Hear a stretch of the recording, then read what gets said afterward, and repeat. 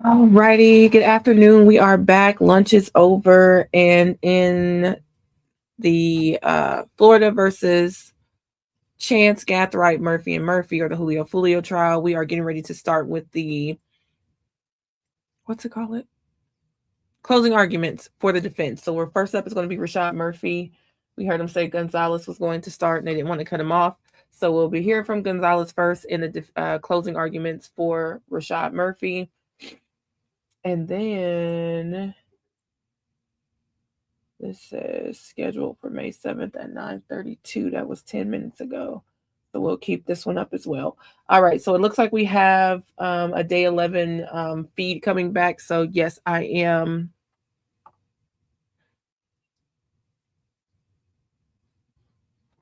Is it giving life? I think a couple people ain't gonna be able to run from that.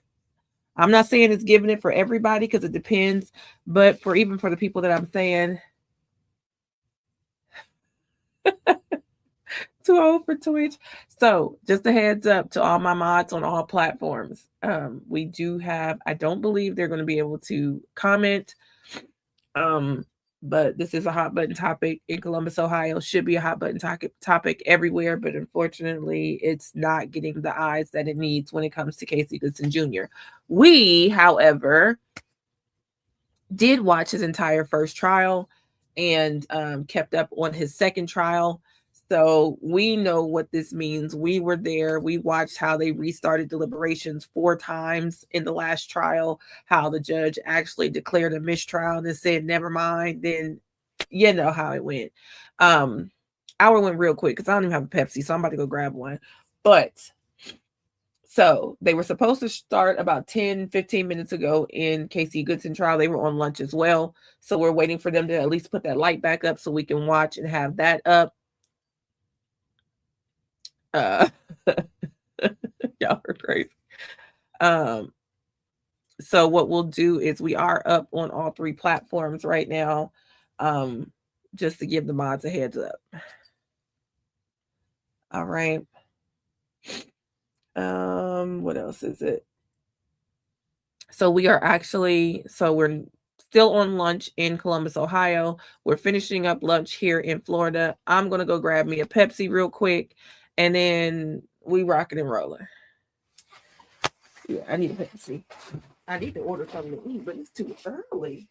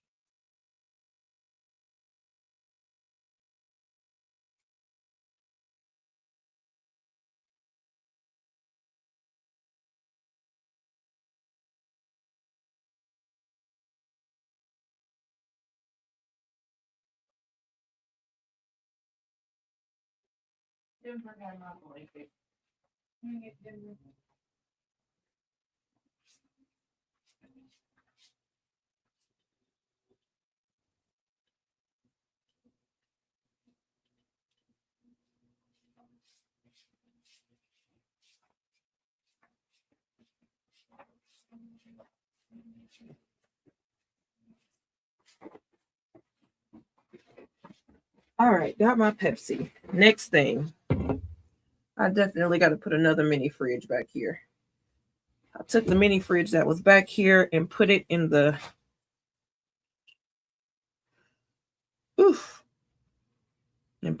bedroom. But since Big Unc then switched the garages around, the refrigerator is not over here by my office no more. It's all the way in the other one. All right, guys. So real quick, after I saw somebody post, and I'm sorry, let me go find it. Who was that? Was it Lawyer by Heart? Who was it that posted that?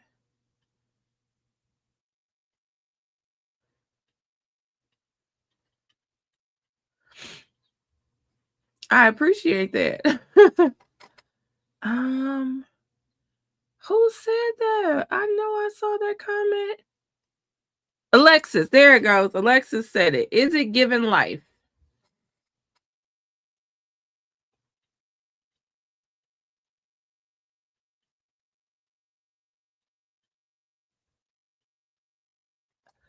There it goes. Is it giving life? Is that where we at? Is that what is given? Is it given life, y'all? Is the after the states, now we know the state gets the first and last word. And y'all know that's my favorite part of closings. And that doesn't mean I'm siding with the state or any one person. I just know that always like gets me. It tickles my fancy when the state, because you know they get the last word and there's nothing else that defendants can say. And a lot of times the state will hold something in their back pocket to say something that really will never leave the ear of the jury, and there's nothing the defendants can say about it. One of my most favorite ones recently was Karina ass. When the state waited all the way until their rebuttal to submit to the jury that maybe Karina didn't set up Houston Danker to take her husband out. Maybe Danker didn't do it. Maybe Karina did the shit herself, didn't expect the blowback, and then she sat on his lap and rubbed herself in it to mess up the evidence. And Karina about lost her shit at that defense table because there was nothing else she could say after that. Now, with her charges, it didn't matter if she popped or was with the person who popped. It just, okay, our light is back up.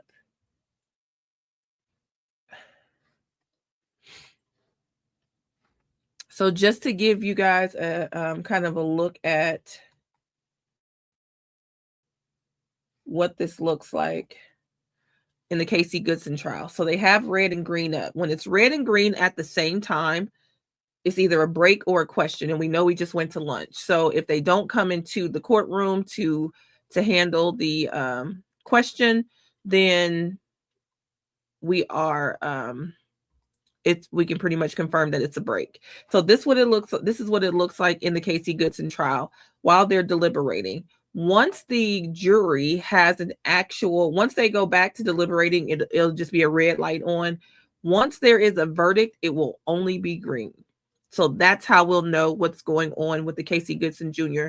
trial. Now,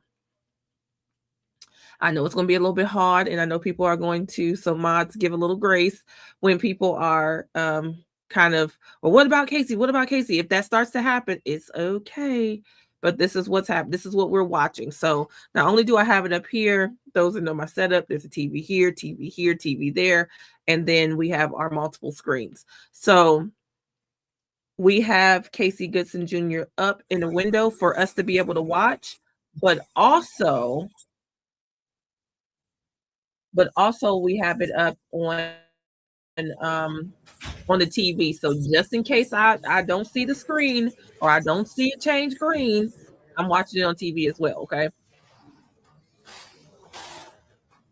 Judge, I did have an issue that I need to report to the court. I told defense attorneys I was on the way back here, getting on the elevator, and I heard someone behind me say "good job," and I had to say thank you. When I turned around, it was a juror, and the elevator opened up, and he's like, "Here's the elevator," and then I just walked away. It was the gentleman with the salt and pepper hair and glasses, and I think that's a Spanish accent, but I just wanted to report it to all the parties. Carlos, I don't know what's don't say names. Initials only, so I'm assuming based upon that description, it is juror 32, initials CRP. Okay? Right. It's been reported.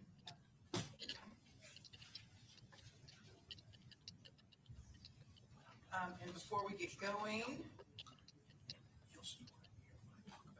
state, here's what I showed, changes, including copies of all of the updated verdict forms, which you already have, but here you go. And that should be the finals of all the inserts. Good job. If someone can grab, have Mr. Davion Murphy, Mr. Chance, and Mr. Gathright. You guys want to come grab these? These are the amendments. It's starting to get a little chilly in Mr. here. Gonzalez, I think you have everything already. We said it was a but juror. just in case. Here we go again. Always use no copy of everything. I know.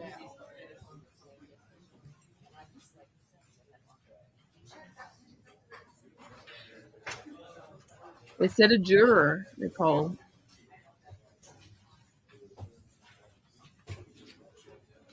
They're not supposed to have any contact at all with the jurors. The jurors are not supposed to speak to them. They're not supposed to speak to the jurors. And one of the jurors all. had a question about sequestration, and they had a concern about missing Mother's Day if they were being sequestered.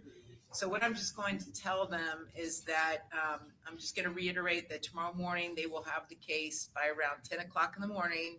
They'll have all day. They can work as late into the night as they feel like they're being productive. And that essentially sequestration means they get picked up just to sleep, to be taken to a hotel. And if we need to come back, it'll be on Saturday. Okay? So I'm not intending to sequester people over Mother's Day, which is Sunday.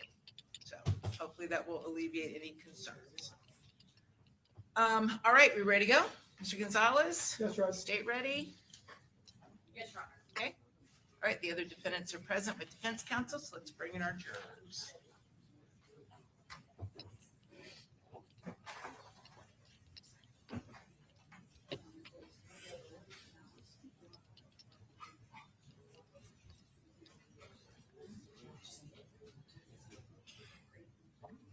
Listen, Tiffany said I would call Tiffany said she would call 911 and file deliberation and file kidnapping charges. If they kept her. That's the other thing. That's the other scary part, that if people are already apprehensive about being sequestered, they may come to a verdict. You could argue that somebody may agree because they want to go home.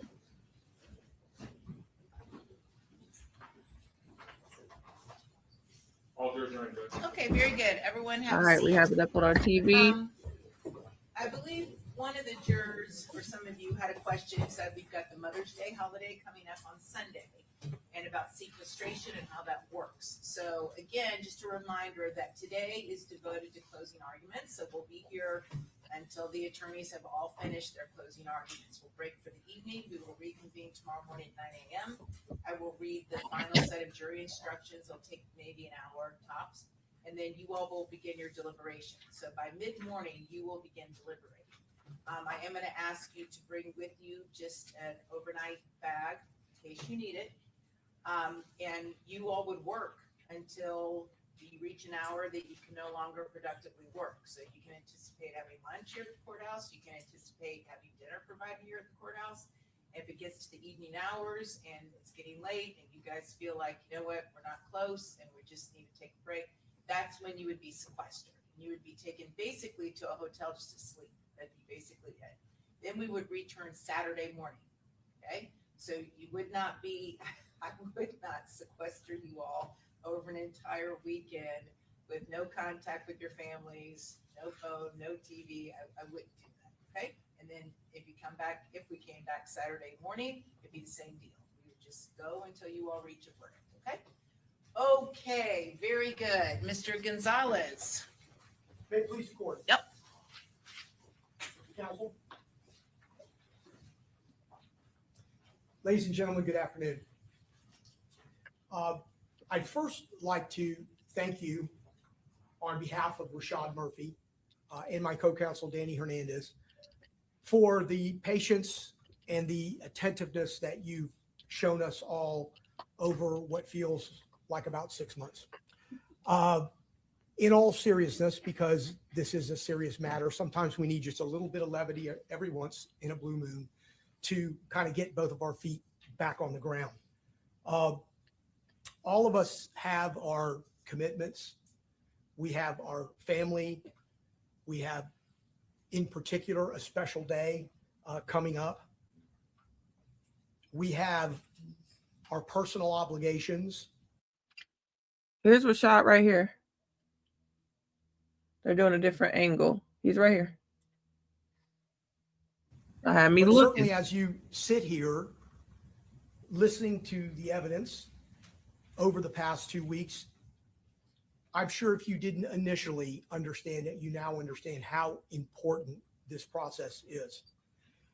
Remember that what Ms. Doherty tells you in her closing statement is not evidence. It is her interpretation of the evidence. What I tell you, what Mr. Petrides tells you, what Mr. Wise tells you, what Mr. Sonardi tells you is not evidence.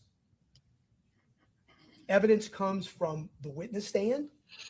Evidence comes from those items of evidence that have been admitted for your review that will go back with you to the jury room for your deliberations, whether it be videos, whether it be photographs, whether it be items of any kind. And you are the triers of fact, not us. We interpret what we believe the evidence has shown you. And therefore, you can presume and expect we would see things in a different light. I represent Rashad Murphy. As you know, Rashad Murphy sits right there in that first seat. And it is the first seat of a very long L-shaped table with a table behind the table. And the reason that that is important is because because we banged in jury selection for day upon day, that Mr. Rashad Murphy, as well as all of the other defendants, have maintained that they are not guilty, and that presumption of innocence follows them until such time as the evidence proves to you each element. You heard Ms. Doherty talk to you a little bit about certain particular crimes, and she said, element number 1, element number 2. You will be instructed by the court on each one of the charges that have been brought against every one of the defendants. For the most part the same, but some a little bit different, and they will all have elements. And you have promised us, me in particular, because I'm the one standing here, that you will hold the state to its burden to prove each and every one of those elements as to each charge that has been presented to you for consideration, beyond and to the exclusion of a reasonable doubt. Rashad Murphy, plain and simple, cannot be placed in Tampa, Florida on 4:40 a.m. on June 23rd of 2024, when Charles Jones, Julio Foolio, I think they was killed. can in the penalty part if they're convicted. The evidence has shown you that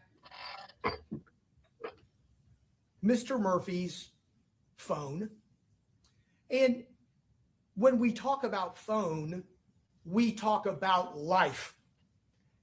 We talk about an extension of our breath, an extension of our arm, an extension of our pocket. We all certainly may have a different perception about our phone, but no one leaves their phone in another city to go away for a couple of days unless it's an accident. Not even the smartest of criminals. Nobody anticipates, hey, I don't want somebody to see my Instagram. I don't want somebody to track my phone and give location data through cell sites. Nobody wants and thinks there's going to be timing advance that is going to ruin or complicate whatever crime I intend to commit. What the evidence shows you, I believe, is that Mr. Murphy's phone is not tracking from Jacksonville to Tampa. It is not in Tampa. It is not moving around Tampa at any relevant time to this murder. And the theory of prosecution as to motive is just misplaced. That is evidence. That's what the evidence tells you.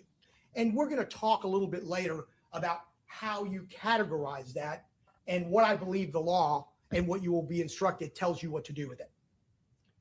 In addition to the absence of Rashad Murphy's phone in Tampa, which is very significant considering everything you know about phones and everything you learned that you probably didn't know about phones before you sat in those seats.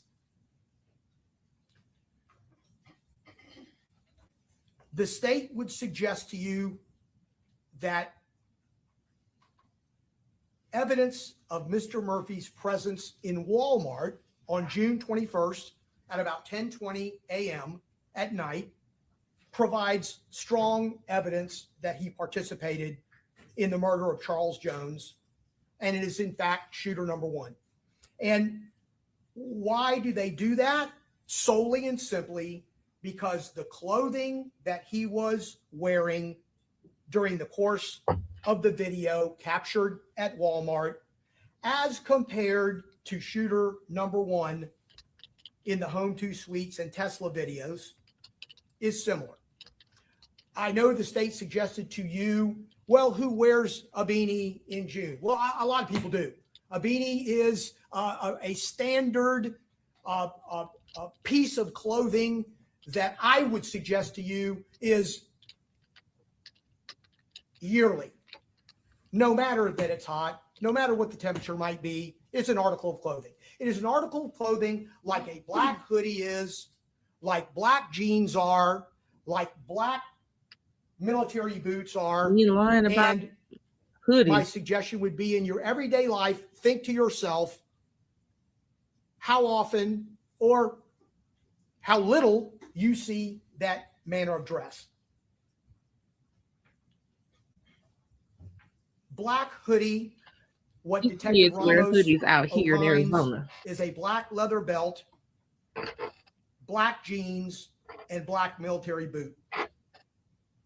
I would ask that you pay close attention to State's Exhibit 100 and State's Exhibit 59, which will be with you in the course of your deliberations.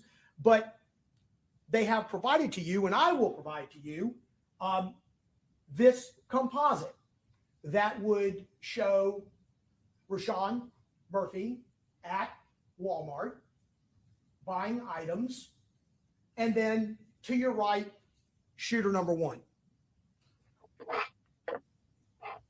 Detective Ramos made a comparison of those clothing, and a significant point in his testimony would be what he sees in the form of a unique tear in both sets of jeans at the left knee. Recall that he described it when asked as a perfect match.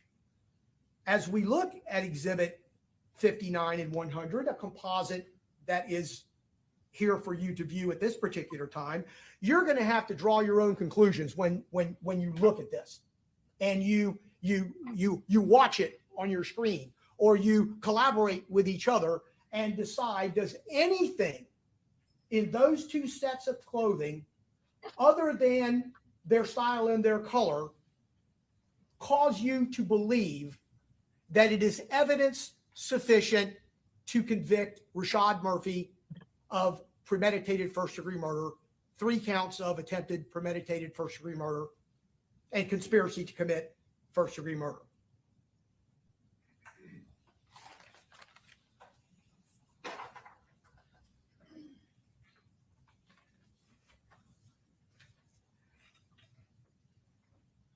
What is equally important is the testimony of Detective Christopher Drabeck. You remember Detective Drabeck is a Jacksonville gang investigator. Didn't really talk to you about a specific gang, but gave you an overview. But his main purpose in his sworn testimony at trial was really his interrelationship with this particular investigation, a little bit different than some of the other Jacksonville detectives who played more of a part in talking to you about gangs. Remember that Detective Drabeck had several roles. That relates to Rashad Murphy and the evidence, or what I would suggest is the lack of evidence in this case. Detective Drabick located the Walmart video. He was the one that provided to the Tampa Police Department. Additionally, recall that he took the post-Miranda statement of Rashad Murphy after his arrest in Jacksonville.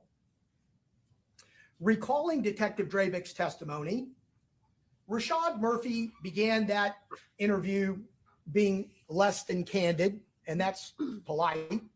He lied about being in Tampa the weekend of June 21st through June 23rd.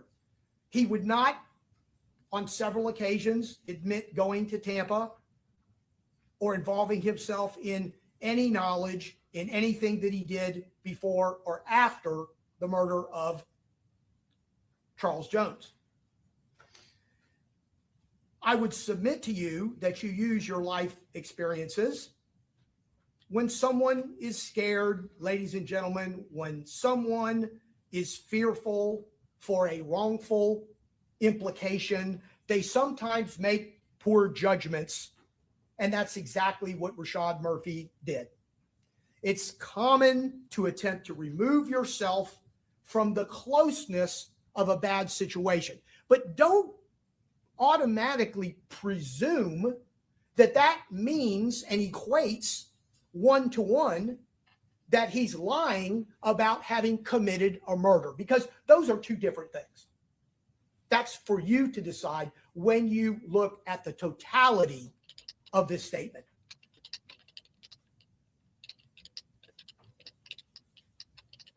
But that's exactly what Rashad Murphy told Detective Drabick. Recall that Detective Drabick said that Mr. Murphy said that he knew, he actually tells him, he knew if he put himself near Tampa, it would implicate him in something he didn't do. So he rationalizes, or he tells him at a certain point of time, probably way too late, why he did this. And it is there for your consideration. And Detective Drabick told you that. Only after he was confronted with evidence that he got into the Uber and drove back to Jacksonville from the Airbnb parking lot with Alicia Andrews and Isaiah Chance did he make admissions about what he knew. Because Rashad Murphy was not completely truthful, again, does not make him guilty of first-degree murder. It is for your consideration to determine why. It may not make him the person that you are. It may not make him the person that you would want to be like, but it doesn't, again, make him guilty of first-degree premeditated murder. He actually told Detective Drabick, as you recall Detective Drabick's testimony, that he knew at one point in time it made him look like a liar. But what he did tell Detective Drabick turns out to be very, I'm very trying to watch and important see if I can evidence for catch your a consideration. timestamp so we can all look at it together. Tells him that he ended up here because he put stuff in his name. Detective Drabick told you that. He also said that his Airbnb account was used and that he would never book an Airbnb in Tampa and didn't know it was in Tampa. He told Detective Drabick that. That is an explanation. That is him attempting to explain to Detective Drabick what occurred. What he said was that his account was used. He also said he thought his vehicle was going to Orlando to take things to his brother. Well, when he's saying that, Timestamp. you don't really put two and two together until you look at the entirety of the evidence. And he said he thought he was going to be helped out by having those items taken.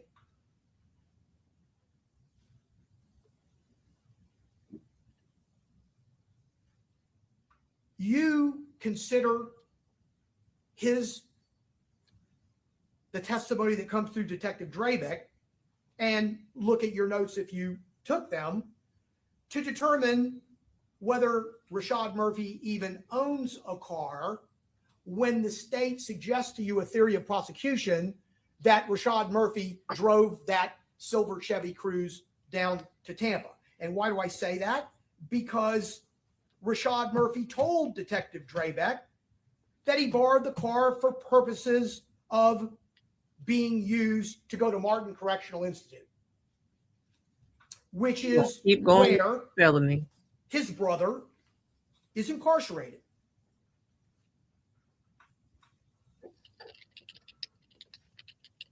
Rashad Murphy then tells Detective Drabeck that he went to go check on the Airbnb. Recall Detective Ramos's testimony that there was phone communication between Davion Murphy's phone, his cousin, and his phone at 5:03 and 5:07 in the morning of June 23rd, the early morning hours of June 23rd. And that's when he went to Tampa, pursuant to those phone calls. He also tells Detective Drabeck that he gets a ride from Darius Beals to Tampa, and that when he gets to the parking lot, he goes to the back door and knocks. No one answers, and he goes back to the parking lot. They are coming out of the Airbnb, and he gets in the Uber with Isaiah Chance and Alicia Andrews and drives back to Jacksonville. If you'll remember Detective Ramos, he suggested and battled with me a bit on cross-examination, suggesting that Mr. Murphy's interview indicated that he went to the Airbnb and went into it. And that's an important issue. It's something for your consideration when you seek corroboration, when you seek what is the best evidence. And I'll say this now, and I'll probably say it sometime later on. Corroboration is what makes evidence important. Things can't always be corroborated, but when they can, they provide you an important feature for your consideration. And so in State's Exhibit 145, you're going to have that colloquy of that interview for you to listen collectively, individually, one time, 7 times, in order to determine what Rashad Murphy says with regard to entering that Airbnb.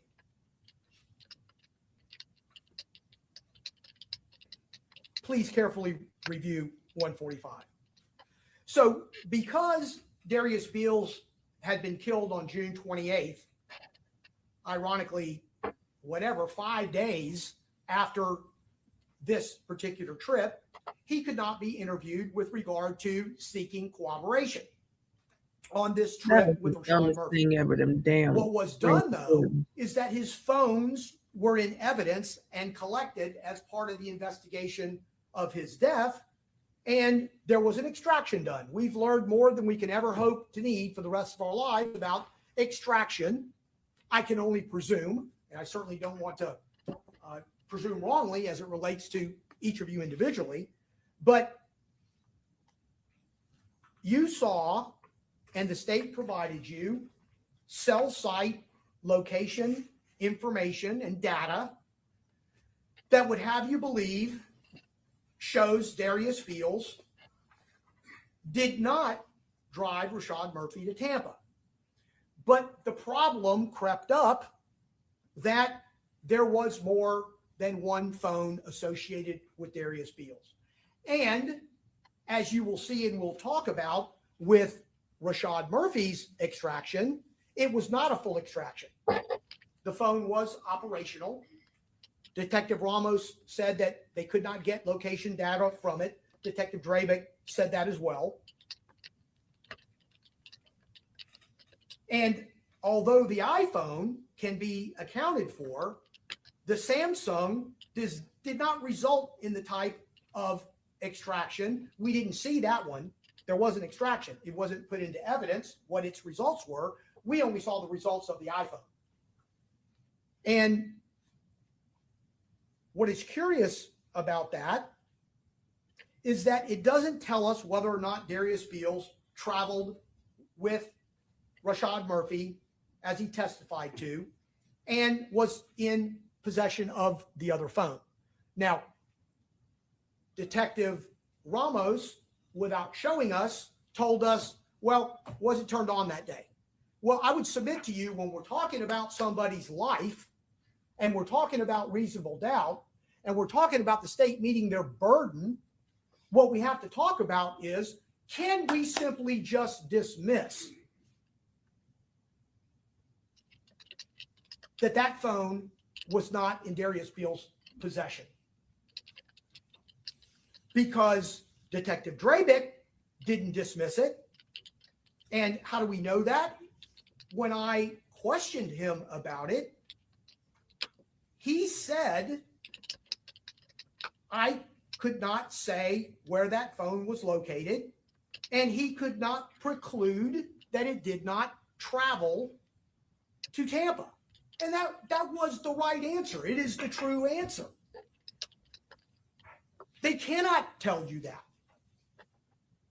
Who you clapping at? He said, Recall, I promise when you. Detective Boom, Ramos boom.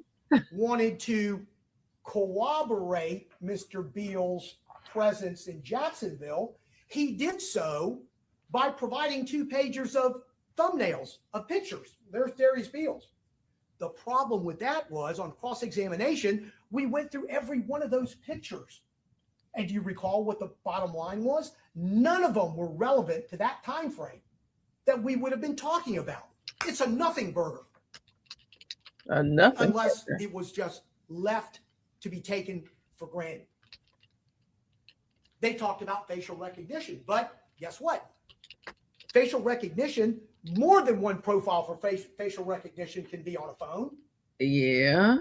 Very common, especially in shared phones, especially in secondary phones where more than one person may use it. When we look for evidence, ladies and gentlemen, in establishing reasonable doubt, cooperation and support will be the primary means for you to be comfortable with that evidence. Okay, but you got to do the other part. While we talk about cooperation in the form of evidence,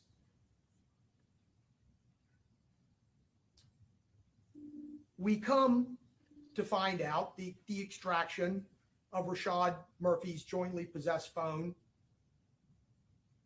with his girlfriend, Charmaine Steiger, provides additional information.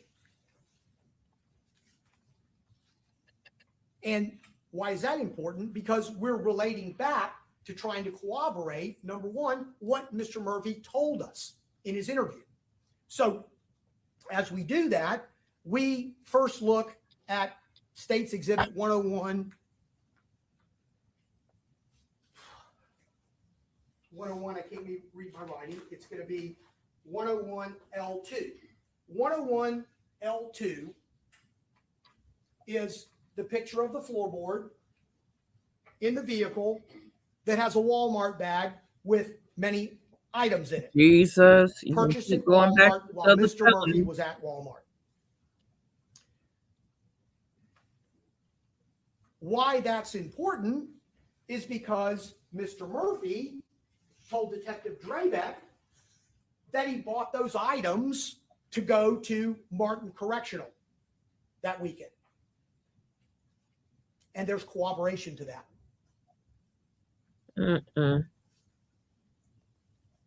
What we also know, and when we talk about the Airbnb, remember the Airbnb and the confirmation email that was sent to Rashad Murphy. Remember what Rashad Murphy's explanation was about that Airbnb.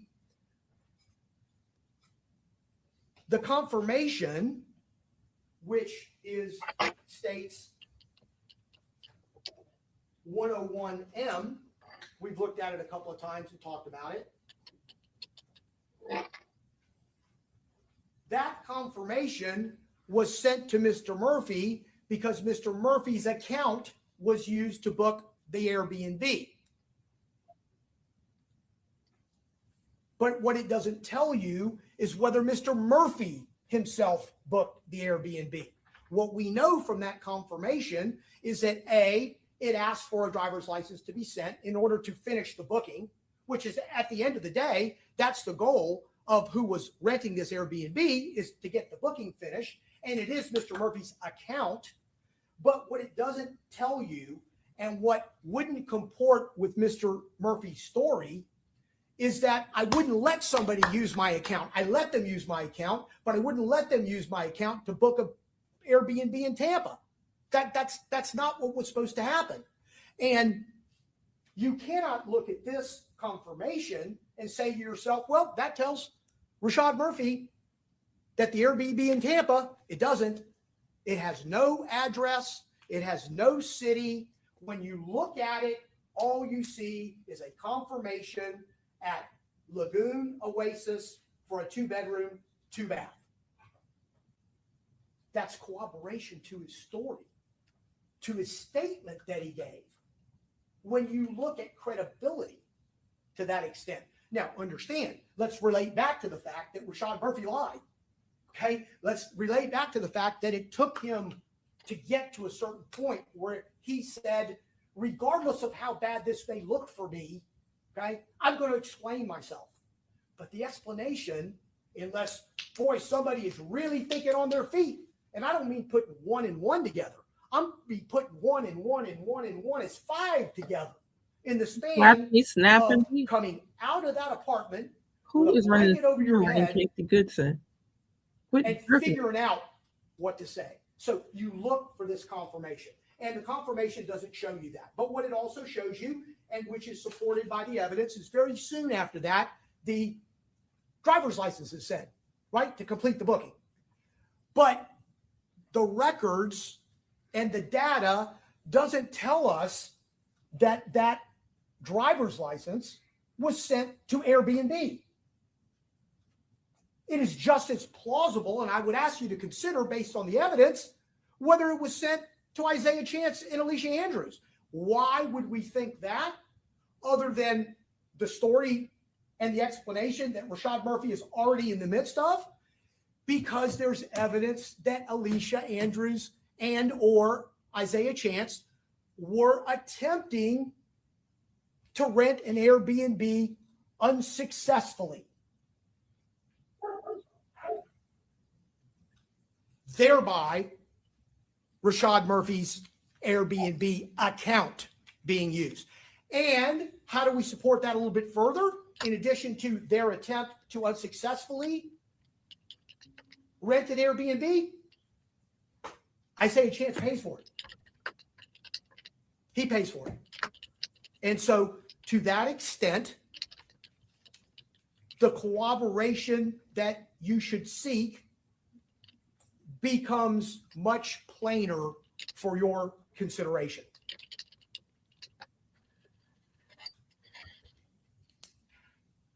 The dog agrees. As we continue to use Rashad Murphy's interview as support for the sequence of events, he relates to Detective Drabeck, who testified, and Detective Ramos actually is the one that authenticated the exhibit. I would ask you to look at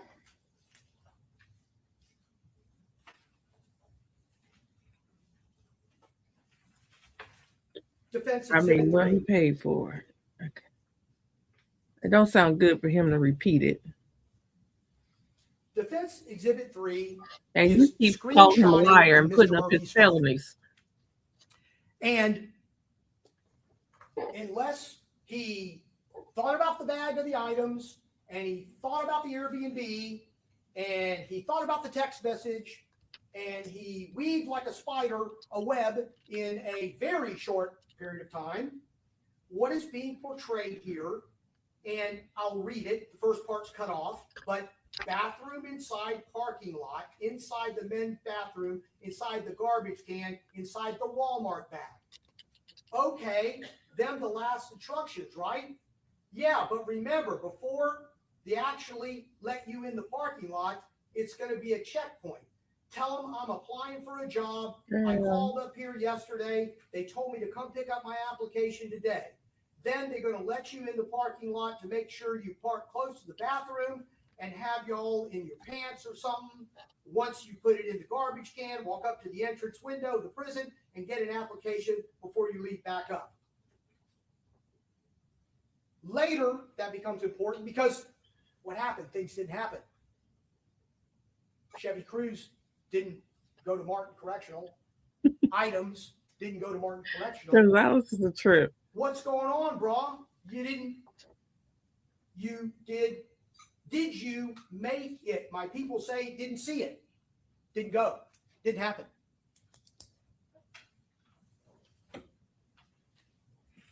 Plan wasn't fulfilled.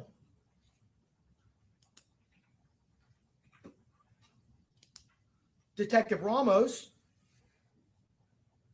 well, first let me go back to Draven. He indicated that there were going to be items going to his brother at Martin Correctional Institute. Where is that? South of Jacksonville, south of Orlando, south of Tampa, on the East Coast. That's where Detective Ramos told you Martin Correctional was. So what does Ramos do? In further corroboration to what Rashad Murphy is telling you, he does a reverse. He gets that phone number on that text messages, and although he doesn't speak to the subscriber, comes back to a person who's incarcerated where? Martin Correctional with Shaheem Murphy, Mr. Murphy's brother.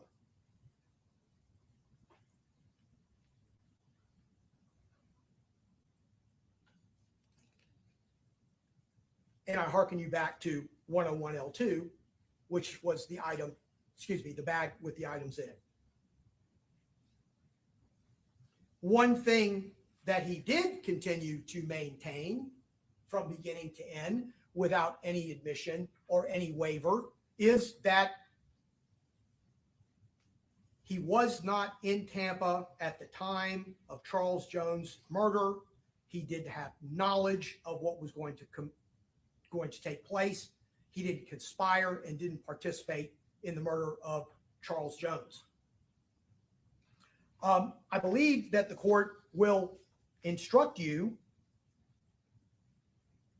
on conspiracy because Mr. Murphy is charged with conspiracy in count 2 of the indictment. And in order to commit a conspiracy, the state elements again. Element number 1, the intent of the defendant was that the offense of first degree premeditated murder, not that an offense, not that a crime, that first degree murder would be committed, and that he agreed, conspired, combined, or confederated with one or more of its co-defendants so that first degree murder be committed by them, one of them, or some other person. It also goes on to say that the agreement or the conspiracy or the confederation or the combination to commit a first degree murder has to be expressed in a particular word or a particular words that pass between the conspirators.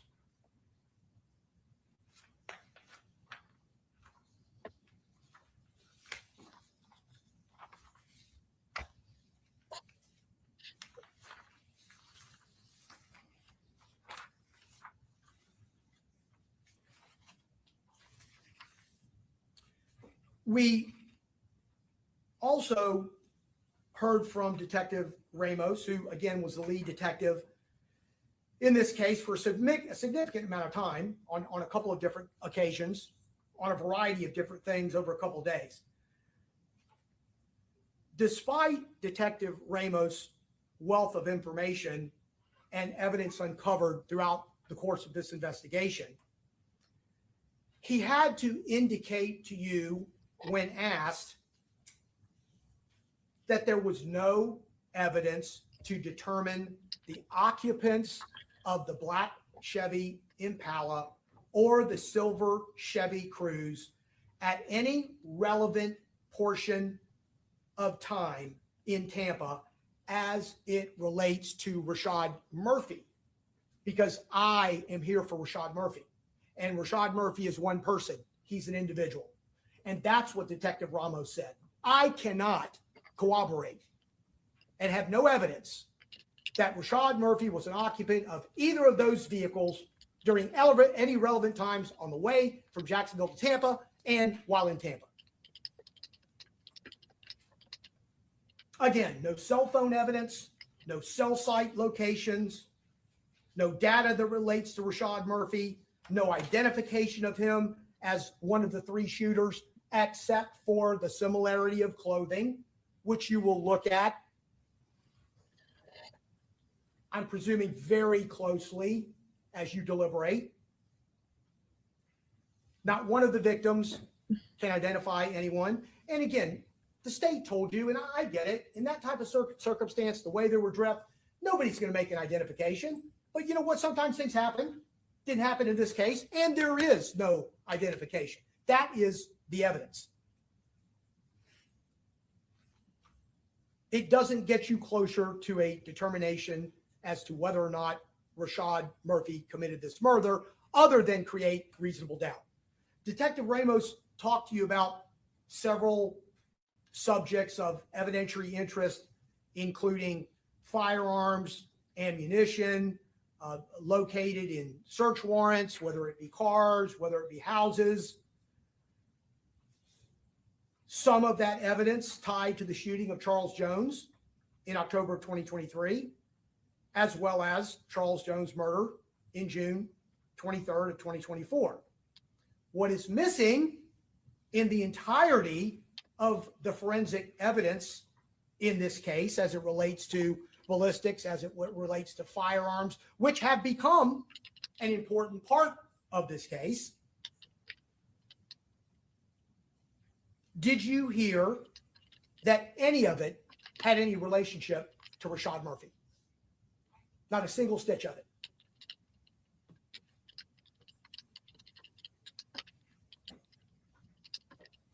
There is no video in this case at any juncture that would identify Rashad Murphy, short of a guy wearing all black. Gonzalez gonna fight. This becomes critically relevant because you promised me again in jury selection that you understood that each of these defendants needs to be treated separately. You have to compartmentalize the evidence that exists as to one or more, if that be the case, of these defendants and not others, specifically as it relates to Rashad Murphy. You should give consideration to the evidence that you heard from the witness stand, and obviously with those pieces and items that have come into evidence through the court. And to what extent it implicates a person or persons and not other person or persons. It's a tough task. Over 2 weeks, you heard a lot.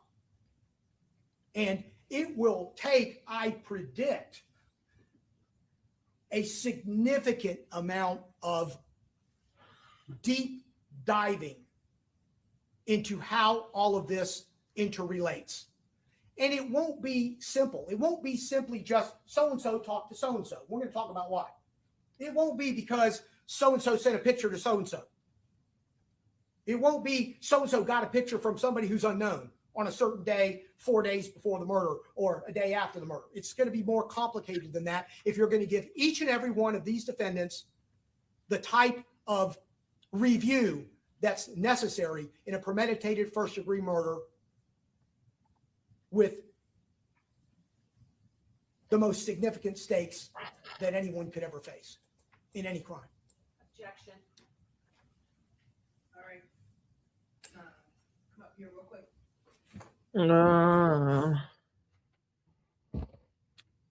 CC, I knew they was going to object to something he was going to say.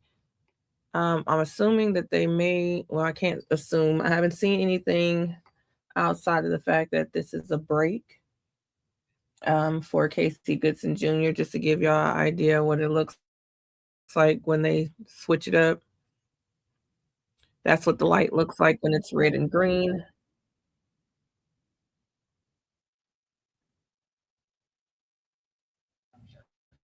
All right, you may continue, Mr. Gonzalez. Thank you, Your Honor. So I expect that the court's going to instruct you that a separate crime is charged against each defendant in each count of the indictment that you will have back there with you. The defendants have been tried together. However, the charges against each defendant and the evidence applicable to him must be considered separately. A finding of guilt or not guilty as to one or some of the defendants must not affect your verdict as to any other defendant or other crime.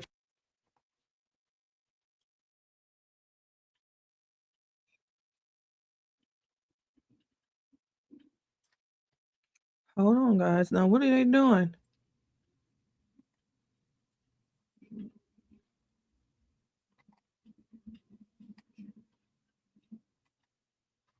Let's see.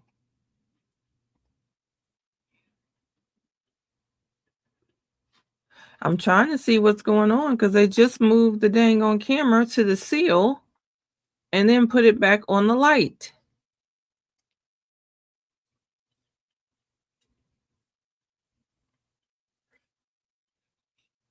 It's still red and green.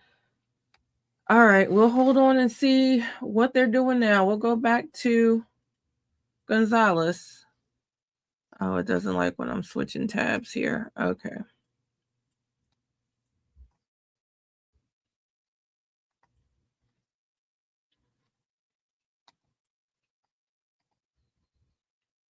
All right, let's go back to Mr. Gonzalez here. This is the law. It's and you scaring me must shaking apply that camera like law that. to the facts. Ladies and gentlemen, this case has been overrun and dominated by a significant amount of gang evidence. The gang evidence I would submit to you is to get you to the point and down a path that because Rashad Murphy has been documented by a statute, 874, as a member of 1200, that paves the way for his motivation to participate in the murder of Charles Jones in furtherance of and on behalf of the gang. I believe the court's going to instruct you on the definition of a criminal gang member.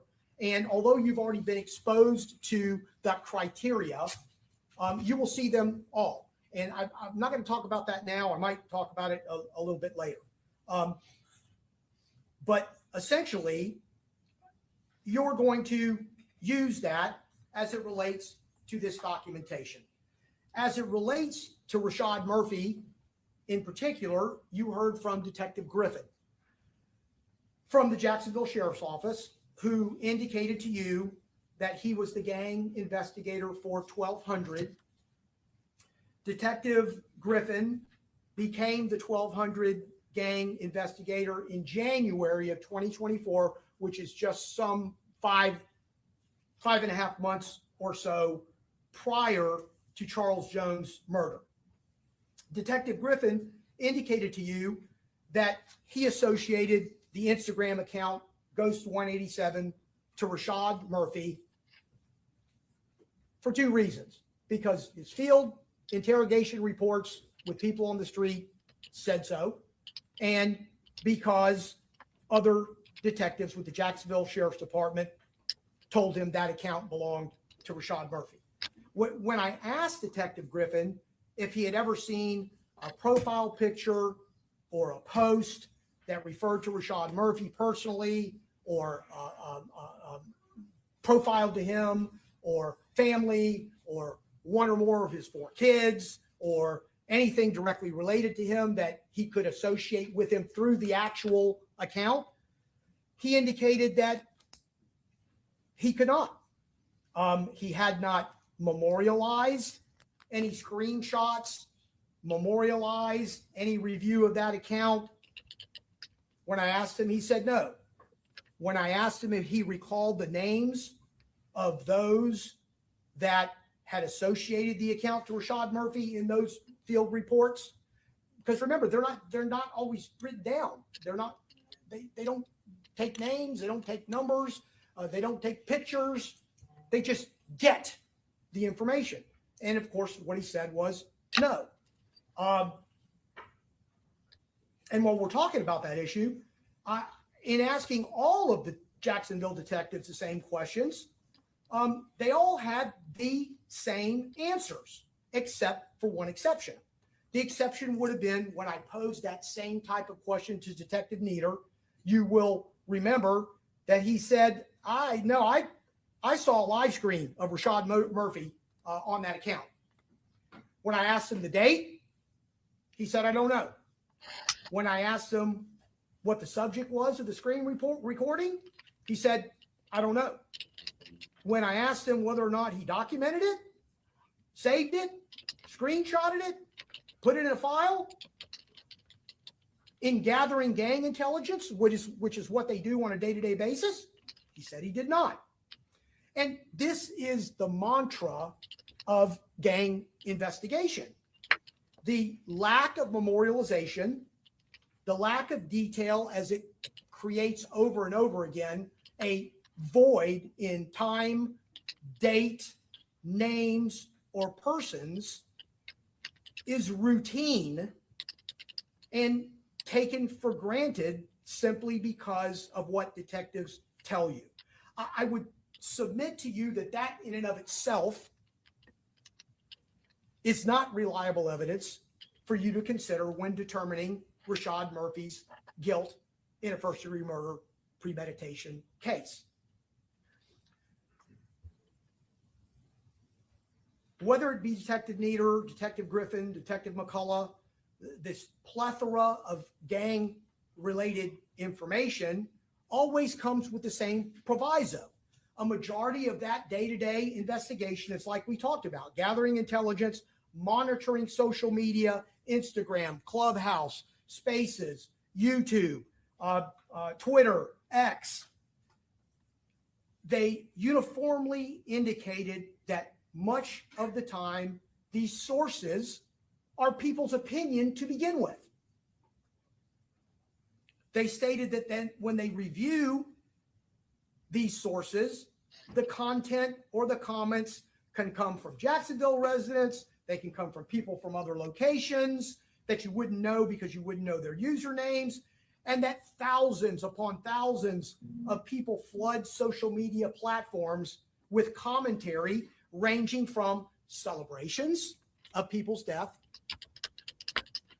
disrespect to people's death, you got what you deserved type of commentary, when it comes to the reporting of murders and shootings. These detectives also uniformly highlighted that these groups originate in neighborhoods, and we've heard multiple times during the course of the testimony, hybrid gangs. Hybrid gangs, they have no initiations, they have no hierarchy, they have no bosses, they have no rules. They essentially work in a loose format. They don't have consequences. They can go from one to another. Very often the individuals that are associated act on their own. They said that. They testify. They don't need to be instructed to commit a crime. They don't need to be told to go do a crime. They don't say, okay, you, and you go do this crime. it doesn't work that way in a hybrid gang. They admitted that individuals associated with these types of respective gangs can commit a crime, commit a shooting, commit a murder against someone from another group or someone that's outside of that group, just a regular person they may not like, person they might have a beef with, person that stole their girlfriend, whatever the circumstances may be. And that could happen even without the rest of the group even knowing that it was committed until after it was done.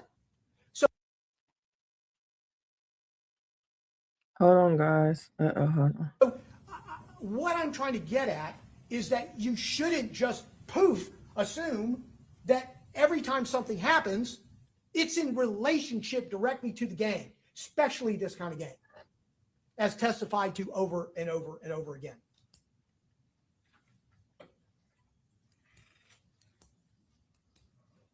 With respect to Rashad Murphy, I would suggest that there's a lack of evidence that would corroborate this participation at all. And don't just buttress it with this belief that he's a gang member. He's documented as one. Can't lie about that. That's what 874 says. 874 says that when you are in a drill rap video and you do it on 4 occasions, because remember, there's a BOGO there when you get to these criteria. There's one that says that if you associate with a gang member, boom, you get a check. Or if you're in the company of a gang member 4 more times, boom, you get a check. But those are both the same things. Listen to them, read them to yourself, put them next to you. And what ends up happening is your criteria has been met in a blink of an eye. And it's certainly the law. I'm not asking you to disregard the law. I'm just asking you to look at how the law is written and what it does to people. So Rashad Murphy's in videos, drill rap videos. I'm going to ask you to look at those individual stills and determine whether or not he is utilizing a gang sign. Look at the stills, look at the video, because as we talked about, and you can think it makes common sense. When you look at something like this, it may not be what it is when you do this. And therefore, that was kind of crazy what I just did. I apologize now looking back on it. But nonetheless, you understand where I'm going with this. You can't just take things in a vacuum. So follow that up and finish it up with, in 2021 and 2022, Rashad Murphy, based on a field interrogation report, was stopped as a passenger in a car with Noah Williams, Spinabenz, who is at that time, 2021, a documented gang member of ATK, and therefore you're a passenger in his car, you've known him all your life, you grew up together, and you have now checked off that criteria. I'd like you to consider those things. Criminal gang member definitions. I'm not going to go through them. The criteria is there. You heard it multiple times during testimony. You will have it as a definition when you deliberate. And I would ask you to consider it.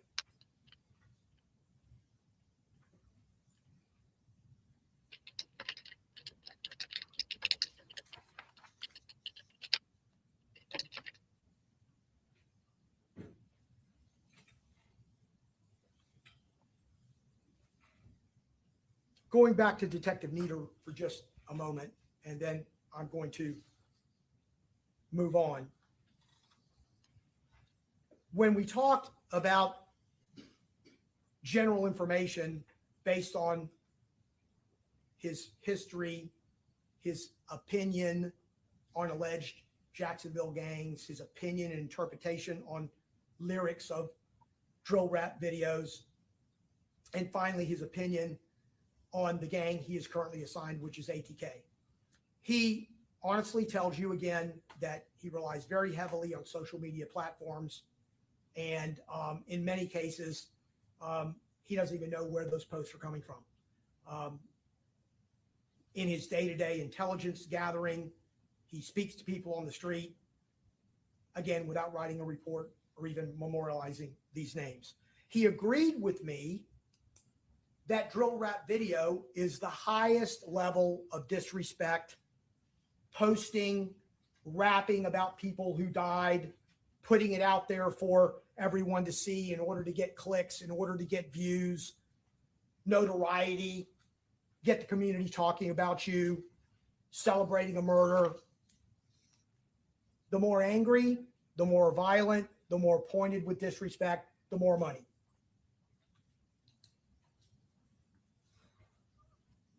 He also told you that with respect to many of these incidents that would form the basis of this war, that although not all of them, many of them are unsolved. He told you about the murder of Jaquan Pickens, Jake Jett, unsolved. He told you about the murder of Antonio Tilley, who was in fact killed by Jaquan Mills. This was testified to. And Jaquan Mills is not a gang member. He talked to you about Charles Jones being shot, you remember, in the foot in October of 2020. Real quick, y'all. Give me 2 seconds.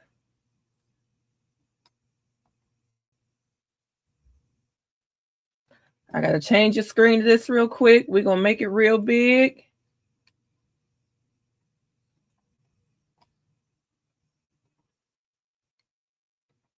Gilbert.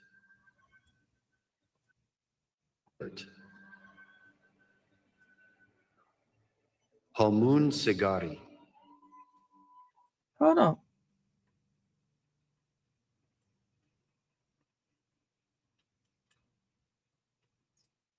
Did I miss it? I had it left right there.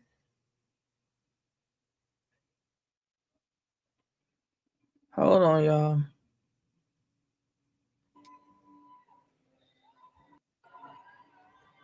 Hood. Onaje Makanako. I saw them. Giselle Zavala. No, I didn't. Hold on, y'all. They just said her name.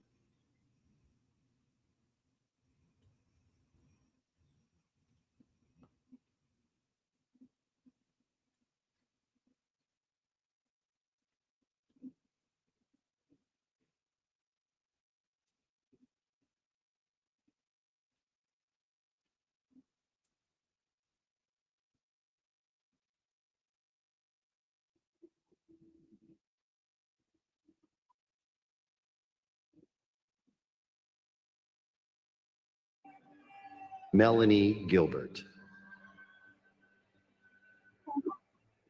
There Halmoon goes the girl, Sigari. y'all. Kathy Wong. Giselle Zavala. All right, guys. Now, if you didn't hear what just happened, a couple of things just happened. Let me turn off mail. Jury is coming out hung. So he's getting ready to read them the Allen charge.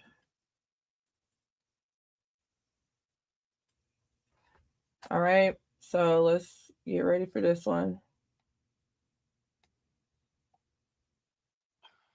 150.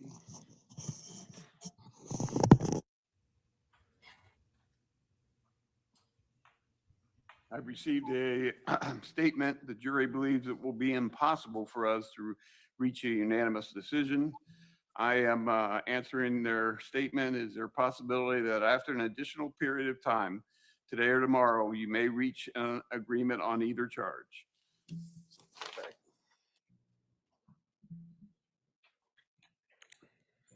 Let's see if this does anything.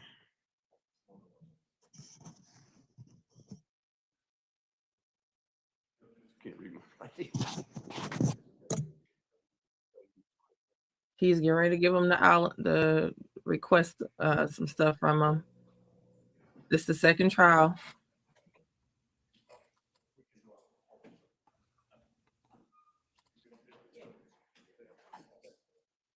They haven't declared it hung yet, but the jury is saying, I don't think we're going to be able to do this. So now he's getting ready to go back to the jury and tell them that, hey, if you take a day or two, y'all don't think y'all can get nowhere with this.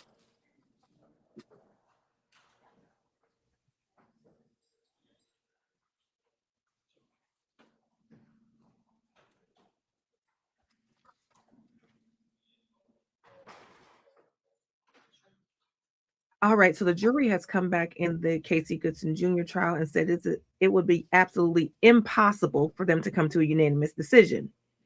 All right, we need a charger.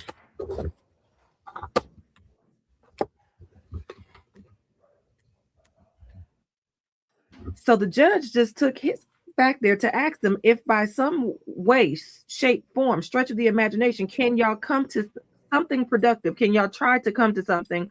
Could y'all, if y'all worked at it for the next today, tomorrow, would you be able to come to a verdict? So depending on what the jury says, we might be looking at the possibility of another hung jury.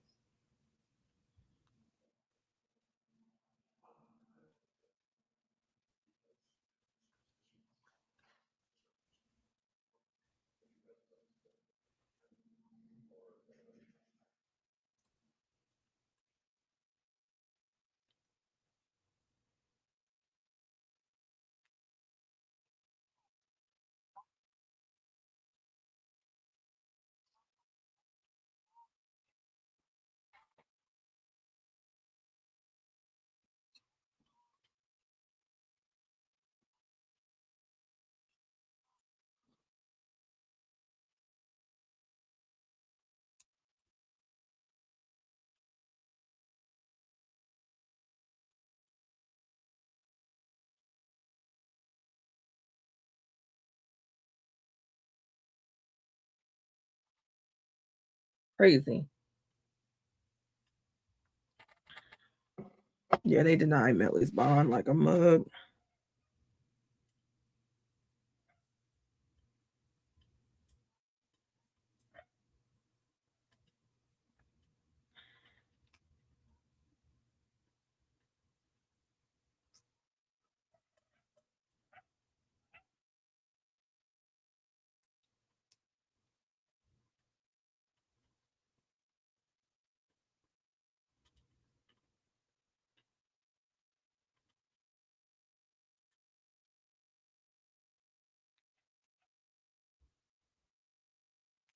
How is it taking this long for this to post?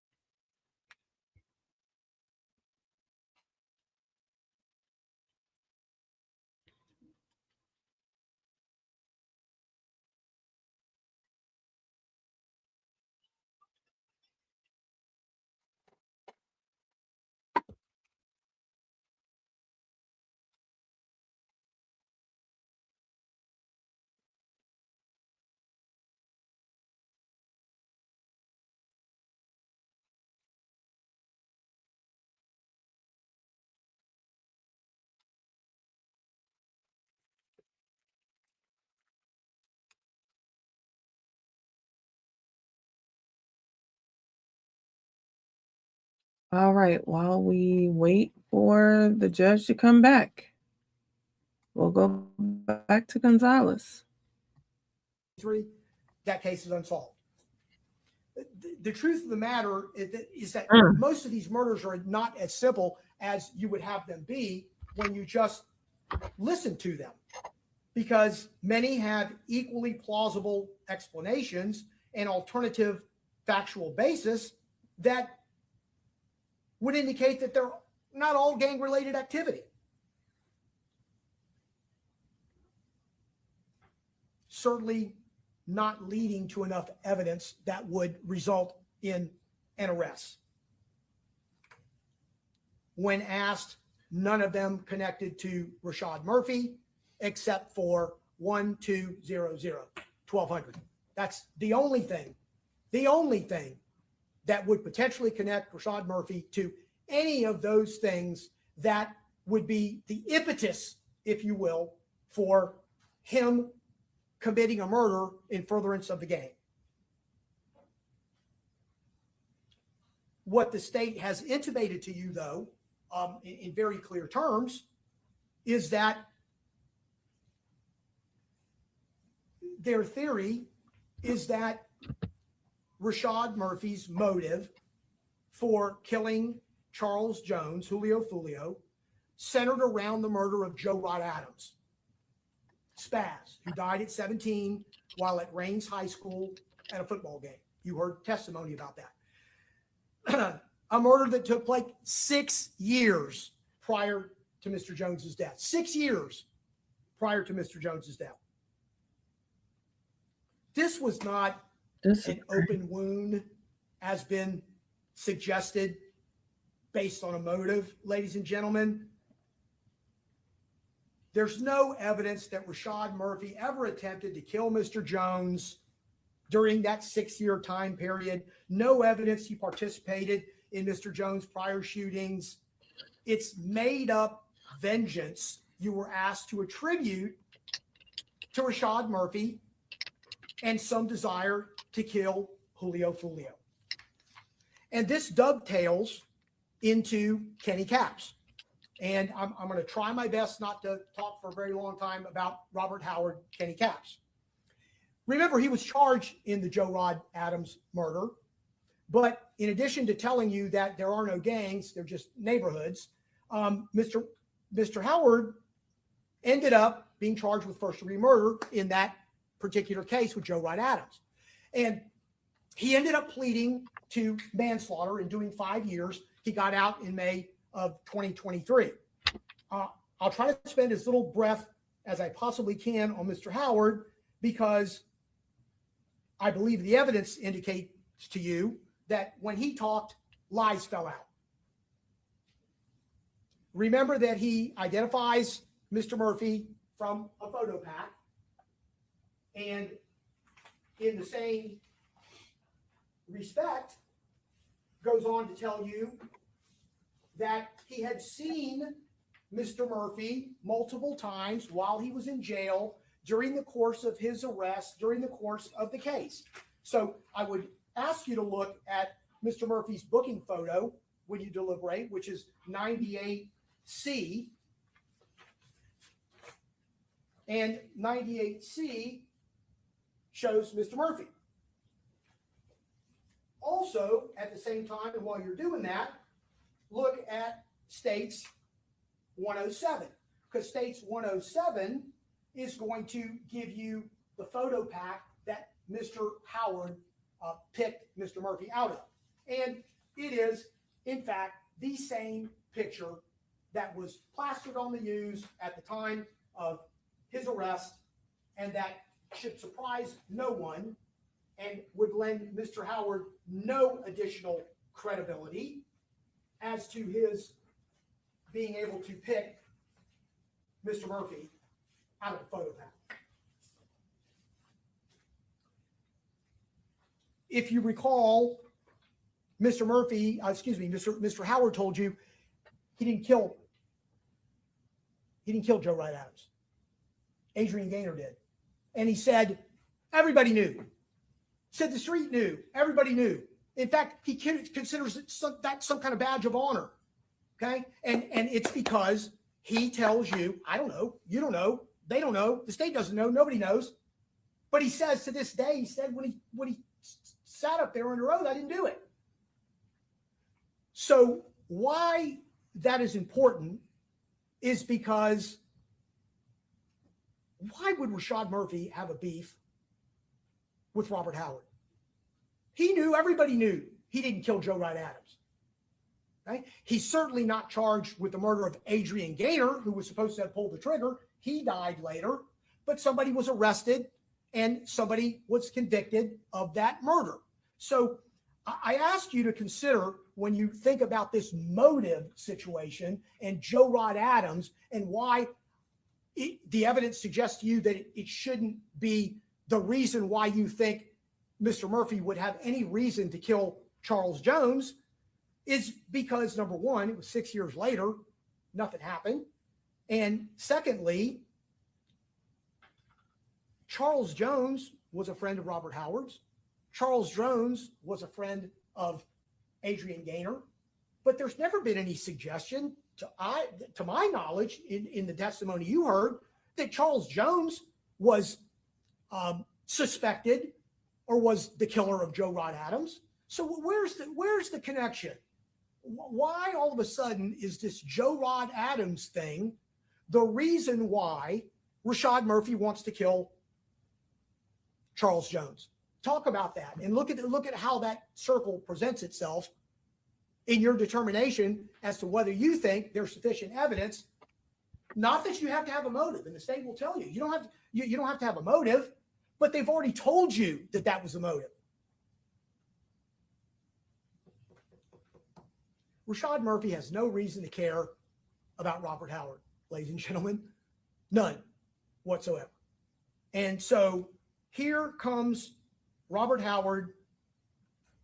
He's going to roll in 14 months after Charles Jones' murder, and he's going to say, hi, I would like to talk to the prosecutors and the state attorney and law enforcement. I have information that I spoke to Rashad Murphy before and after on FaceTime, and we had conversations, and he told me things. Then they give him a subpoena. Well, of course, there's a vehicle for him to come subpoena, but now he's testifying under a subpoena. Okay? But at the end of the day, he called them. They didn't call him.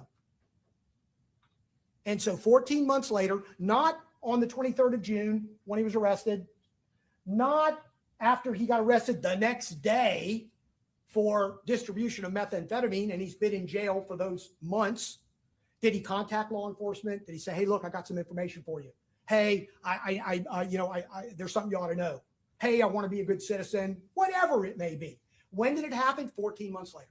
14 months later, after he pled guilty to distribution of methamphetamine in federal court, punishable by life, subject to enhanced sentencing because of his prior serious felony, minimum mandatory 15 years in the federal penitentiary. In addition to, we haven't even got to, his violation of probation on the manslaughter, aggravated battery, and battery on a law enforcement officer, okay, that he's still facing as well. So he trots himself down, and look, I don't believe the state attorney's office promised him anything. I don't believe the federal government promised him anything. And why would they? He needs to testify. He needs to show us what worth he has. And the worth is in the story. And the story is in a story that can't be corroborated. So to that extent, it remains to be seen how Mr. Howard will ultimately benefit from his testimony. But what he will say without equivocation is, hey, of course I want help. Told you that. Hey, I'd like to get some benefit from this. So it's the type of story it is that can't be corroborated. It's the timing of the story that should cause you pause to realize that this is a lie, and the benefit that he is expecting to receive. It's not what somebody will give him, it's what he is expecting to get. That's the key word for your consideration. So at the end of the day, the court's going to instruct you that you can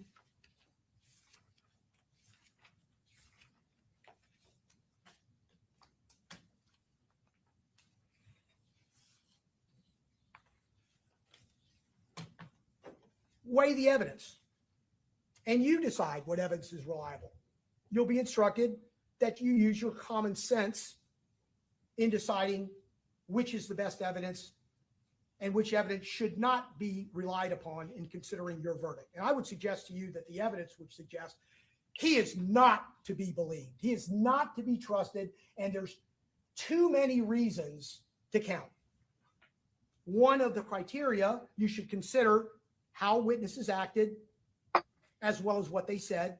And one of those particular things is number 4, did the witness have some interest in how the case should be decided? Well, there should be a picture of Robert Howard right next to that.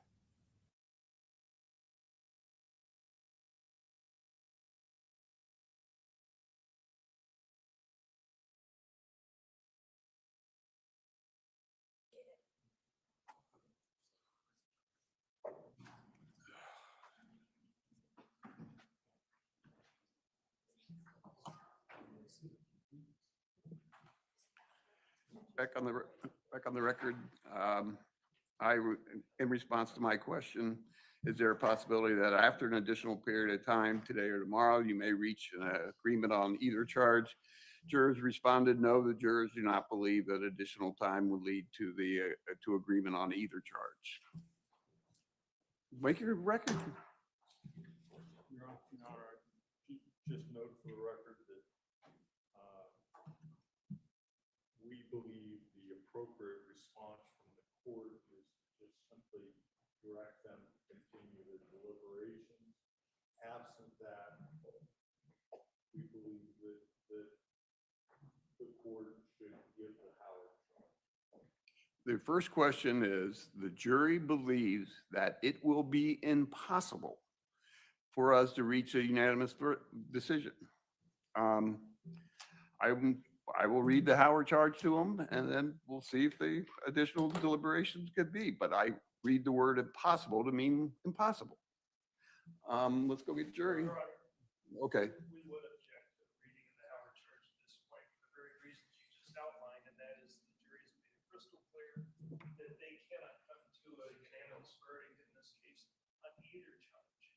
When asked a supplemental question, they made it even more clear that that just can't happen. So in this respect, when you give the Howard charge in light of the clear communications from the jury on this issue, we believe that that would be coercive. Obviously, they can't come to a unanimous verdict, and we should accept it. All right, let's go get jury. Look your objection.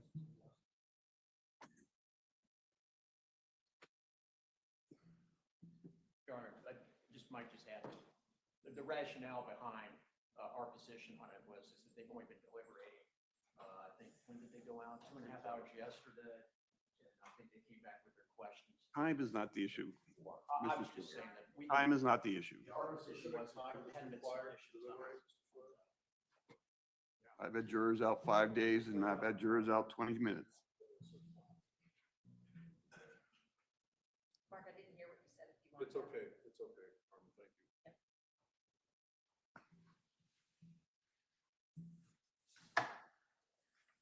Are you going to add the question yes or no after the Howard? You said that. I will state it on the record.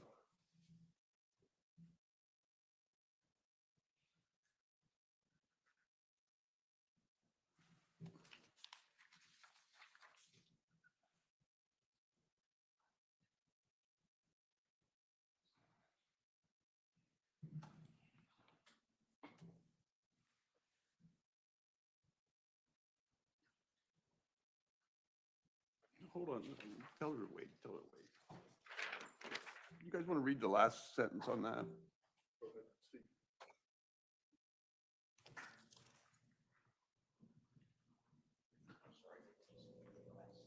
Mm-hmm. That was the instruction I gave them. Says if the answer is yes, deliberate. If the answer is no, discharge the jury. That's from the Supreme Court.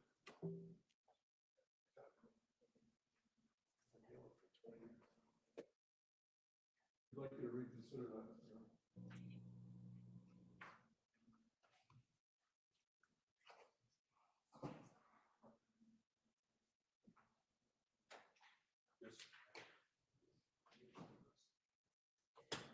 You can read the Howard charge. Worthless. I've never had it work in any case I've ever been in.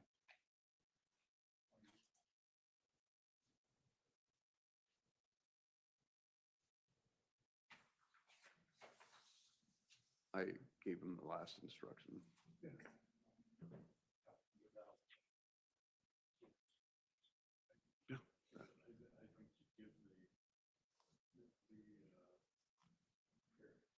We are not the record. That's what I meant earlier. Well, they have a bunch of different deals. Yeah. Deal with it. Couldn't be more clear.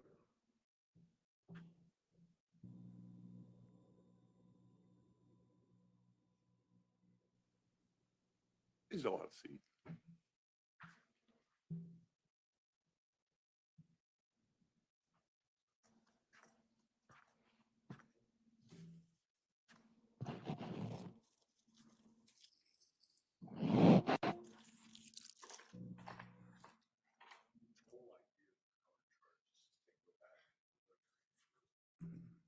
But that's it. I understand. I know what the Howard charges. I've given it in 2 cases so far.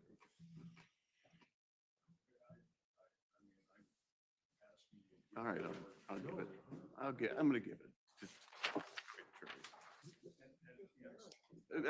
If they come back now, then we're done.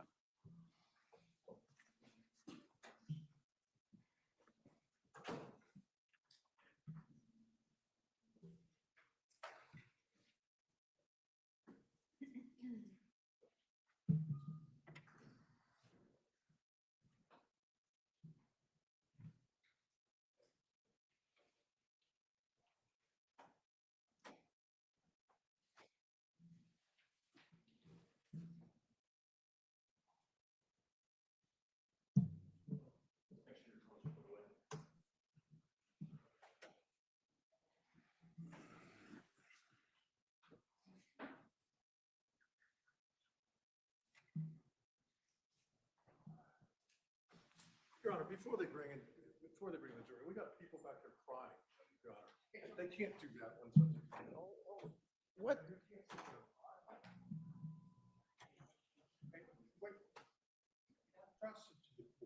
I am, I'm pointing her out, I'm pointing them out, that there's an order of courtroom decorum, and I'm pointing it out, I don't know how else to address it. I don't even know what you're talking about. There's people behind at the prosecutor's table who are out like crying or on an emotion. And then You're allowed to cry in the courtroom. Let's go get yours.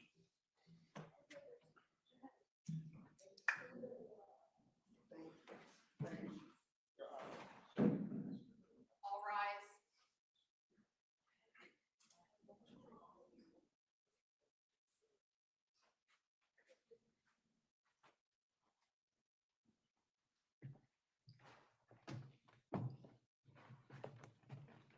Trying to get people kicked out for crying.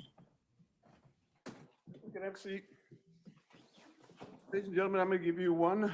Retrial, that is the former Franklin County Sheriff's deputy charged with murder and reckless homicide.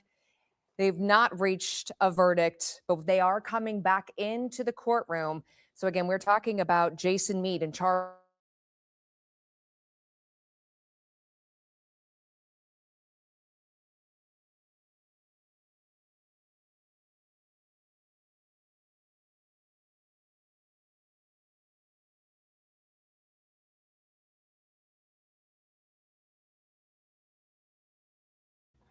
So they gonna cut to breaking news? Like what the? Hold on, y'all.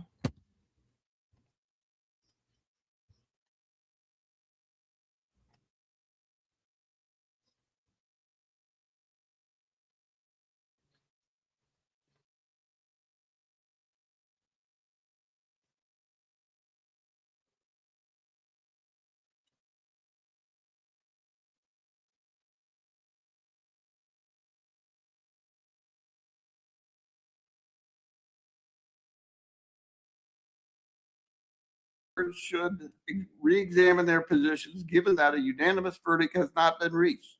Jurors for acquittal should consider whether their doubt is reasonable, considering that it is not shared by others. Equally honest, who have heard the same evidence with the same desire to arrive at the truth under the same oath. Likewise, jurors for conviction should ask themselves whether they might reasonably might not reasonably doubt the correctness of a judgment not concurred by all others, by all other jurors. All right. All right. That is the most confusing thing.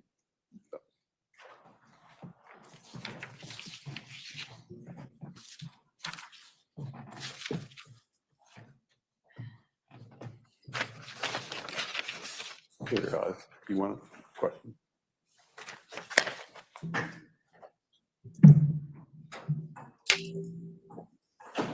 Should we stay close, Your Honor? Should we stay close? Okay.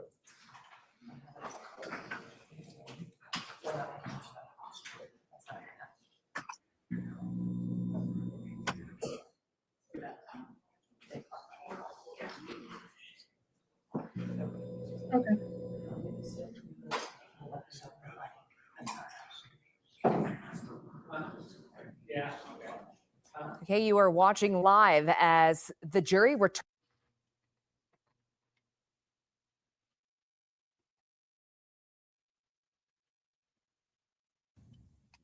That's how close this Craziness. fits as it relates to your consideration of his testimony.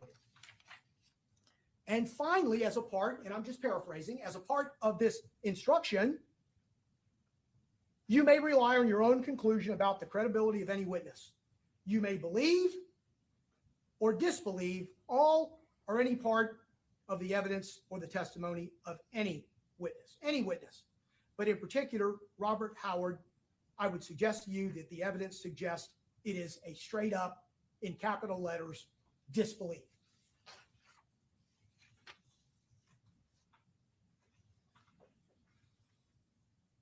I want to talk a little bit. Well, no, I want to finish up with Robert Howard real quick. There was another thing that bothered me in the testimony that I think is relevant for your consideration. So remember that Robert Howard went in August, 14 months later, and he gave a sworn statement. During the course of that sworn statement, Detective Ramos had the wherewithal to say, hey, listen, did you have a phone? You know, we'd like to look at your phone, corroboration. We're attempting to corroborate to determine whether or not there's evidence somewhere that you should believe or give credence to. And Robert Howard signed a consent form. Federal government, law enforcement had his phone. He used that phone in doing the deals that he was in trouble for and he got arrested for, which means that they got his phone number. So what happens then? Very curious. Recall Detective Ramos. I asked him, what about the phone? You know, you started off getting the iCloud address for Kenny Capps. He remembered that. He told you that they had his phone. You acted like you were going to follow up with regard to getting the consent form signed to look through that phone. But then a couple of emails to the feds and it kind of just disappeared. The one means of corroborating Mr. Howard was never followed up upon. In addition to the fact that we talked about, and there was testimony elicited from one of the detectives, even if you didn't know the phone number, which I would submit to you is going to be the evidence in his criminal case, all you have to do is call 911 from that number once it's powered up, and you'll be able to get to the number. What do you do with that number? You get call record details. You do data checks on it. You determine whether it can be extracted. Any number of ways that you could go down that road to do what? Corroborate that Mr. Howard had a conversation or dose or trace, whatever it may be, with Rashad Murphy, because that's important. And law enforcement 101, why just stop? The only reason you stop is if you're satisfied with the answer.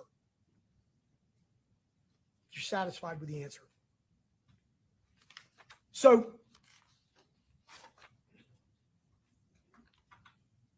moving on to go back to the Airbnb. What you recall from the Airbnb at Laguna Oasis in Tampa, the evidence showed you that there was no attempt to hide their identity, the individuals who were at the Airbnb. Isaiah Chance, Davion Murphy, Alicia Andrews, Sean Gathright. The state would like to tell you that they got sloppy when they started going in and out and when the Vivint Ring camera captured them. But in the same breath that they want to call them sloppy, they characterize this plan, if you will, smooth, precise, intimately coordinated, thought through and through, expert marksman. Those are phrases that connotate detail. And so I don't believe they can have their cake and eat it too. But at the end of the day, what the evidence shows you is that those individuals freely came and went from that Airbnb, which would indicate their stay there.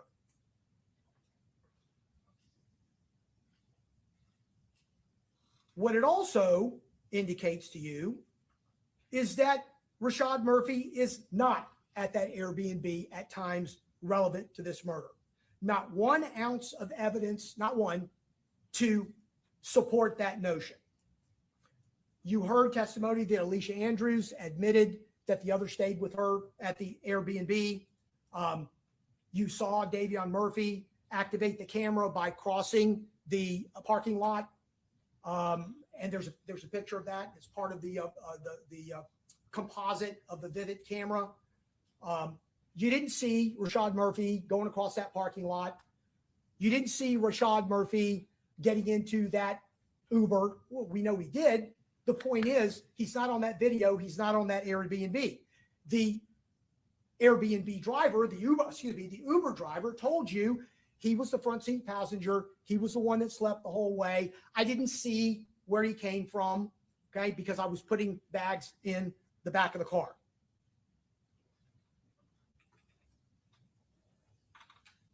Again, I would point you to the one smidgen of evidence that the state would have you rely on, and that is that if Mr. Murphy went into the Airbnb, it would have been for a fleeting moment based on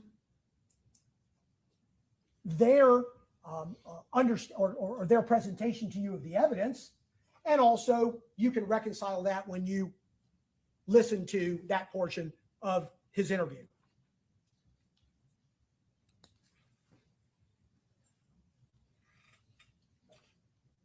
Corroboration of that, as you hearken back in order to get support, would be going back to how the Airbnb was rented, what account, by whom, who paid for it.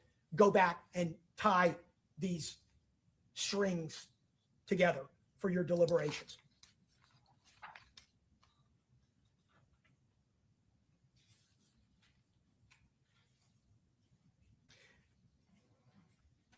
Consciousness of guilt.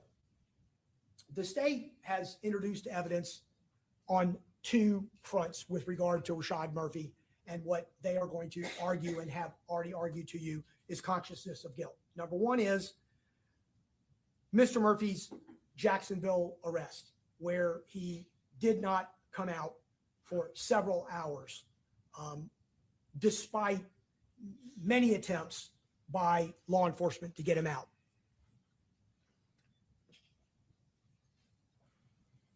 I guess if you want to call that consciousness of guilt, you can. The question is, where was he going? He didn't try to get in a car and speed out of town. He was there. He didn't want to come out, evidently afraid. He was not armed. He was not threatening. Finally, when he either felt it safe to come out or felt that it was time to come out, he came out with his dog, came out with his Bible. He gave himself up. He did not, in any respect, resist law enforcement. But let's consider, when you talk about another reason why that could be the case, you have to go back 3 or 4 weeks ago. Because remember, in Gwinnett County, he was stopped in the Chevy Cruze. He was rolled up on and blocked in that Baymont Hotel. As he was getting out of the car, he had a gun drawn to him, and his instinct was that he ran. Would you have run? Would I have run? Objection, Your Honor. Sustained. He ran. When he ran, he got tased. When he went to the ground and he was immobilized during that portion of time, for whatever reason, he was tased again, and he was tased in his privates. There was a struggle. He separated his shoulder. You could see in the video, there's a gun touching his temple. Went to the hospital. He got treated for a separated shoulder. So when you decide whether what happened in Jacksonville is consciousness of guilt, certainly consider what happened 4 weeks prior to that and decide whether or not there is any other plausible reason for his concern.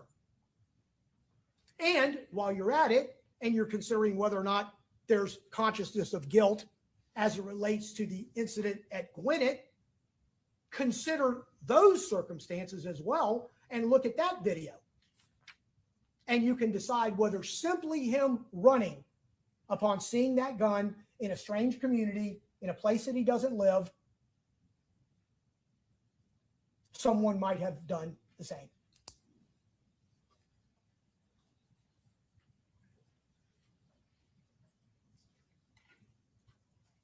There's also evidence that has been testified to with regard to the flock videos in Gwinnett County. Remember, the insinuation, if that is the case, would be that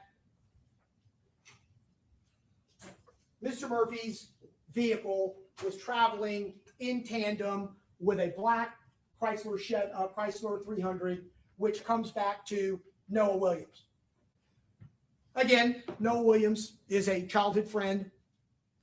Noah Williams and that Chevy Cruze are close to each other on 2 separate occasions within an hour of each other.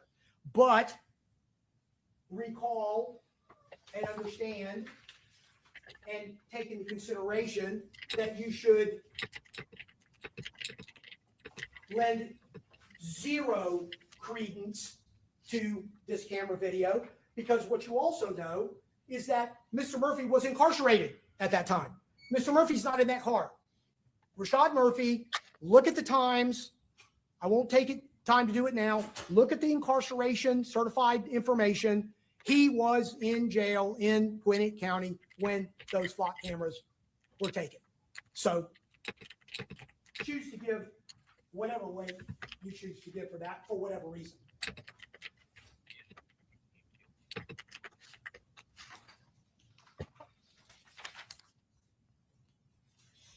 A lot's been said about Mr. Murphy's jointly possessed telephone, the extraction, things on the extraction. Consider all pieces of evidence or lack The jury's of back. evidence when it comes to extractions. And The red light's back context on, so I and guess what they're you have gonna and what you don't. go argue Why it that out is more. particularly important in this case. I feel like is somebody's that if you scared. remember the testimony from Sergeant Carter Don't from run Gwinnett County if indicated you to value him your that undercarriage. there became a big problem with that phone. I would suggest to you the evidence would be because it was mismanaged. It was mismanaged because the cover was never taken off. It was put on the Cellbrite charger overnight without looking at it close enough to know that the wireless charger was not charging. And therefore, what happens in that circumstance is that the phone goes dead. That's the one thing you can't have when you're doing an extraction, is the phone to go dead while it's in your care. Instead of waiting and starting the extraction again, it was left on overnight. It wasn't charging. And when the analyst came back the next morning, it was dead. What does that do? That changes the ability to get a full and entire extraction. It limits what you can get in terms of data, in terms of text messaging, in terms of location. And so therefore, you consider what, if anything, that would ultimately have to do after the mismanagement of the Gwinnett County Sheriff's Department in handling that phone and getting from that phone anything that would be contextually important before, after, during.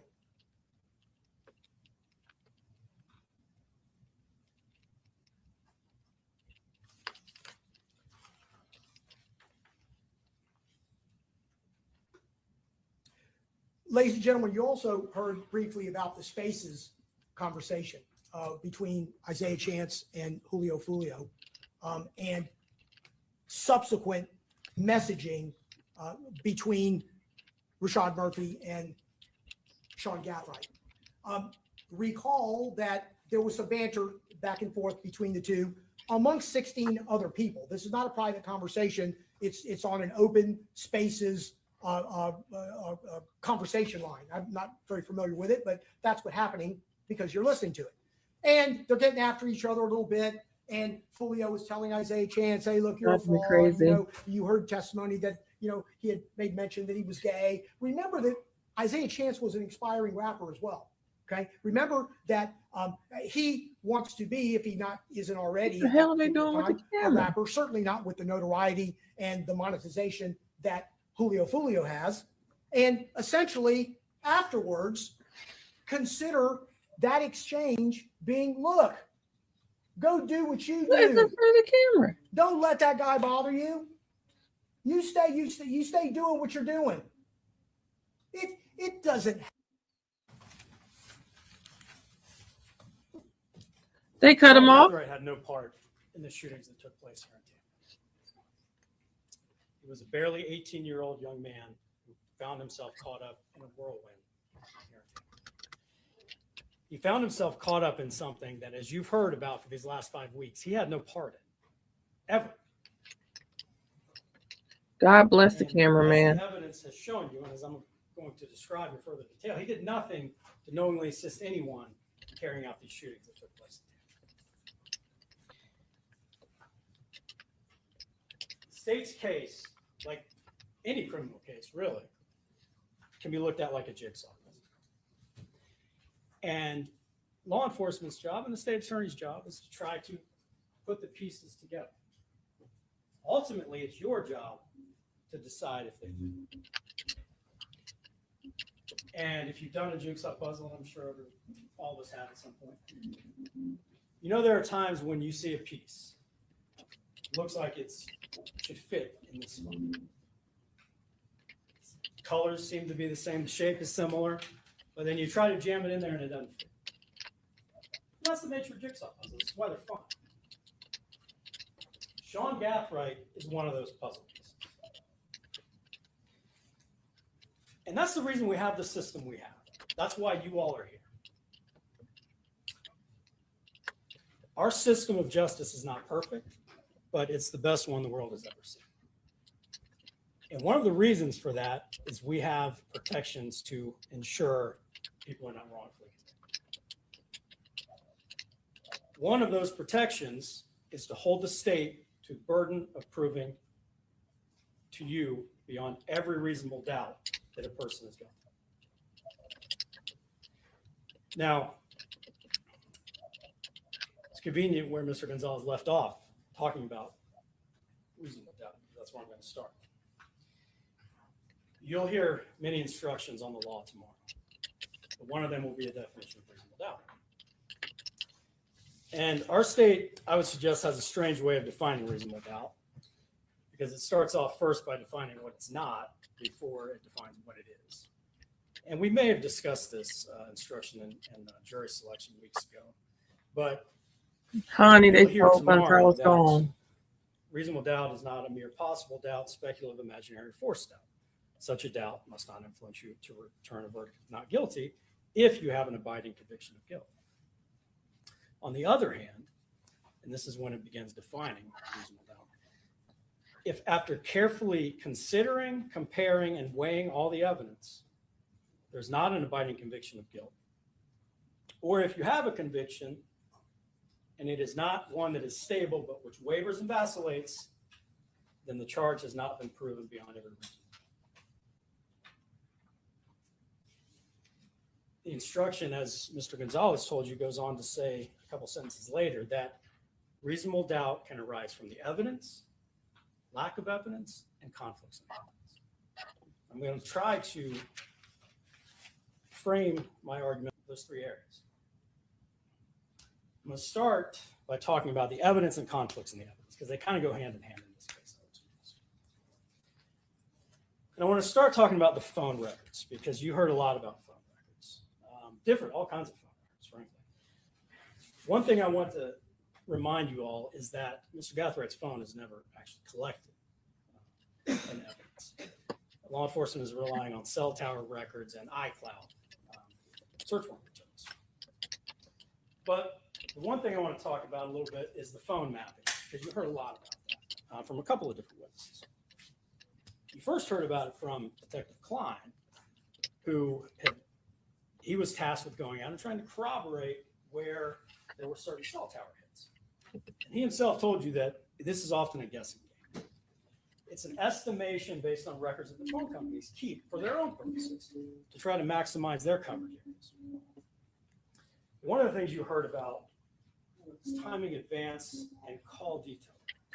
And I'm showing you, by the way, this is a print screen from State's Exhibit 77.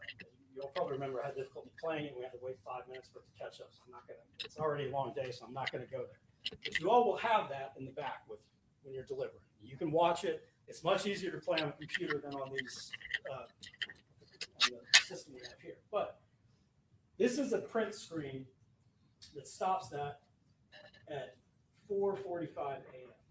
And you'll see that it has Puzzle analogy is a good one. It's another one we hear all the time.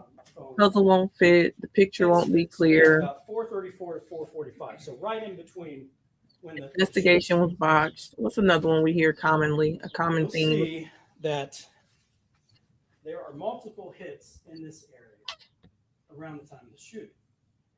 But at the same time, at 4:39, the phone is hitting on the northern sector of this phone tower, which encompasses the Airbnb. It's also just south of Fletcher Avenue, far to the north of the shootings. If you recall when Detective Ramos described this area, and it's really everything involved in this case goes from just north of Fletcher, south to Bush, basically between Nebraska and just past McKinley. But right in between the Airbnb and the shooting is the entire USF campus. So as he described, to go between the two, you either have to go through USF or go around this way. So these hits, I believe, suggest to you, and I'll show you another one that is a print screen from 4:54, which is a little after the homicide. And here we have phones bouncing off towers over that entire area. I show you this to emphasize clearly these records are not reliable to pinpoint a location, because within this span, phone is hitting all over that entire area within just about a 10-minute span. But the one thing that you can be pretty certain of with these records, and Detective Ramos even described that, the phones have the towers have 3 sectors. And while it's an estimate to say where the phone may be within the range of the tower, one thing that we can be pretty sure of is that it's within one of the 3 sectors of the tower. And if you look closely at these phone hits, they're basically almost all, if not all, on the northern sector of these towers.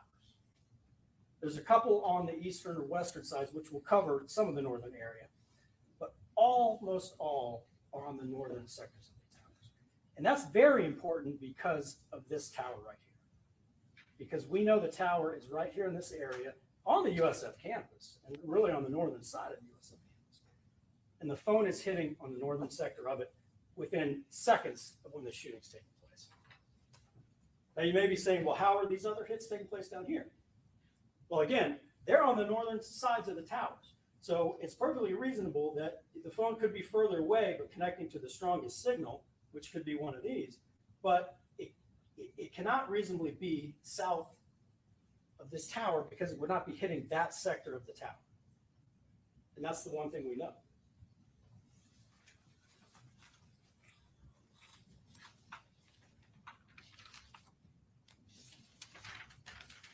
Again, you'll have this back there. You'll have the actual PowerPoint. Play it. Watch. Take a look closely at where these phones are hitting. It shows you not only how unreliable it is to suggest these tower records can give you specific locations, but pay attention to the sector that's being hit, because there's no explanation, and you haven't heard an explanation for how we're on the northern side of that sector right when the shooting has just taken place.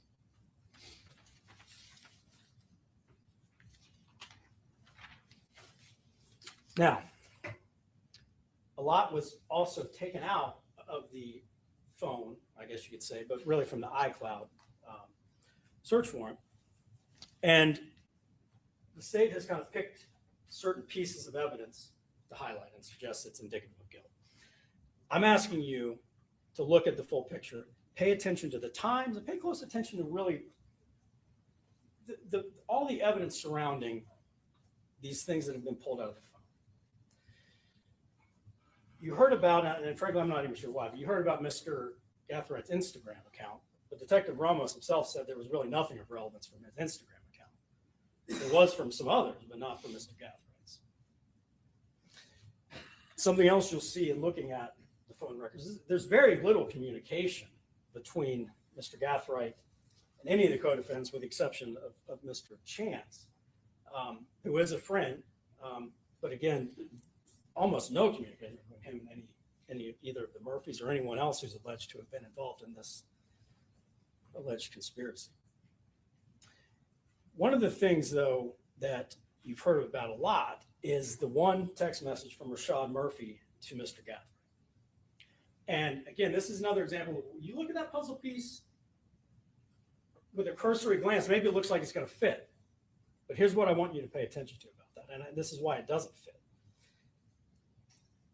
That text is allegedly sent to Mr. Gathright in response to the conversation that Isaiah Chance is having with Charles Jones and some other people online. And what is said is, first, we got bigger S to tend to. And then Rashad Murphy is saying, they ain't worth our energy. This is in response to Chance talking to Charles Jones and his entourage. Rashad Murphy himself is saying, they ain't worth our energy. That is not suggesting it has anything to do with Charles Jones. That's suggesting it doesn't have anything to do with Charles Jones, because he's saying those people that Chance is talking to are not worth our energy.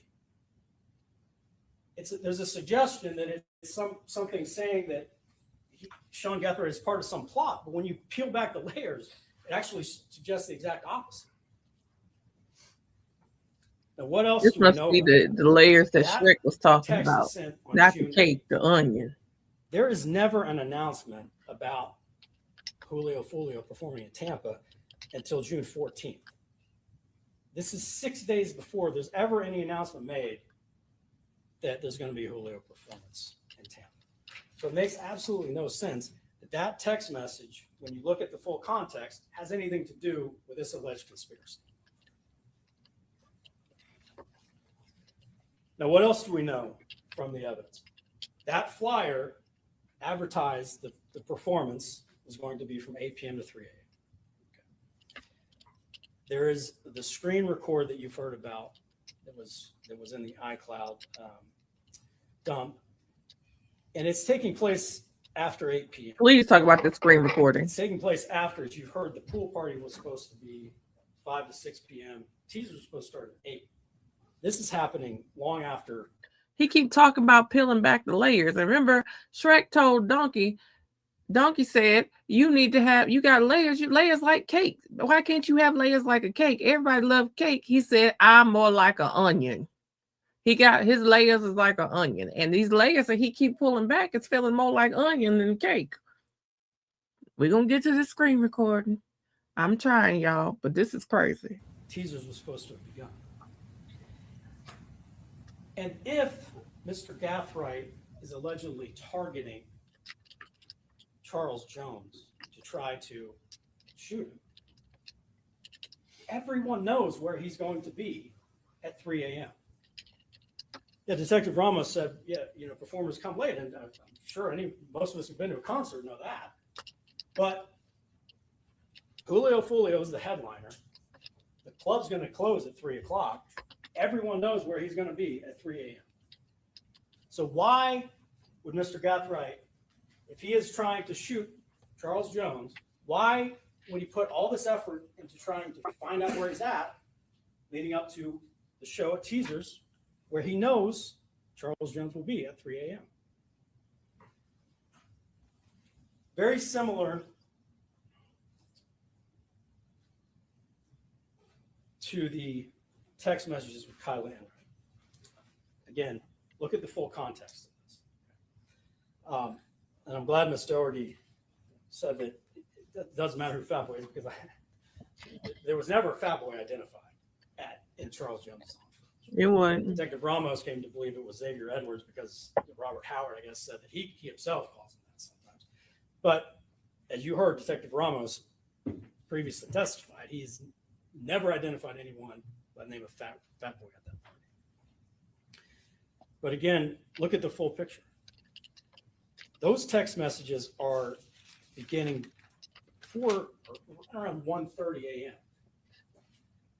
The entourage is kicked out of the B&B Airbnb after that. They're starting long before that ever happens. So, and again, by this point, Charles Jones is expected to be at Teasers. And ultimately, that's what Kyla Enright was told. He's going to Teasers. So why is it being asked of Ms. Enright about 6? Assuming 6 is Charles Jones? Don't know, but it doesn't make any sense that would be anything to do with a plot to shoot him, because it don't. Everyone knows where he's supposed y'all to hear be. these onion layers? If Mr. Gathright is intending to shoot Charles Jones, why on earth would he bring someone in, let them know that that he's looking for Charles Jones, someone who has no dog in this fight, and just create another witness? It makes no sense, especially when you consider, again, everyone knows where Charles Jones is going to be at that time of night.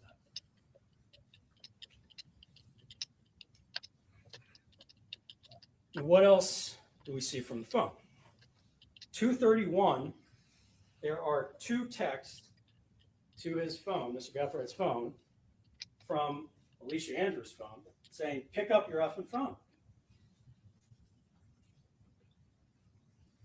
There's been some suggestion that everyone is communicating on some special app that can't be tracked. But there's no evidence of that. That's a theory. But ask yourselves this: why, if that's happening, why go back and forth? Why would you not communicate on the secretive app the entire time? Why are you going to send a text message in addition to that? Why are you going to make a phone call in addition to that? Because there is a phone call after that, very short. I'm not even sure if it connects. And then there's nothing again. Y'all, this damn light red and green again. Phone and Alicia's phone. And similarly, we have seen evidence that Alicia Andrews shares her location, Mr. Gathright. But if Mr. Gathright is part of this whole conspiracy, why would she be doing that? Again, you heard and you even saw a video that this Impala is right outside Truth 18, right before it goes to the home to suites. If Mr. Gathright is in that Impala, they're following the entourage. And we know it's right in the area of that home to suites. Yeah, the cruise pulls into the parking lot before, but the Impala is right in that area. And the Impala, if they're following this person they're going to shoot, knows where it's going to be. They followed it right to that area. So if Mr. Gathright is in there ready to shoot Charles Jones, why does Alicia need to share the location? And again, one thing that none of this can explain is why is that phone hitting a tower on the north side of the USF campus?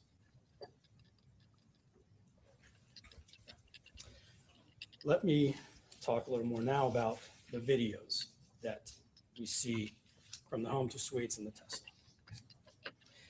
None of those videos, and I should say even before that point, there is no evidence of who got in that Impala. Okay. Frankly, there's not even evidence of how many people are in that Impala. You heard Detective Ramos' theory of who's in there, but there was no evidence showing who got in that Impala before it's at home to suites. When it gets to the home to suites, you don't see who gets out of it or where they get out of it to know who is sitting where within the car or how many people are even in the car. You'll see the videos as you have several times now already. You can't tell who gets out of where in that car. And then you never see people getting back in the car, and you never see that Impala leaving.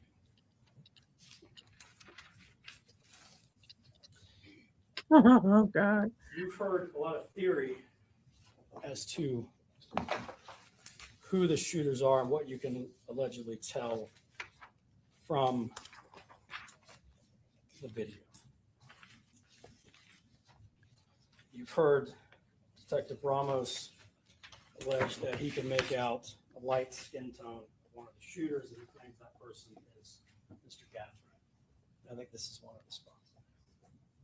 I want you to pay close attention and compare these still shots to the actual video, because the video is the video is very clear. These still shots are great.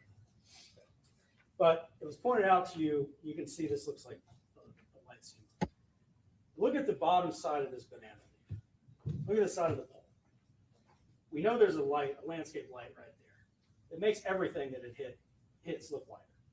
When you watch the video, you'll see that as shooter number 1 runs by this light, his skin looks just as pale as the person in this photo. You can't make out anything about skin tone from these still shots or that video. But again, compare these to the video.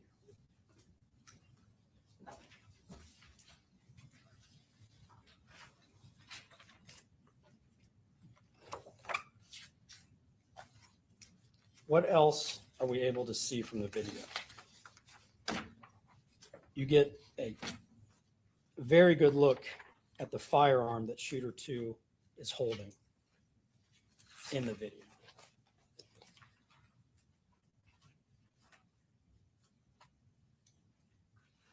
Again, there are screenshots pulled out.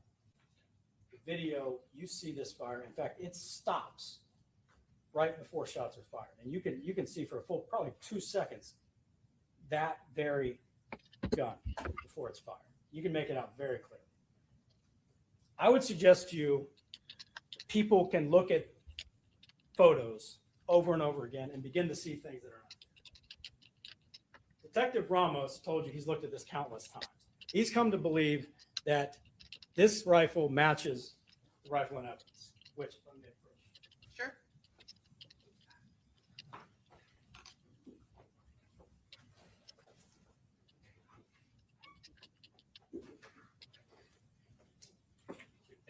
Showing you the actual rifle that Mr. Gathright is alleged to be holding in that photo, 56 feet. You'll have all this back there. Why you say it was him? If you recall, Deputy DeJesus. That just looked like they got rid of another gun, sir. One of the instructions you're going to get tomorrow, by the way, is Just say the weighing popper that. different factors you can. And Oh, we're back to deliberating. one of them was the witness honest and straightforward in answering the defendant's or the lawyer's questions. I would suggest Detective Jesus was not very straightforward in answering my questions, but one thing he was really straightforward about is that this sight is fixed. This is not something you can flip down. And this is a pretty big, you'll have this back there to look at. This is a pretty significant piece of metal, the front sight. It is not on the rifle that is being held. And you really can see it when you look. I'll flip through a couple more screenshots, but you really can see that when you watch the video. Just the same. The hand grip, much wider. The angle of the barrel coming off this does not match what you see in that video. There's a sight that is not on this rifle. And I would suggest to you, when you look at the top piece, this handle on the top, it doesn't match what you see in that video. But you'll have all of this, and you can compare it yourselves. Look at it. There's no question. This is not that rifle.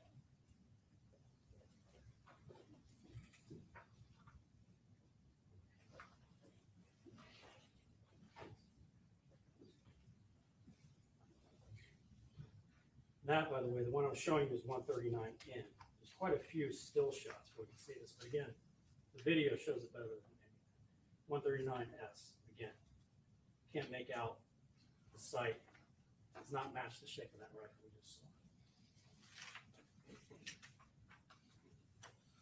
139K, probably an even better angle as far as the still shots, what we can see of that rifle. Again, pay attention to everything on top. And again, 139M, shape doesn't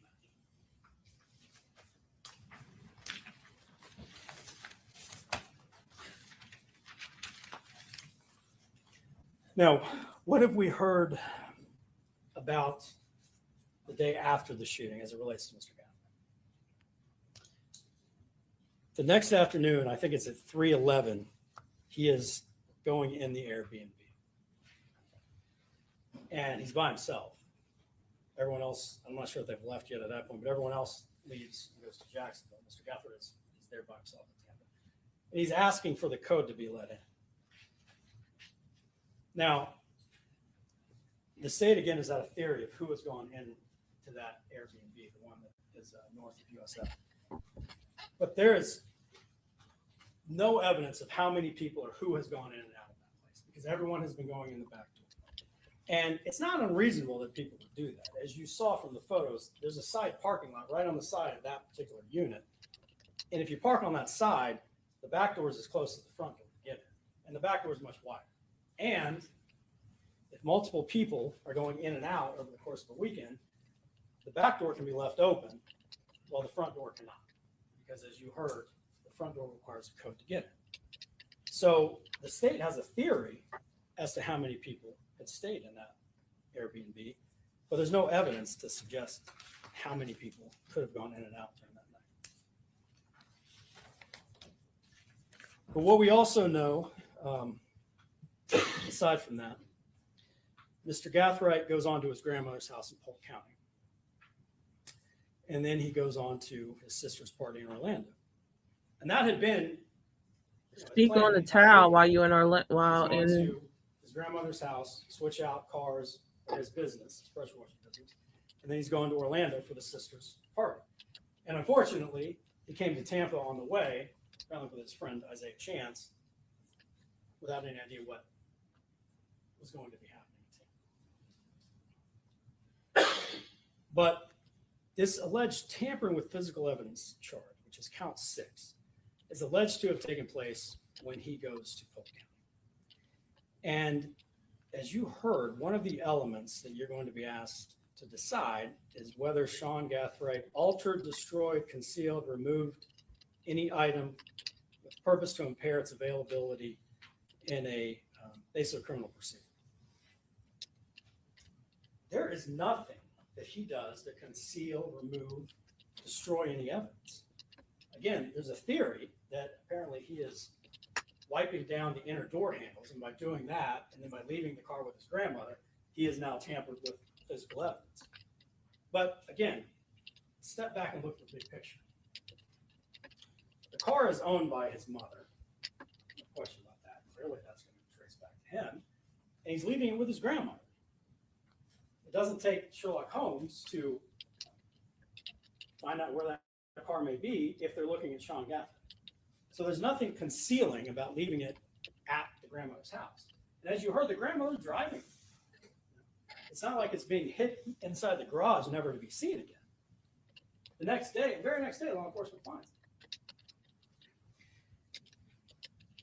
And to suggest that Mr. Gathright is tampering with the car by wiping down the door handles makes no sense.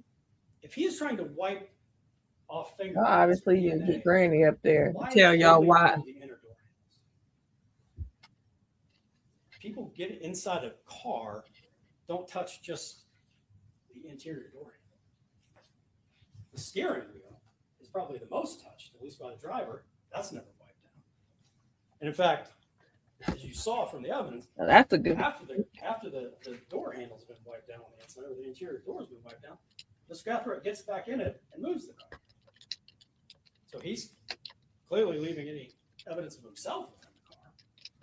And if he's trying to get rid of evidence of who's been sitting in the car, wiping off the doors is not going to help. Because clearly, people are going to be touching many, many areas inside the car.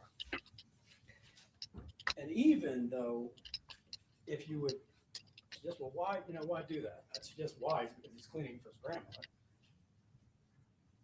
But if you're trying to get rid of evidence, why do you leave the rag right there in the garage? As you heard, law enforcement collected that very rag.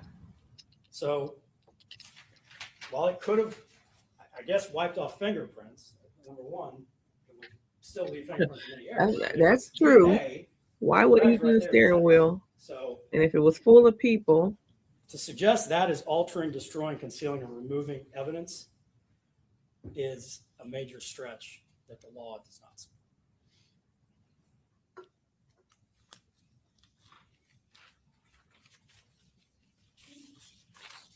because they're trying to deliberate. So, child. as you've heard, Light Mr. Guthrie still goes on red. to Orlando. Now, again, he's by himself in Orlando. None of the people who have been in Tampa are with him in Orlando. In fact, they have gone back to Jacksonville, and at least one of them has actually gone inside his house, by the way, while he's in Orlando. You saw, again, this is stuff that's pulled from the phone, and there's, I think, a suggestion that Mr. Gathright taking pictures of Don Julio is somehow indicative of guilt. You have seen Don Julio is everywhere in this case, on both sides. Charles Jones's entourage is drinking Don Julio. They're drinking Don Julio at the pool party. It's in their cars. Taking a picture of Don Julio does not suggest he had some part in Charles Jones's homicide. And trying to make such a stretch is a dangerous thing to do. I'd also point out to you, there's no evidence, and he did not send these videos to anybody. It's not like being sent to the other alleged conspirator to say, hey, let's celebrate. These are videos that are just in his phone that he apparently took, or someone took from his phone. The other thing that's in the phone that I would suggest to you that's important is this allegation that he is making a gang sign.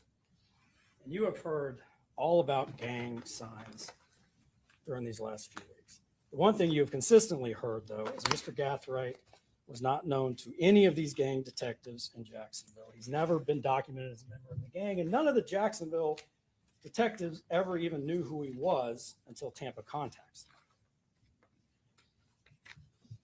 Now, you heard, and you will have the video back there, and I'd suggest to you, the video where this alleged gang sign is being thrown up is literally so fast that you blink, you miss it.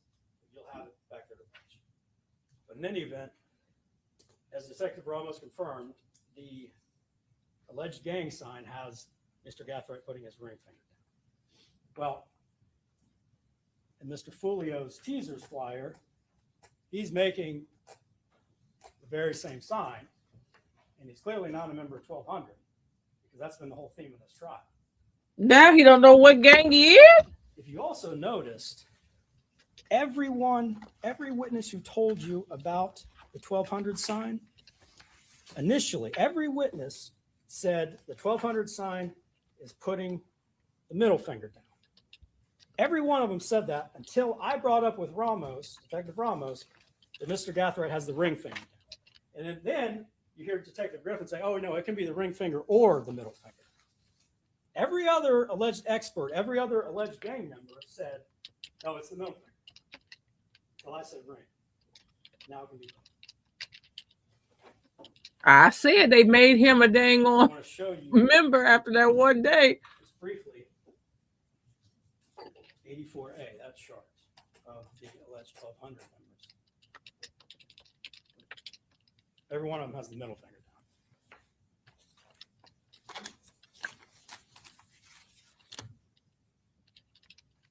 Again, kind of neither here nor there. Mr. Guthrie's not alleged to be a gang member. There's been no evidence that he is. But Woo. every little piece of evidence from that phone that could be picked out has been thrown in front of you. And that's grasping at straws. They did try to say he was part of a gang yesterday, though. Sign, Out of it's not a nowhere. 1200 sign, being thrown for a flash second in a club that he's at for his sister's birthday. Okay. So what else do we know about Mr. Gathright? Traffic stop is conducted later in Jackson. There is nothing in that car that connects back to the shooting. And the detectives confirmed that. Now, there's a vast amount of firearms material inside the car. And I'm sure when law enforcement made that stop and they found all that stuff, probably thought it was a gold mine. Because again, they're trying to jam that puzzle piece into the puzzle. And this sure makes it look like it fits. Because there's a 9mm in there, there's 9mm ammo, all sorts. There's rifle casings, there's rifle ammo. But none of it connects back to the shooting attempt, including the 9mm handgun. And we know a 9mm fired at least 31 rounds, but it wasn't that one. And what else is in that car? This is some loose ammo, especially the rifle ammo, consistent with someone who would reload ammunition, as you heard of. The only thing of relevance to the case, alleged relevance, is that there's a group of casings fired, 223 and 556 casings, one of which matches back to a casing. That's the 9. Get the shit right. When Julio Foolio was shot in the foot many, many months before in October. Again, the one thing that and I'll talk about this some more when we talk about what's in the house, but the one thing that the examiner told you, not one thing, but one critical thing she told you is she can't say when any of these casings were fired. All she can say is they're fired from the same handgun, or the same, in this case, rifle. Could be 5 years apart. That was her testimony. There's nothing else connecting Mr. Gathright to that shooting. And what's critical about that is Jacksonville has been investigating that since the prior October. And again, remember, they didn't know anything about Sean Gathright. So there's been no evidence he had anything to do with that shooting. And you better believe those Jacksonville detectives, I'm sure that was higher on their priority list. When the most high-profile rapper in Jacksonville was shot, they're going to try to figure out who did it. And they didn't know anything about Sean Gathright.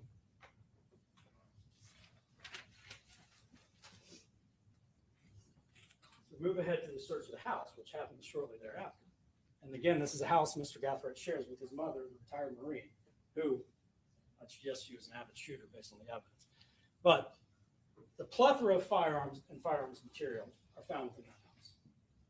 And again, and by this point, by the way, law enforcement doesn't have any forensic testing back from what's found in the car. They probably think they are continuing down this trail and that this gold mine is just getting deeper and deeper. Because there is a massive amount of firearms material in the house. None of it's illegal to own. But I'm sure law enforcement thinks, man, this puzzle piece really looking right. When all this is tested, again, it doesn't fit. You heard about this cardboard in the sink.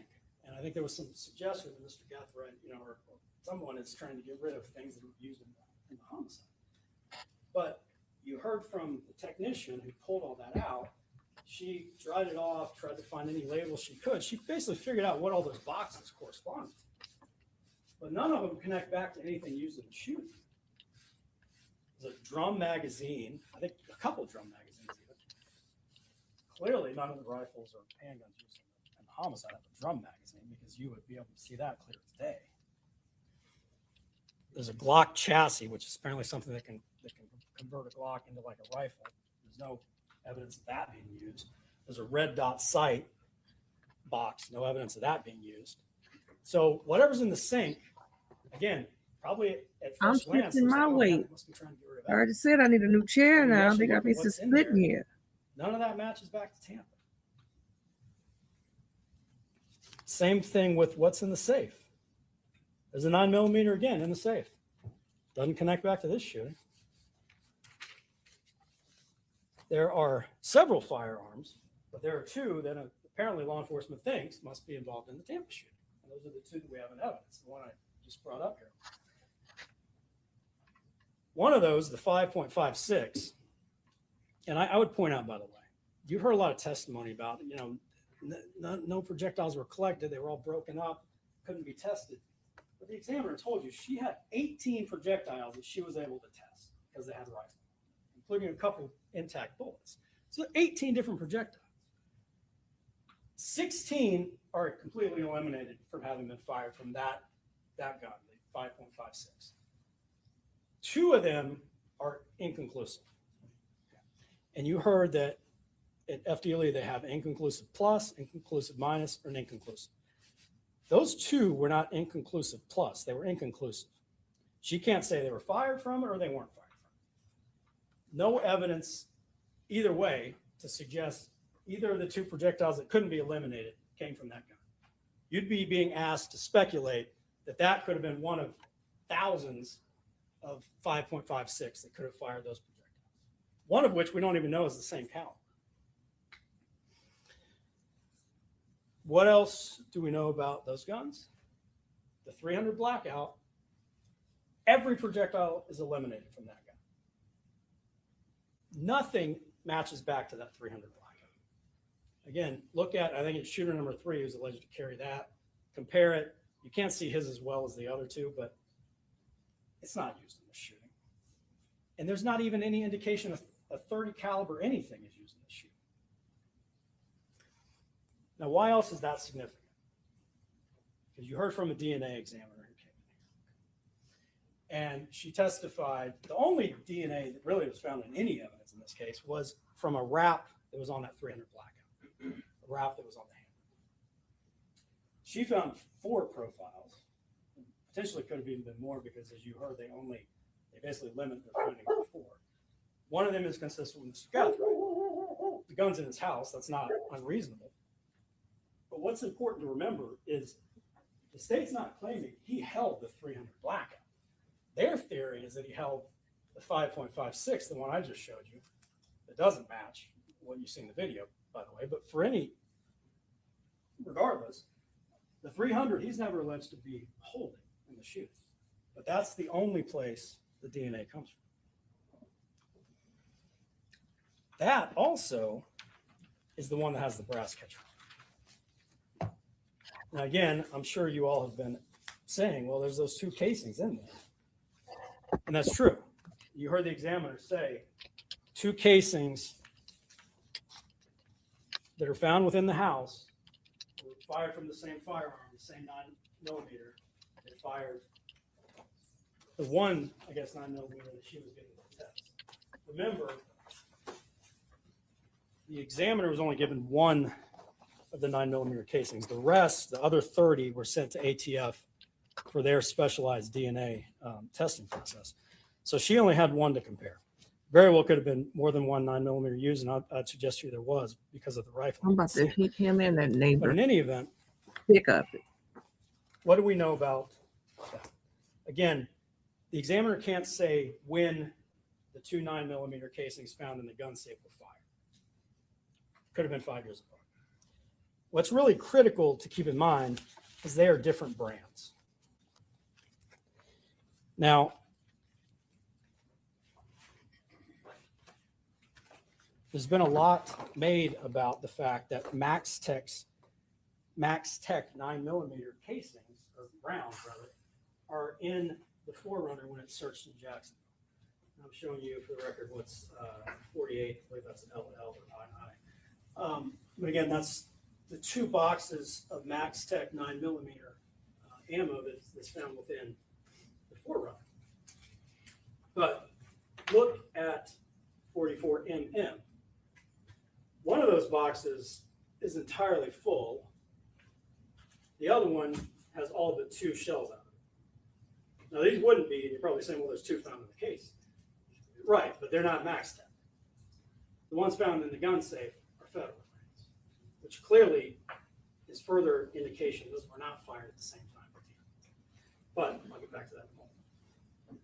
Another thing Detective DeJesus, I would suggest, was actually straightforward with me about is that Max Tech is a pretty common brand of ammo. And it's pretty common because it's one of the cheaper brands.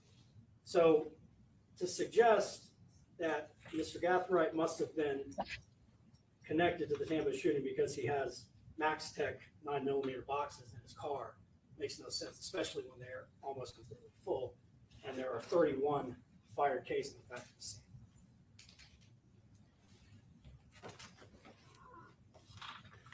Number 31, by the way, is pretty important. Because as you heard from Detective Ramos, when he found the 2 casings himself, or he heard about them in being found in the gun safe in Jacksonville, he himself thought, and even put it in his report, those 2 must have been fired at another time. Because he didn't even think it was possible to get a round or a magazine that would hold more than 30 rounds. He himself thought those must have been fired at a different time. He learned that apparently you can get a 32 round clip, but a 30 is going to be much more common. He didn't even know a 32 existed. And when you think about the fact that, again, every single one of the 31 casings is a Max Tech, and the 2 in the safe are Federals, it's consistent with what Detective Ramos initially thought. These had to have been fired at a different time.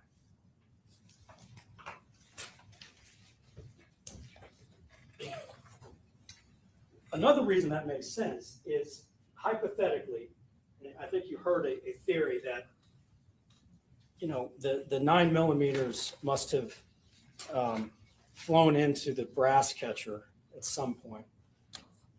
That doesn't make a lot of sense. When you look at, for instance, 8C, and these are markings of where most of those casings are found, they're all up here by the entrance to home and suites.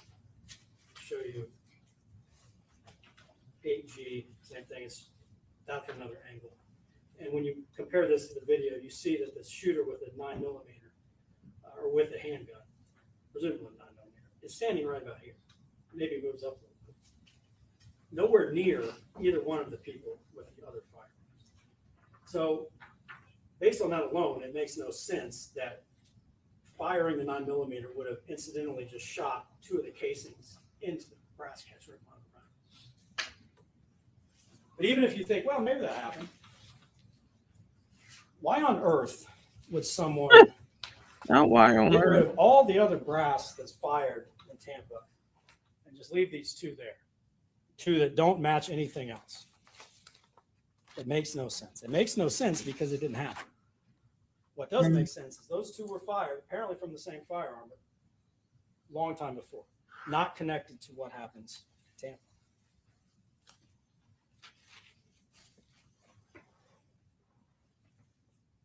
And another thing that's not been explained is what happens when the people in the Uber get to Jacksonville. Well, Sean Gathright is in there. I don't know, but we know people are going into that house. You see it on the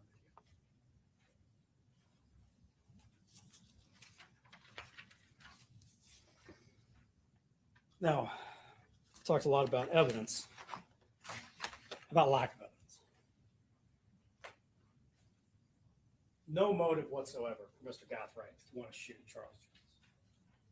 And as Ms. Doherty said this morning, and is absolutely true, the state doesn't have to prove motive. It's not an element, but it's sure something you can consider, because you're going to be asked to decide if he's the person he says he is in the context of this case, if he's one of the people who caused the death of Charles Jones. And that goes to identity. And motive is very much something you can consider, and you sure should consider in deciding if Sean Gathright did the things the state says he did. He has no reason to want to shoot Charles Jones. You heard that this motivation for the shooting goes back to all these prior shootings between the 2 gangs. Remember, he's barely 18 when this happened. If you look back at the dates of this, I mean, he's a child when these other shootings were taking place. And he has no connection to it. It's not like, he's related to these people who were shot in the prior shootings, that, his parents were gang members in the past. There's no connection. It's like he drops in out of the blue one day and is literally in the middle of a gang war.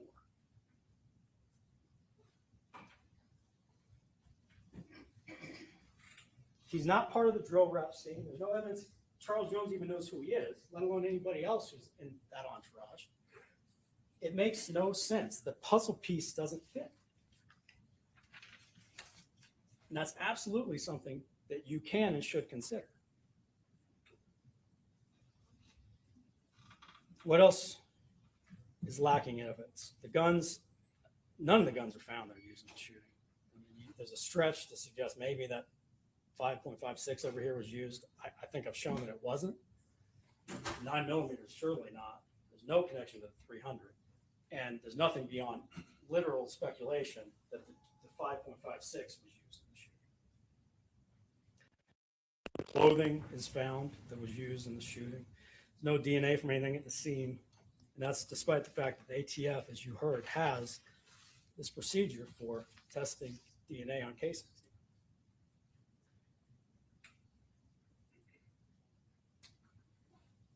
One thing I want to point out before I move on to some other topics briefly is that Mr. Gathright is charged with 3 counts of attempted first-degree murder, just like both of the Murphys are. And those counts correspond to an alleged attempted murder of Xavier Edwards, Gino Norris, and Camille Bentley. It's an allegation that it's first-degree premeditated murder, which means whoever is allegedly committing the attempted first-degree murder has to intend to try to murder these people, not Charles Jones. Even if, hypothetically, whoever we red and green Charles again Jones, for there's no Casey. evidence What is going there's an intent on? to want to kill Xavier Edwards, Gino Norris. I don't know if it's a question or a break. But in any event, an incidental shooting, as occurred with these 3 unfortunate individuals, cannot be premeditated. If someone tries to shoot Charles Jones and a couple of other people are incidentally hit, that is a crime, but it's not first-degree premeditated murder because the people did not intend to shoot the 3 people who were shot. That's premeditation. You'll get instructions on what that is. We talked about it, and I'm not going to belabor the point because really, as it pertains to Mr. Gathright, it's neither here nor there because he's not one of the shooters. But in any event, keep that in mind. They're charged with attempted premeditated murder as to those 3. One thing I added in my notepad when Ms. Doherty was arguing is, in discussing the attempt, she talked about this being and it was an eloquent argument, but the suggestion that this is so well planned out and these people are well trained. Take a look at the video. It is amazing those shooters did not shoot each other. You got tell the truth under the tree. Right across from that, you have shooter number 3 in the car line as Charles Jones's car is driving between them, and they're both shooting back at each other. Meanwhile, shooter number 1 is presumably running back into the gunfire. To suggest that was some well planned out offense is kind of a wild theory. And again, it's kind of amazing none of the shooters shot themselves or shot each other.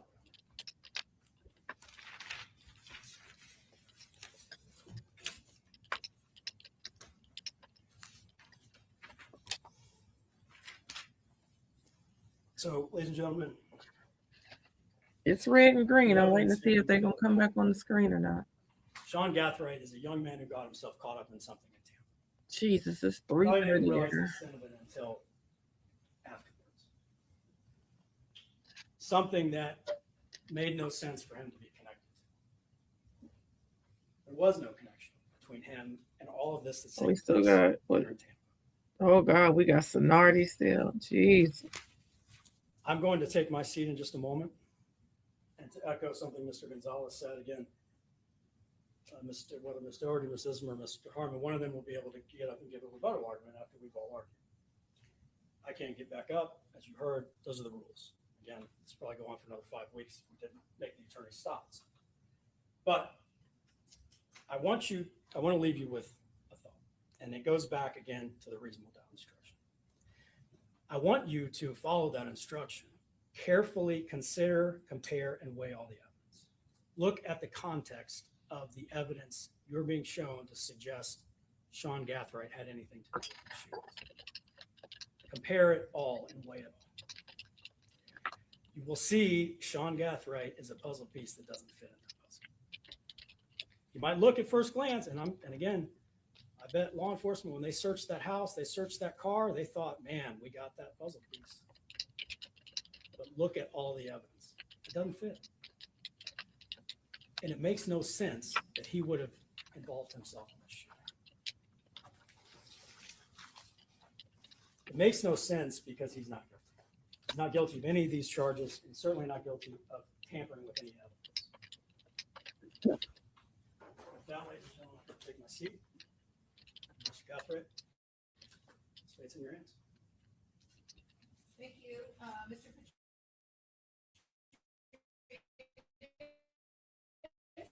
On behalf of defendant Isaiah Chance, you may proceed.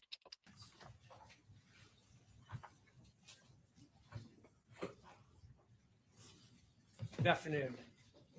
I know this is a lot, one after another. We just keep coming up here, but I appreciate your patience.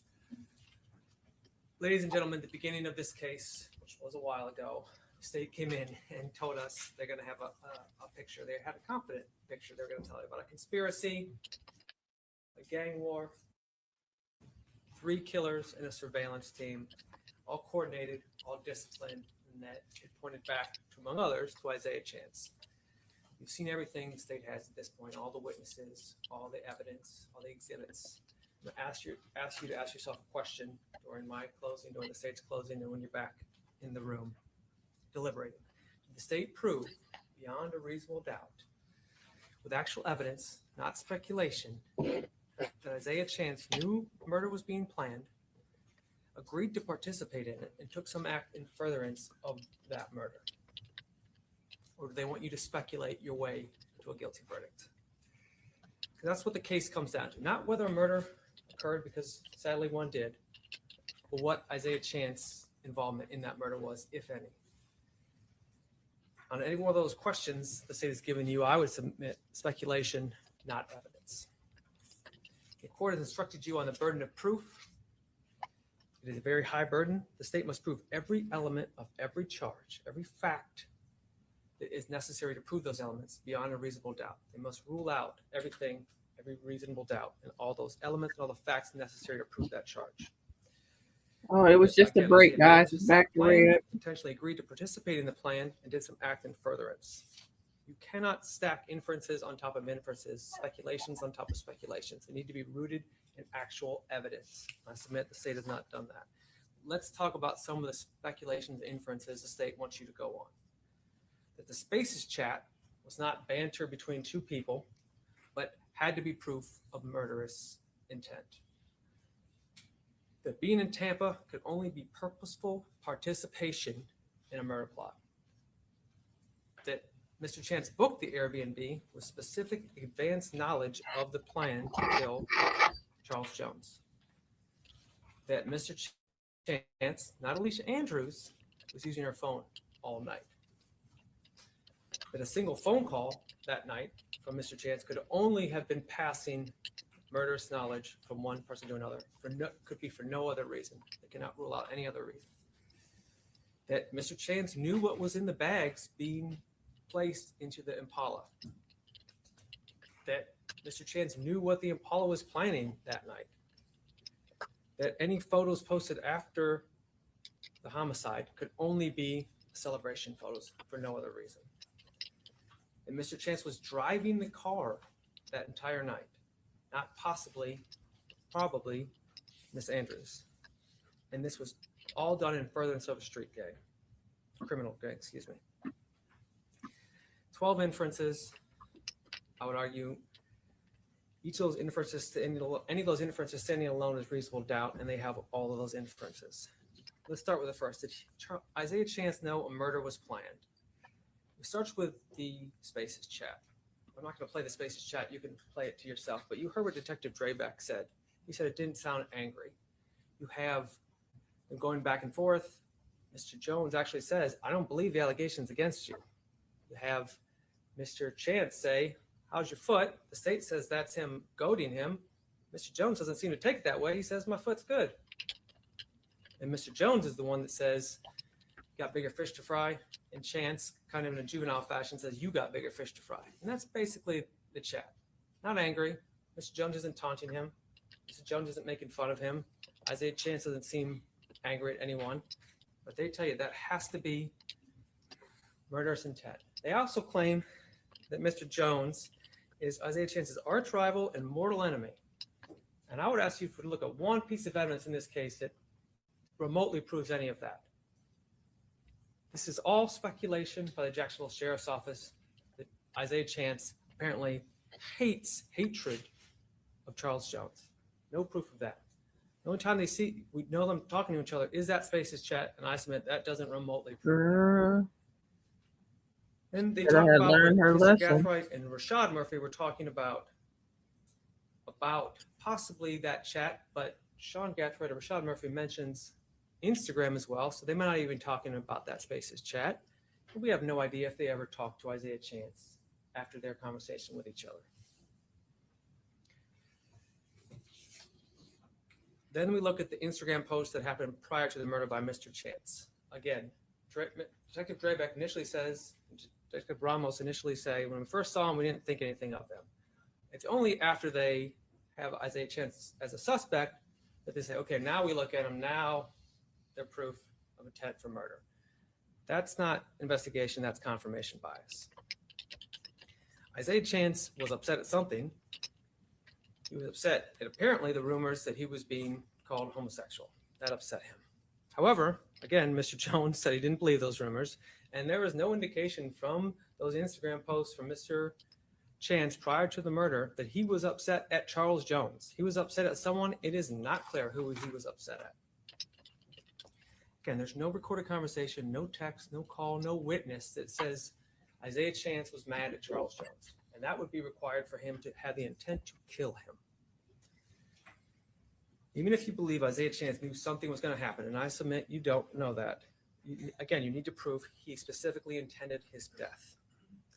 The state also points to his anger about Antonio Tilley, but again, has no proof that he blames Charles Jones for the death of Antonio Tilley. Antonio Tilley was allegedly involved, possibly, over a personal dispute involving a female, and the person who shot him was not in the gang. So again, that's a leap to get from that to specifically blaming Charles Jones as being behind Tilley's murder. Then we get to what did Isaiah Chance do as an act in furtherance of this alleged plan that he was involved in, that they can't prove that he ever made a deal to be involved in. The state says that he was in the cruise, he was on the surveillance team, that's what they call it, providing real-time surveillance information of Charles Jones. Let's go along the way. We do know that he drove to Red and Texas. green That we know. again. That's on the video. You can see that yourself. What are they back there doing? Is somebody falling However, the asleep? cruise leaves Teasers when Charles Jones is still inside.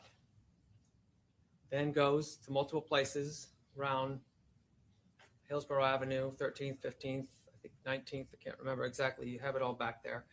Detective Ramos isn't exactly sure. He knows he goes to multiple places. Again, he follows up on Fizzle in Jacksonville very well. It suggests they didn't really follow up on where Isaiah Chance and Alicia Andrews went on Hillsborough quite as well. Didn't get any video from there, didn't check up on that. However, we know he goes other places. He's not following Charles Jones at this point. And we also know the Impala then gets to Teasers the minute or within a minute of Charles Jones leaving. But the cruise is no longer there. How did the Impala know to get there? Couldn't have been from the cruise. And then we go to Truth. Now, at this point, we have no idea who's driving the cruise. From the point where they leave Teasers, we have no idea who's driving the cruise. They get to Truth. We have the photo from Alicia Andrews' phone, never sent to anyone. That's specifically from her phone, not Mr. Chance's phone. And we see later that the Impala is specifically, as the detective called it, staged across the street, watching what's going on. And we see when the entourage leaves, the Impala follows them. The cruise is not needed for any of that. Now, we go to the Home 2 Suites. This is on the way to Airbnb, as Detective Ramos says. The cruise is following it. This is where the state will suggest that Alicia Andrews gives her location information, which brings the Impala to the Home 2 Suites. Except it doesn't work like that, because when you share your location, it's your actual location. And when you see the order of the cars, the cruise does not go into the Home 2 Suites until after the Impala goes to the Home 2 Suites. So if they were truly following the location, the Impala would not have went to the Home 2 Suites, because the cruise goes right in east on Fowler and comes back around west, then across the street into USF Embassy Suites. So if they were following the location, they would have followed them there. They didn't do that. They went directly, the Impala went directly into the home 2 suites. How did they know to go there? Were they getting information from a different source? Were they off camera and followed them? The state can't rule that out. Detective Ramos says the cruise was staged across the street, but there's no video evidence of that. That's just a speculation. I knew somebody was going to throw in that other source. Do not know how they found out to go by his own into people. the home 2 suites. Again, the state and Detective Ramos says it must be these other apps. This must be this other apps. But as Mr. Wise said, there's no evidence of that. And as Mr. Wise also said, they're going back and forth between apps that they know they can hide and apps that they can't. It doesn't make any sense. And again, must have is not evidence. And it's definitely not beyond a reasonable doubt. And the Impala, having been staged across the street at Truth, would have seen where Mr. Jones got into the car. It wouldn't need any further information about where he was sitting. And at the home 2 suites, where the cruise does go in, there's no indication there was any communication between the 2 cars at that point. The state wants you to assume that they talked to each other without any proof. I don't understand why Casey's jury aren't at least reckless The state homicide. even says no one can be identified in this case. They were talking about the shooters, but it truly can mean anyone because they cannot identify who's driving that cruise outside of one time in the beginning of the night. They also can't prove who was using Miss Andrews' phone all night. They keep saying that every time they put a picture up of a conversation, it always had Alicia Andrews, saw the picture of Isaiah Chance. But it was based on something coming from Miss Andrews' phone. Now, we know Miss Andrews used her phone a lot. We know, for instance, this is her texting about an Airbnb in Tampa. No suggestion from the state or Detective Ramos. This wasn't her, so they assume this is her using her phone. This is her on her phone. She looked up a picture of the victim, Charles Jones. Again, no indication from Detective Ramos. I don't believe that that's not her using her phone. It's her using her phone then, but later they want you to believe Isaiah Chance is using her phone despite having his own phone, using his own phone. Again, she tries to book the Airbnb. Here's the Airbnb, and again, above it, here's where tempted to book the Aloft, Tampa. Let's admit that is the beginning of the word Midtown. Aloft being Midtown, being nowhere near Teasers or that area. The state said they were using Alicia Andrews to blend in, or Isaiah was using Alicia Andrews to blend in at Teasers and Truth. Speculation, no proof of that. There's plenty of single men, multiple men, and there's no indication that that was the reason for that she wasn't simply just involved. So the attorney says Sean Gathright and Alicia Andrews were using their phones, but then wants you to believe by that she means Isaiah Chance. But when Sean Gathwright's texts come in, they want you to assume it's from Sean Gathright. But when Alicia Andrews' texts come in, they want you to believe it's Isaiah Chance. I would argue it doesn't work that way. The state said they didn't want to use gang members, except at the time, Rashad Murphy was not a gang member. He wasn't documented until after his homicide. So that doesn't make sense. And he said they wouldn't have let anyone else into this.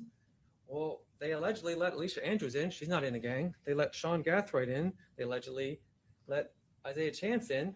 They would be what the detectives called, I think, creative players. So they're letting whoever they want in. I would argue. Moving this camera, Jesus. Are we coming in or not? Again, what do the state? They cannot rule out that Alicia Andrews wasn't driving the cruise at those locations. They cannot rule out that she wasn't using her phone all night. They cannot rule out the Impala didn't find Charles Jones on their own, either with someone from inside his own entourage. We know Kayla Enright was actually trying to get information and did.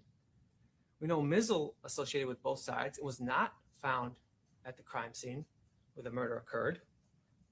And Charles Jones was posting his location on social media. They didn't need a surveillance team. He was telling them. I'm surprised nobody has said that he had enemies in Tampa. He had problems with people in Tampa. That's why Tampa was made aware. We know someone went in that wasn't caught on camera. The state can't rule out that was Isaiah Chance at the very beginning, and he wasn't hiding. He just didn't caught on camera. We know that happened. They want to convict Isaiah Chance on association, not evidence. And I want to talk about J. Breezy and Young and Ace very quickly. One of the things the detective used to show that Isaiah Chance was involved in this was getting paid from J. Breezy. So that transaction was a piece of evidence that they think connects Isaiah Chance to this. So J. Breezy, they got a verdict. And J. Breezy brags about paying for a murder. They got a verdict. And they then, not only does he brag about it, they have the actual payment. They say. Sorry for screaming, y'all. Investigated, arrested, or indicted? No. Is that because they don't believe songs? Well, they have evidence in this case. Or is it because they don't believe the evidence says what they think it says? And we heard from Robert Howard and Mr. Gonzalez talk about him, so I'm not going to rehash him very much, but I will say that what he told us about Isaiah Chance is all his conversations were friendly. Talked about music. They talked about just Jacksonville in general, that he was never a threat. Like I said, always friendly. The one thing they talked about the flyer, he said Isaiah told him that was silly to post it and to be careful. But again, he also said that he never felt threatened and everything was friendly. So he took that in a friendly manner, which it was, because as Robert Howard later told you, he thought it was silly to post your location everywhere. This was information he knew. Mr. Howard said he was just probing. It didn't come in yet. The light is just green, y'all. A liking to him. And after the murder, there's no calls from Mr. Chance to Mr.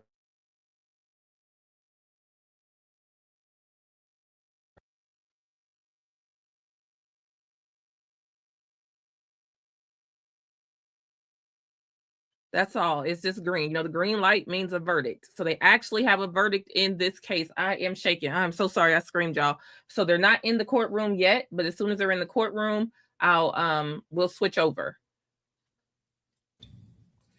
They must prove that ATK or 1200, depending on what gang they believe Mr. Chance was in at the time, is a criminal street gang under the law, and you'll get all the law back there.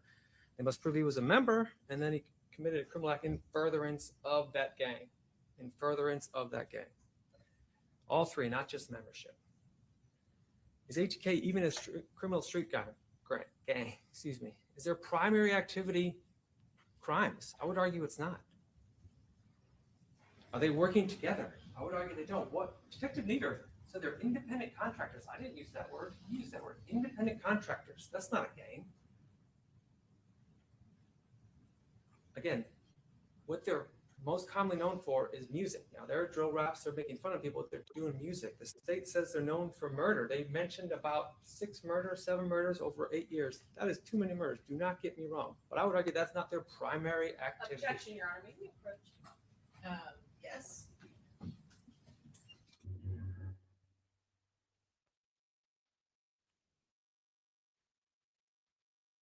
Ooh, child, this about to be a mess.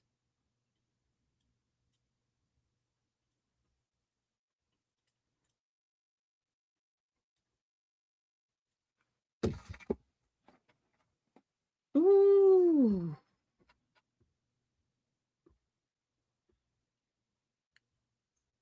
Yeah, she mad. She's sick of it. But the truth of the matter is, if you mad about him, you still got Sonardi to go, and he's slow. And y'all didn't let him talk about that federal charge that's pending on Detective, who was it? Was it Nita or Griffin? Y'all ain't let him get his stuff out.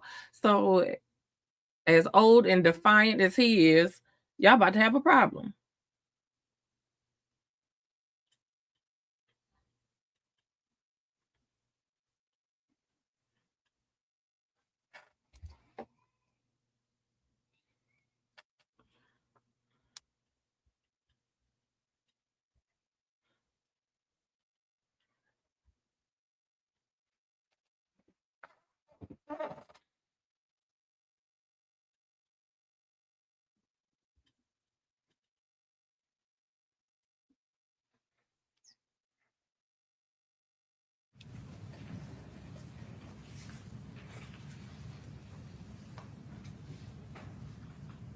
Majority of those murders, of all the murders for all these years, are unsolved. Cannot be, I would argue, remotely attributed to a gang or to a gang war, specifically to ATK. What crimes are committed for the benefit of the group? I would argue the detectives have not been able to show us any crimes for the benefit of the group. We talked about it in general. They say they do a crime, they then do a drill rap about it, and they make money off it. I would argue that is not for the benefit of the group. And again, if crimes were criminal, if these were songs were proof of criminal conduct, J. Breezy would at least be investigated. Again, they don't have structure, they don't have hierarchy. Now let's talk about the documentation of Isaiah Chance. The first one is the number 23 chain. And it's a very common number. Detective Nieder gets to decide that it means gang and only gang. It only means Royale Smith. It cannot mean anything else. It cannot mean LeBron James. It cannot mean Michael Jordan. It has to mean gang. We know ATK members wear chains. You've seen an ATK member wear a chain on that screen at least once. Detective Nieder, Isaiah Chance has never worn an ATK chain. And other criteria were from his social media, multiple pictures, some used for multiple criteria, but there were a lot of pictures. But let's look at some of those pictures. Again, multiple detectives said, and witnesses, Isaiah Chance is a rapper. He's not a diss rapper. You make your decision yourself. To me, this looks like a photo shoot. And I think there's a couple things I'd like you to look at here. One is, what song does they have here? Kenny Caps. Robert Howard, allegedly from the Ops, playing his song. And what's in the background? This gentleman, Isaiah Chance, allegedly ATK 1200. I can't even get my gentleman together. right above my finger. You can look at it yourself. This is 126C. TikTok. Given the alleged 1200 side down, which would mean disrespect to 1200. If that's where we're to believe that that is in fact only the 1200 side, despite the fact that Robert Howard says that sign is used by all people all over Jacksonville, not all people, but a lot of people all over Jacksonville for a lot of different reasons. And there are multiple pictures, so I'm only going to highlight two. And the only reason I highlight this one is Detective Nieder says he can tell that's Isaiah Chance. I don't know if that's Isaiah Chance or not, and I would argue that no one can tell you that that's Isaiah Chance, besides if that is Isaiah Chance himself. He used that to document him, one of his many reasons. He also said he can print out an Instagram post like that, and it's considered physical evidence in his mind. I would argue that is not accurate, and that is not what the law intends. But this has to be your decision. Now, when Dr. Leek was testifying, the state made a big deal to say that she didn't check if he had gang tattoos. One of, and you're going to get this law back there, the ways to meet gang criteria is to have a gang tattoo. And you also saw when Davion Murphy was arrested, they checked and see if he had gang tattoos. You heard from Detective Nieder, who documented Isaiah Chance, did not document as a gang tattoo. And you heard from the person who arrested him, Detective Ramos, nothing about a gang tattoo. He doesn't have a gang tattoo.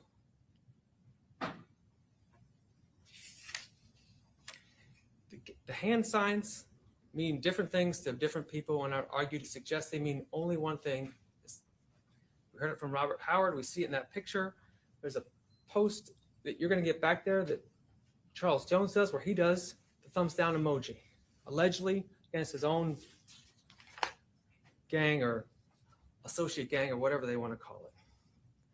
Again, there's no evidence that Isaiah Chance did anything to benefit himself through the gang. There's no evidence. They call him they say he's Mr. Rich Off War because he gets paid for this somehow. They haven't proved any of that.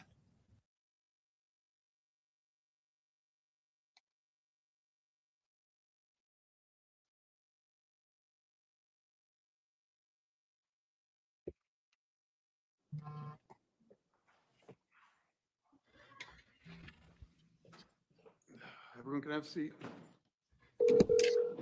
We have a verdict on at least one charge. Go get jury. Okay, you gotta be quiet. They got a verdict on at least one charge. Sorry, y'all had to call Big Don't scream, you by the mic. Specific area that you want to go to.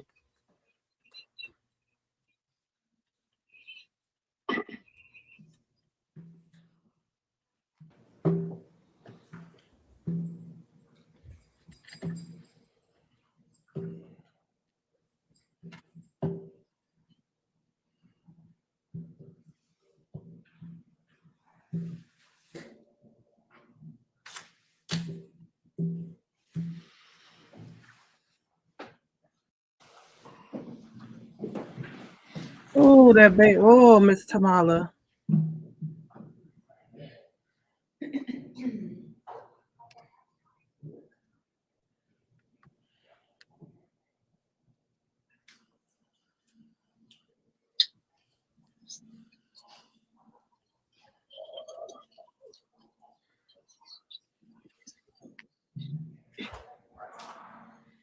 All rise. Yes, yes.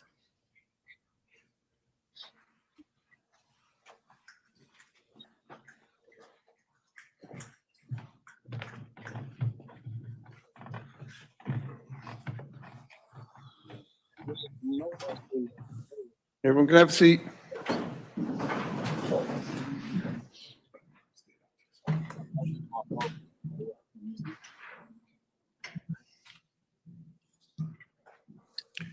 This is the case caption, State of Ohio versus Michael Jason Mead, case number 21 CR 5052. We, the jury, upon our oaths and law and evidence in this case, find the defendant guilty of reckless homicide as charged in count 2 of the indictment. They did it. Signed this 7th day of May 2026 Something. by each and every juror. Do you want the jury pooled? Look at his mom. All right. Face. Thank you, ladies and gentlemen, on behalf of the court. Oh, and look at her face. On behalf of the community, especially Something. on behalf of the court. Thank you for your jury. They didn't want to service. do You're that. now free from all admonitions and warnings. Thank you. All rise. Okay, we're going to wait and see exactly what's going on. They got to set a date for sentencing and all of that. That's right. Shake that hand, Miss Tamala. One sec, babe. Y'all, we got Big Uncle here with us too. We're waiting. And I will declare a mistrial as to count 1 on this, as the jury was hung. At this time, Mr. Mead, I'm going to revoke your bond. I'll order a pre-sentence investigation report in Bond this is matter. revoked. We'll bring you back for sentencing July 16th, jumping. They about to get pissed. 2026. Any This questions senior on behalf of the lost state? Anything on behalf of the defense? Can we make an argument for bond at this? You can. Thank you very much, Your Honor. As the court is aware, there is no gun specification attached to the reckless homicide. There is no mandatory. Are you kidding me? The felony of the 3rd degree does not carry a presumption, Your Honor, of any prison time. In terms of Mr. Mead, he has no prior record whatsoever. He's been in compliance with his bond for the entire duration of this case. They posted a bond. They're trying to argue for bond because the judge just revoked his bond and remanded it. Your Honor.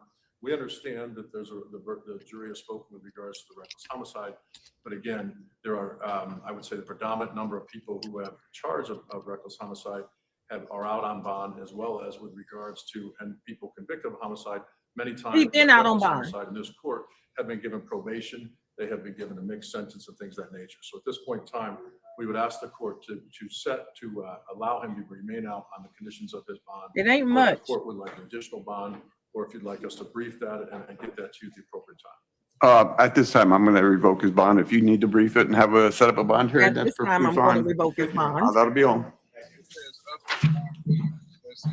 That's it. But it's something because they was hung twice earlier and he was about to call it. Now imagine if that judge would have called it like he wanted to without even reading the charge to the jury and making them go back. Look at him taken to the back, go by in his handcuffs. Woo!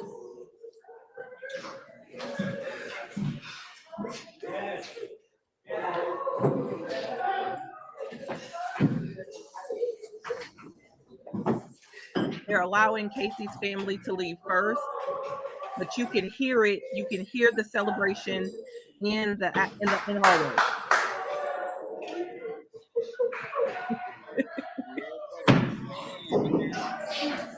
All right, love you too, baby. Emotion right now after the jury came back with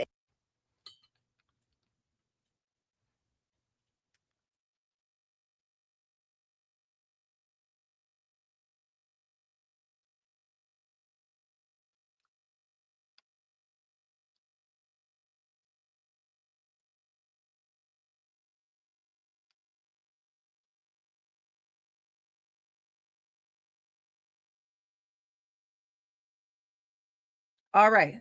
All right. Some sort of justice, because we had the judge did what he wanted to do earlier, we would have had done. Me would have been back at home and just on bond unless they decided to waste more money. Now, the other thing that had me scared, and I didn't want to say it because I didn't want to put it in the air, and I feel like you speak things into existence. I did not want to have to say it because what has been posted around Ohio, and y'all know my Facebook is originally, because I spent my first 30 years in Columbus, Ohio, born and raised. My entire feed has been how much this case has cost to try. And the fact that they're paying all this money to try this case and nothing is coming out of it. Why are you still going after it? So if they would have came up with another one of those hung juries, I guarantee with everything in my heart and soul that they would have come to a conclusion of this is not worth the salt. This is not worth the aggravation. We're not going to keep doing this.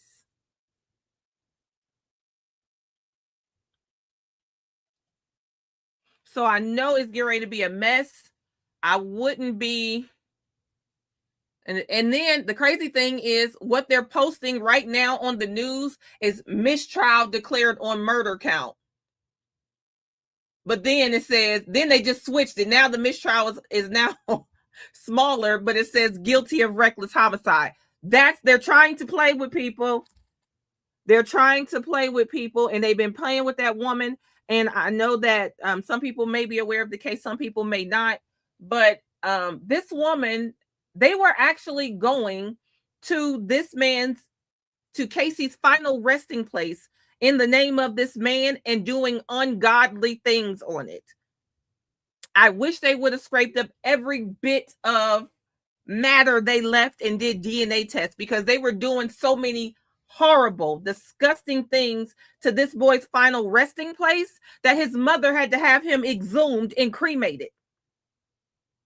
The maximum charge, I think, is like 5 years. It's not nowhere near what it should be. He's going to be back out and at his life, but he needed to be held accountable for something.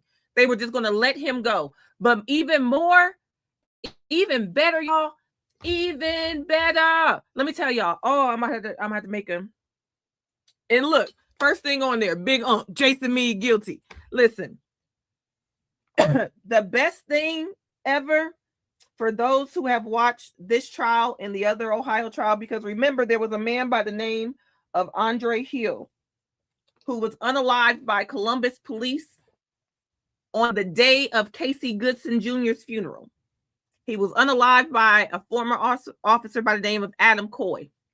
Adam Coy ended up having his trial before this retrial. It actually ended up where they both were going to end up on the actual courthouse on trial at the same time. And what ends up happening is they said they didn't want to have two officers at the same time. It had been too much, and Meade was able to kick out his case. Adam Coy had that same defense team, and he got found guilty.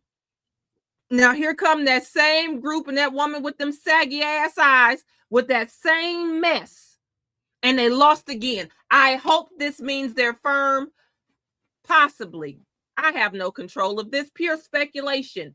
Hypothetically, if they were on the rocks about whether or not the Fraternal Order of Police was going to keep using them, because it's the first time in my 41 years of living I haven't seen an officer be held responsible. 5 years ain't, but in Columbus, he about to cry. I guarantee they're going to be up there at that jail trying to get him out tonight. Just like they pulled that mess with Adam Coy saying he's sick. We don't know if they have his medicine. Y'all pick up sick people all the time. Y'all don't ask them if they got their medicine. Y'all don't even ask if they sick.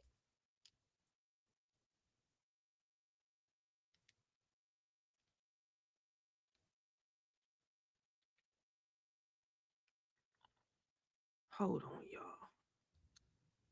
Oh, I think I got to do it from here.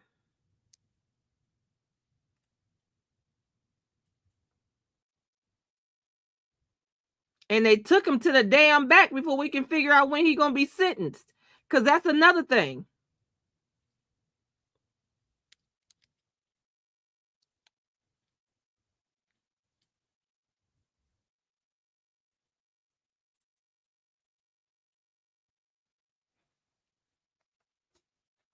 They said July. Okay. Did we hit July 16th? Oh, that's right before I got to go to that leadership retreat.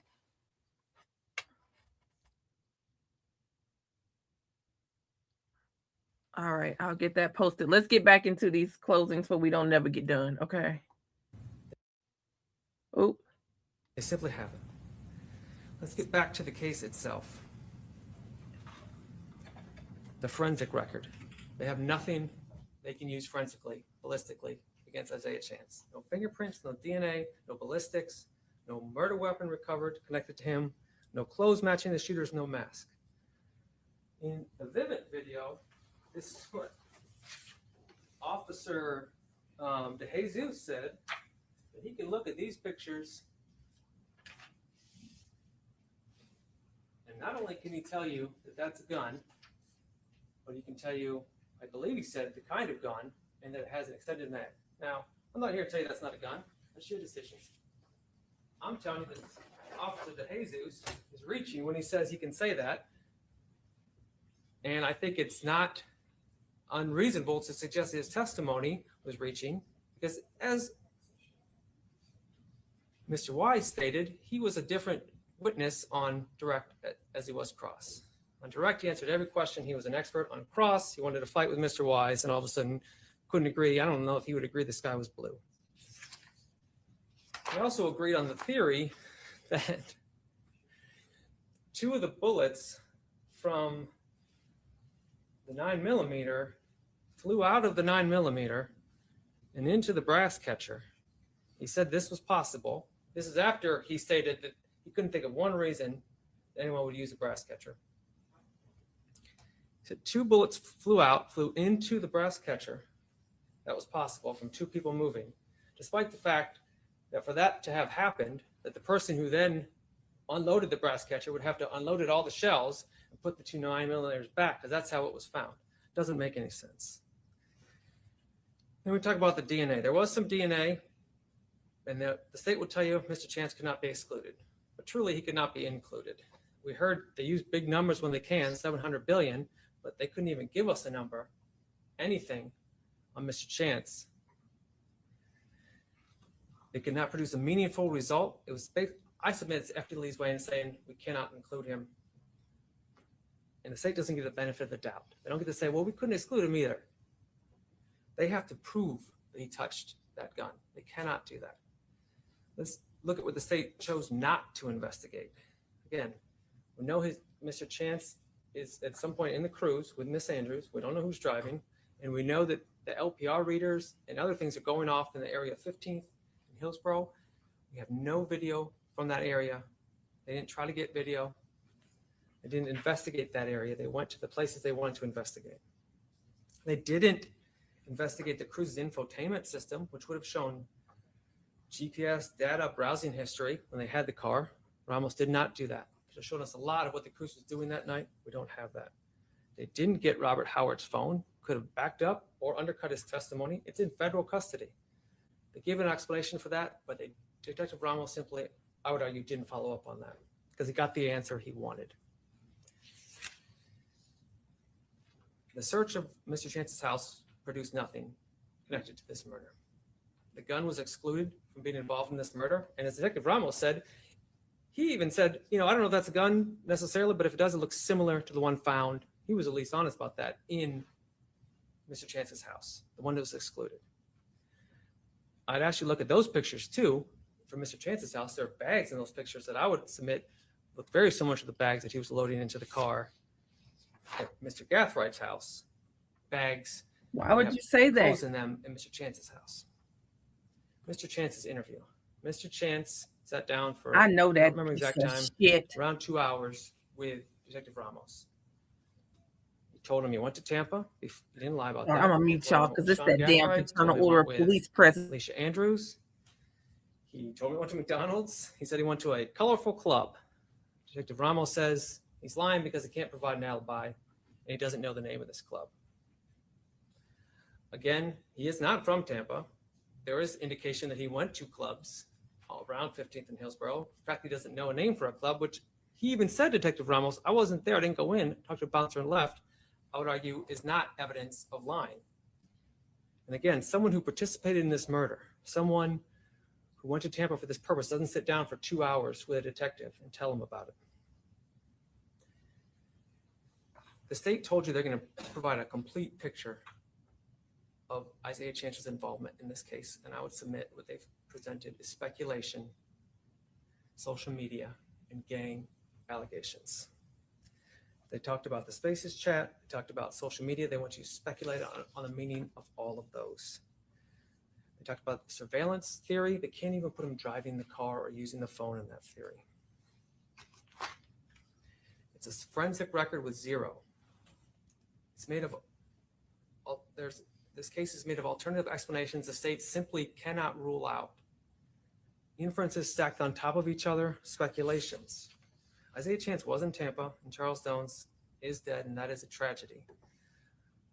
But they still have not proved he knew about the plan, he agreed to the plan, he took an act in furtherance of that plan. Cannot build a conviction based on stacked inferences. The reasonable doubt standard exists primarily for a case, I would argue, like this, where the pressure is high to convict, and the crime is terrible, and the evidence against a specific defendant is built on inference and speculation. The standard does not bend because the crime is serious. It holds for that very reason. The state has not proven Isaiah Chance guilty of first-degree murder or conspiracy to commit first-degree murder. They have not proven the gang enhancement. What they have proven that he was in Tampa, and that is not enough. They want you to fill in the gaps from their case. What I told you they were going to ask you to do in opening, and I ask that you not do that here in closing. You hold them to their burden. And I believe the only verdict consistent with this evidence and consistent with the law is not guilty. Thank you very much. Mr. Sonardi, on behalf of defendant Davion Murphy, you may proceed. Thank you so much for your time. Get your ass.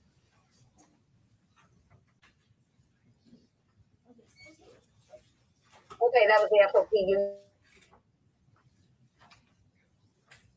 I hate that his name is Brian Steele. I hate that his name is Brian Steele. I hate that his name is Brian Steele.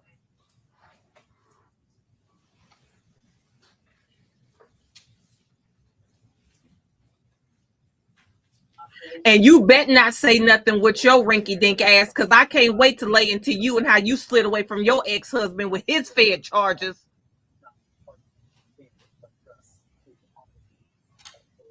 Sunken face motherfucker.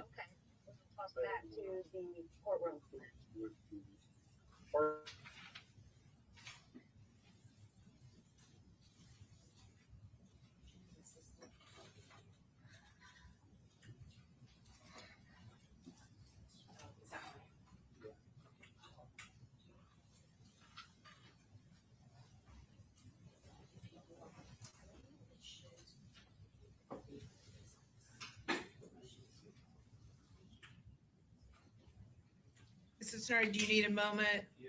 Yeah, that's fine. No I'm about to say, okay. What is going we'll on? take one Why more is he quick doing the break, and closing? that'll be it, until we're done, okay? All right.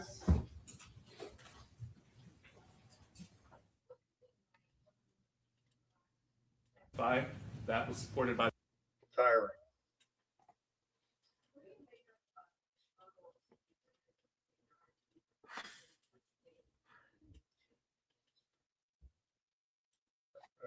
I'm not sure I understand the question.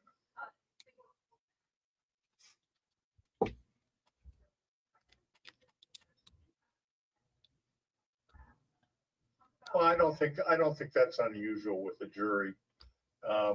You know, it's a deliberative process. They're trying to reach a unanimous verdict. And so I don't think it's particularly unusual when a disagreement doesn't, or an agreement doesn't automatically materialize, that, you know, it's a process. And so it does take time. And sometimes they think, boy, this is hard. I can't get there. And they need a little urging to reconsider things, look at everything. we saw what happened today. It resulted at least in a verdict on one of the charges. Bring the jury back in. All right, we got Davion. Davion is last, right? Very good. All the times they were in court. I ain't even order me nothing to eat. I'm supposed to be on lunch. Help me, Jesus. Help me, Jesus. Help me, Jesus. All rise. We're looking for justice. You know, as prosecutors, I done knocked the plug out. Jesus, what was? And a lot of times I think the media got a little upset with us because we didn't, and we couldn't advocate for the case, nor was that our job. Our job was to advocate for the case in the courtroom. So I think maybe it was a little frustrating for everybody because Tim and I always no comment. We want to go on camera, but that's not the state's role. The state's role is to make sure that we've got a fair trial. State role. All right, y'all. I'm not gonna watch it without y'all. State of Ohio get a fair trial. I think that's what Mr. Sonardi, you may proceed. But if Miss Good Kamala afternoon, comes ladies up and and y'all want to gentlemen watch of the jury. that, we I can know do it's been a that. strenuous past 5 weeks, and I'm thankful for you all bearing with us. On behalf of myself, Attorney Nick Sonardi, Ms. Deborah Toomey, Katie Rayner, and private investigator who's not here, and more importantly, Davion Murphy, we want to thank you for filling your civil service duty Even better, as a juror these past he few used to weeks. work at Jackson Pike. He used to be a Now, corrections as you slow officer down right to where they sit about to go today, put his ass till he find a already prison. completed, this is the 20th trial. Oh, It's even more important oh, you are the judge oh! of You get to go to the Pike, and Frank Rose smell like dumpster juice, mustard, and ass.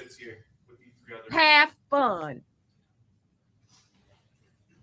Oh, you can smell that shit coming up the And the reason why I freeway. bring that to your They got attention is the because jail as you right sat here next these to the past few dump. weeks, you had viewed over hundreds of exhibits, and out of those hundreds of exhibits, only a select few will apply to I'm Mr. sorry, I'm gonna Davion mute Murphy. myself, y'all.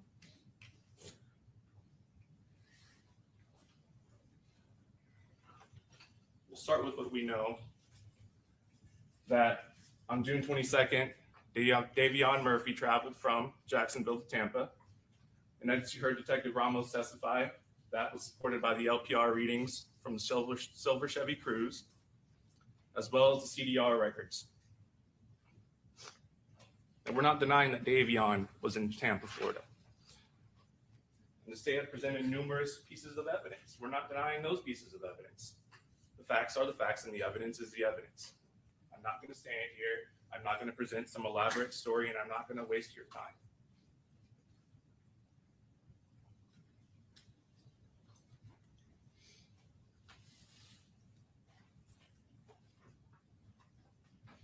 Again, this is just a showing of the LPR hits from Jacksonville to Tampa, which tracked the Chevy Cruze, which was ultimately linked to Davion Murphy.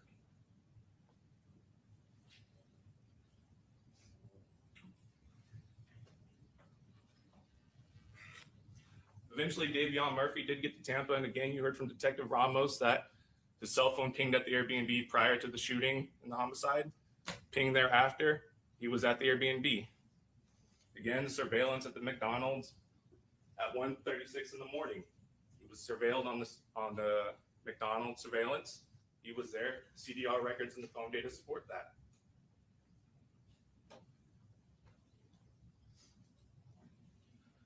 At 1:54 in the morning on June 23rd, what we saw on the CDR records was an outgoing call to Rashad Murphy's cell phone.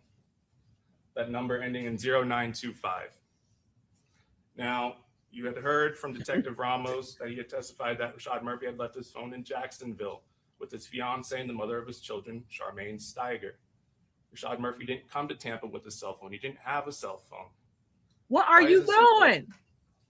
Because you also heard Detective Ramos testify, there was no relationship between Davion Murphy and Charmaine Steiger. There wouldn't be a reason for Davion Oh, they about to call fight. Charmaine Steiger. Based on that, would lead you to conclude that Rashad Murphy had called Charmaine Steiger at 1:54 in the morning on June 23rd for a 26-minute phone call. At 5:03 in the morning, there's an incoming call again from that same number linked to Rashad Murphy and Charmaine Steiger. Again, at the Airbnb, similar to the last call. That was for 7 minutes. Why is that call important?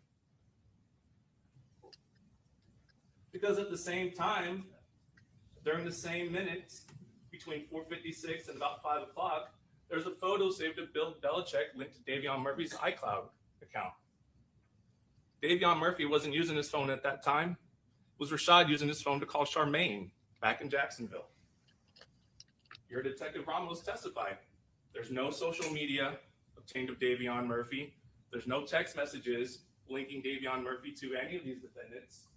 There's no communications even on any of the other defendants' Apple iCloud dumps or extractions with communications between Davion Murphy, Isaiah Chance, Alicia Andrews, and Sean Gathright.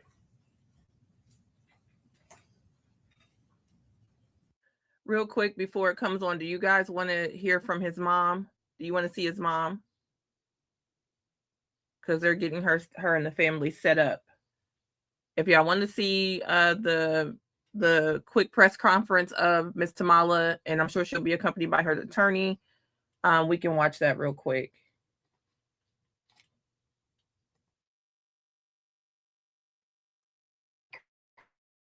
That's Tamala Payne. She's usually with family attorney Sean Walton, and I'm looking to see if he's coming up, but that's his mother. Okay, there's Sean. There's family attorney Sean Walton Jr. and Casey Goodson Jr.'s mother, Tamala Payne. Justice for Casey. Justice for Casey! Tamala, I have to ask, what went through your mind when you heard the verdict? Thank you, Jesus. It's over. Finally, he has to stand accountable for what he did to Casey. No, this is Casey Goodson Jr.'s mom. Now, one of the counts, we don't know what's going to happen next. What would you like to see with that murder charge? No, honestly, I would still like to see the murder charge pursued. It was hung. I would still like him to be convicted of murder because at the end of the day, that's what he did. He murdered Casey on December 4th, 2020. So he should be convicted of murder. But we are equally as happy that there's a conviction regardless because he's guilty. Does it give you pause at all that this has been the second jury that has returned a mistrial on murder charges?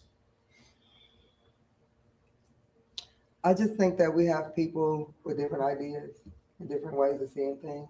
And so, everybody has their own opinion, different ways to look at things, and it just didn't line up with each other. And that's okay. But we got what we were supposed to do. What did the last 5.5 years been like for you? A roller coaster of emotions, of course. We were in trial, mistrial. We wait for years, continuance after continuance. Jason Mee got to be at home with his family for 5.5 years with no accountability on a $250,000 bond. So, it's been a roller coaster of emotions for me and my family. But we stepped fast. We kept our faith. We kept praying. And we kept leading in love and light. What message do you hope that the guilty verdict sends to other families out there also still waiting, for justice and closure and their day in court? Prayerfully, it gives them hope because, as we see here, we are getting accountability. So hopefully it gives them hope that they will too. And I pray they do. Tamala, was there anything in this trial that stuck out to you? Obviously, there were some differences, but watching it, was there anything that stuck out to you as to why we are talking about this right now? Yeah, they didn't have a case. Say it. And anything specific that you think tipped the jury over to the guilty on the reckless this trial versus what you witnessed? I don't think the reckless was the question. I think it's hard for the jury or any jury to convict an officer of murder. We're talking about an officer, and we know how people view officers. But I think the evidence and the way that the prosecution team presented the evidence is what the jury based their decision upon. We have an overwhelming amount of physical evidence in Casey's case that just cannot be ignored. And in the murder of Casey, Jason Mee was very reckless. And I'll add that two of the jurors that I spoke to after the first trial indicated that had they been allowed to come to a decision separately on the charges. If you recall, they were instructed that it was pretty much all or nothing. They believed that they could have come to a guilty verdict on reckless in the first trial. Yeah, that's what it was. It was reckless, period, as soon as it turned into fully auto. How does it, what does it do for you and your family? It gives us closure. It gives us peace. And now I'm sure I speak for my family when I say this. I know now Casey can rest. You know, we've been fighting for 5.5 years, and Casey sees his family fighting. He knows the stress, he knows the pain, he knows the heartache. And now not only can we try to find peace and finally start truly grieving, my baby can rest. So what happens for you now? How do you move forward after today? No, it's one day at a time. If you could talk to Casey, I'm sure you're a praying woman. I'm sure you are. What are you saying to him? We did it, baby. He's in jail. That's right. We did wanted it, him baby. in jail December 4th of 2020. So it's been a long roller coaster ride of him not being in jail for what he did to Casey. He's in jail. We can go home tonight and I can lay down and I can sleep comfortably knowing he's in jail. He's in jail. Anything else you guys want to add? You know, I'll say on behalf of this family, I just commend them on their strength through this process, because it has been a long process, as you all know, experienced several times over, and it's been difficult for them. And so I commend them on their strength. I commend the special prosecutors for their work in bringing this case, because they have put a lot of effort into it, a lot of dedication, a lot of strategy. It's not easy to convict a police officer of any charge. And also just the investigation in itself. I think that, you know, it's been in some circles framed as a political prosecution, and it's not that. It's actually been a very bipartisan effort from day one, you know, from the DOJ and FBI getting involved and the dignity that they showed this family in those moments. It's all been very, very impactful. And so I do just want to add, because my grandfather passed away on Tuesday, and you know, it was not lost on me that happened, because almost 60 years to the day, May 10th, 1966, he was actually shot and left for dead by a police officer in Dayton. And in Dayton, he was placed in the back of a police cruiser and left for dead. And it took a supervisor to come on the scene and to say, can you walk? And to escort him to the hospital. And in the hospital, he was again denied treatment. And it took a nurse who slipped our relative phone number to a doctor who came in and performed surgery on him and saved his life. And it took the non-shooting officer who actually told the truth. And the allegations against my grandfather were dropped, and that officer was terminated. And my grandfather always showed that grace and appreciation for that supervisor and for that non-shooting officer that told the truth. That non-shooting officer was later ostracized by the police department, and he committed suicide. And so for as much as I thought about my grandfather in the past few days, I thought a lot about that officer, O.J. Bradley, that committed suicide because of how he was ostracized for doing the right thing. And I think this has been framed many times over as anti-police or as, you know, an attack against police officers.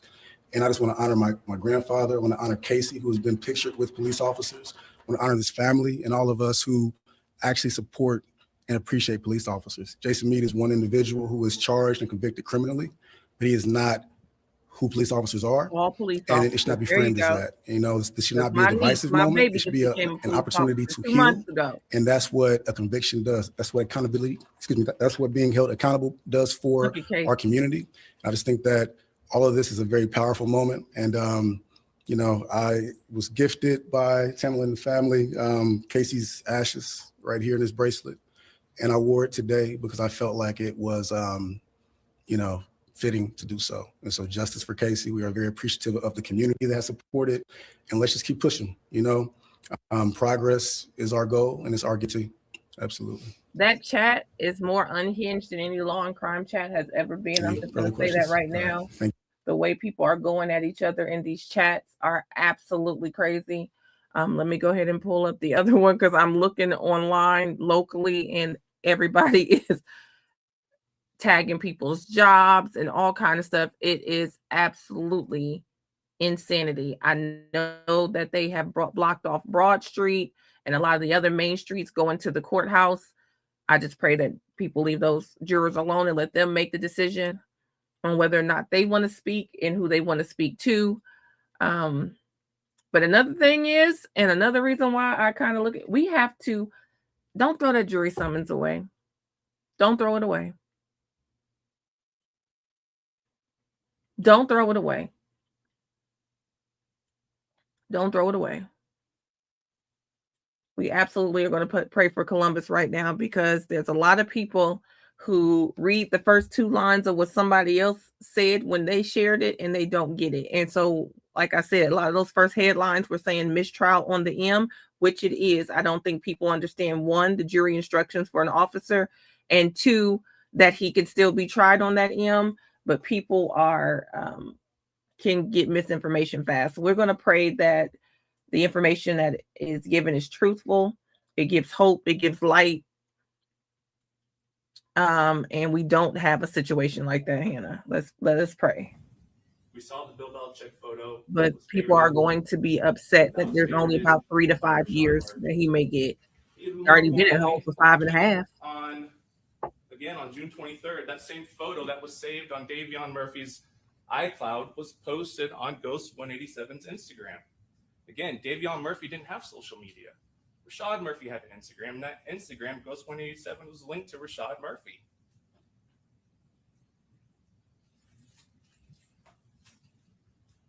Again, this is just showing you the CDR records. You heard Detective Ramos testify that CDR records aren't always going to be accurate. There's going to be bits and pieces of gaps missing. It's not going to track continuously over time. Same thing with timing advance. There's going to be bits and pieces of information missing. It's not continuous tracking of information. But nonetheless, he was active in Tampa and he was present at the Airbnb. This is seen on June 23rd, right before Davion Murphy left in the Chevy Cruze heading back to Jacksonville. He's seen on the ring camera footage. The state made a big deal about this because they said that's the only time he's ever seen on the ring camera footage. Well, we heard from Detective Ramos and others that Rashad Murphy was present at the Airbnb and he was never seen on the ring camera at all. It was his own testimony that he was there. In fact, Ramos even testified that there was someone inside the Airbnb already when Alicia Andrews arrived, and they weren't able to conclude who that person was. I submit to you that simply being seen once is not indicative of some consciousness of guilt to attempt to conceal or hide oneself.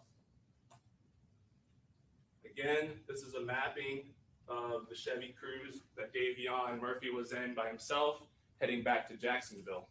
At no point from the time that he leaves Jacksonville to the time that he's heading to Tampa, to the time that he leaves Tampa, heads back to Jacksonville, or rather while he was in Tampa, do we ever see Davion Murphy in the Impala?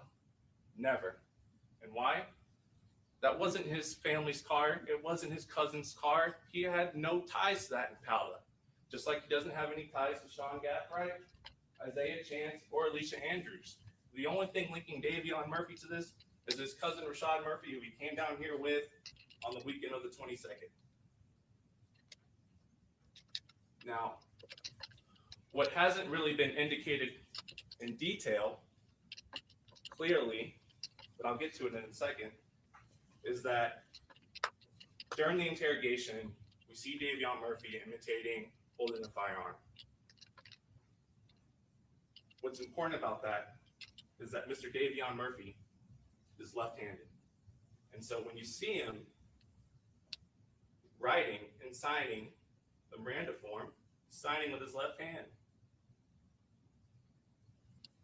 When he's holding and mimicking that imaginary firearm, he's discharging it with his left hand. Hold on. Clip from the Tesla video is right-handed. Shooter number 3, who they believe is Davion Murphy. He's shooting with his right hand. Oh, shit.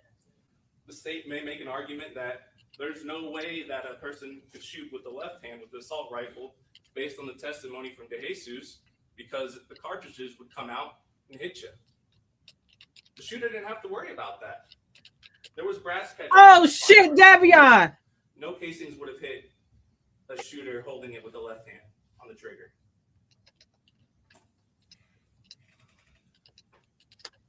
Davion Murphy is only seen in the Chevy Cruze. His phone does never show him leaving the area at the time of the shooting. He's never seen with any weapons. There's no DNA evidence linking Davion Murphy to any firearms, to any crime scene, nothing. There's no text messages between Davion Murphy or any of the other defendants of some form of an agreement to come down to Tampa and kill Julio Foolio, Charles Jones. There's no agreement to hide any firearms. There's nothing. More importantly, you've heard testimony from several gang experts that they don't even know who Davion Murphy is. They didn't have no clue who he was before this investigation. Now, as you've heard from every other defense attorney already, the state gets the last word. And so this will be the only opportunity that I get to speak to you. Peace. I would say one And fucking what I thing. anticipate the state's going to make a big deal out of is the interview with Davion Murphy. Now, it took them almost 7 months for him to capture. He didn't leave Jacksonville. He was picked up right in Jacksonville. The same place he went to when he left Tampa, he was picked up right in Jacksonville. He wasn't hiding, but ladies and gentlemen of the jury, when you were first voir dire, you were asked, have you seen this case on the news? Have you seen this case on the TV? Are you familiar with it? This is a high media case. I would submit that Mr. Murphy was familiar with this case due to the high media and that he wasn't intentionally hiding, but he was in the heart of Jacksonville with his friends and family, and he knew what would happen if he got picked up, and that would be a long process. You've heard that this homicide occurred in 2024. We are in now 2026. 2 years later, nearly. I would submit that based on the evidence presented, it's not sufficient enough to prove beyond to the exclusion of every reasonable doubt that Davion Murphy is guilty of homicide, first-degree murder of Charles Jones, Julio Foolio, attempted murder. Y'all made a big state. How did y'all miss that? Thank you. Very good. Y'all made all that shit about Rashad being left-handed, and y'all it right in the family. Did I didn't see what arm he was popping with? I just thought the stomach smash.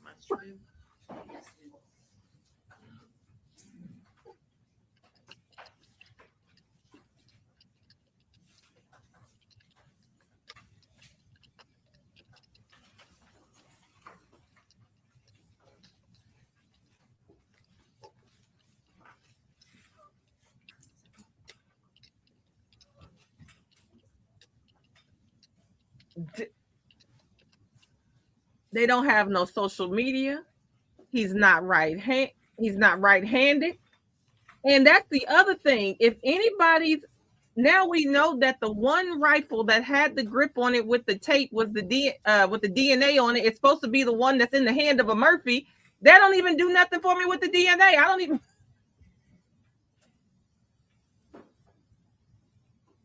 That's a lady. It's Ramos, you missed that part. Ghost, you ain't much of a ghost no more. You tried to pull the right hand thing. Only person had a popper in the left hand was him. Evidence, and we're going to go one by one because this is rebuttal. And the first defense attorney we heard was Mr. Gonzalez representing Rashad Murphy. Talked a lot about the phone and what was on his Girl, you didn't got to talk about the phone. Davion just gave you the phone. Comments about he said he was there and he left his phone. Messages that are sent from the phone that Rashad Murphy, his client, now don't do double the work for no reason. With Charmaine Steiger. There are a couple of messages about those burner phones and who they're supposed to go to. And those are not the messages themselves. Those are screenshots. And that is the very limited activity that is on that phone that he uses, that he has been seen in possession with, that he had at the Walmart. And we know that phone stays in Jacksonville. Rashad Murphy did not stay in Jacksonville. In fact, he lies about the phone. He specifically tells the detectives that he didn't bring his phone with him. In fact, when he says he needs to use a call in his Go ahead and story, figure out one that of because she many playing. that he gave law You playing. enforcement, he Davion's says attorney that just he gave you has the to phone. There's no use reason for you to speak on that Darius phone Beal's anymore. Matter of fact, I phone can even because turn this he TV left his off. phone in Tampa. So those messages that they are putting out in front of you to suggest that he's really in Jacksonville when this homicide is committed is absolutely not any evidence that that is where he is, because when he is confronted with the evidence after he has denied and denied and denied being in Tampa, it is not until he is confronted with the video from Sean Gathwaite's house, that is when he finally admits. That's how I know after she don't those take notes. detectives get And out, if she those do, she don't Jacksonville take good ones. detectives get up and leave the room. When he finally admits exactly where he has been. And even then, it is story Wow, after he heard story. all of that. They better hope that Because minister don't well. Allegedly. that Darius Beals was not ever in Tampa. Not on June 22nd, not on June 23rd. And we heard a lot about this 2 phones. 1 phone was not in use. So Rashad Murphy definitely wasn't using that phone when he lies to law enforcement to suggest he's with Darius Beals, and Darius Beals drove him from Jacksonville to Tampa. Darius Beals was not around to be interviewed, but they did research and look into the information on that phone. And what is clear is they were also not just looking at the cell site location and where the phone actually was, which never came to Tampa, not on the 22nd, not on the 23rd. Darius Beals, that phone was never utilized by this defendant in Tampa. And we know that it is Darius Beals' phone because they looked into who is the actual possessor of a phone. Because anybody can use anyone's device, but phones are very personal to a person. It has information on there regarding your calendar, regarding all your contacts, everything that you look up on social media. Phones stay with a person. And so the detectives delved into Darius Beals' phone and saw over 30 unlocks on his phone, including on the 22nd and on the 23rd. And it is by facial recognition. And now you've heard, oh yes, there may be more than one person that has a facial recognition on a particular phone. The problem with that is there are multitudes of photos on that phone, and they are trying to see who is actually using the phone. And on June 23rd at midnight, there is a selfie. Darius Beals isn't in Tampa when these homicides are being committed. He is unlocking his phone and he is taking photographs of himself. Lots of people take selfies. And the selfies that they found during the time when this homicide is occurring is of Darius Beals. And it should come as no surprise. That is because it is his phone. It shows where he is. They did the location data. It shows that he is in the vicinity of his home, where he is taking photos of himself occasionally during that time period. It is another lie because they are confronted with evidence. And you heard about consciousness of guilt. Consciousness of guilt is when you are lying to law enforcement or go to great efforts to avoid prosecution because you know you are guilty of the crime that you have committed. That is what consciousness of guilt evidence is. And that is why you have heard about the efforts of law enforcement to bring to justice all 4 of these defendants and the great efforts that they have gone to avoid prosecution, avoid being caught for killing Charles Jones. And it starts with Sean Gathright getting rid of the murder vehicle, the vehicle where 3 assailants were. He doesn't take that car back to Jacksonville. He hides it in Polk County, the last place that anybody would be looking for that vehicle. We don't find the black Chevy Impala in Jacksonville in his driveway where it was when they were loading up all the firearms in his car from his house. We don't find that in Jacksonville. It certainly isn't in Tampa because after they committed the crime, they left.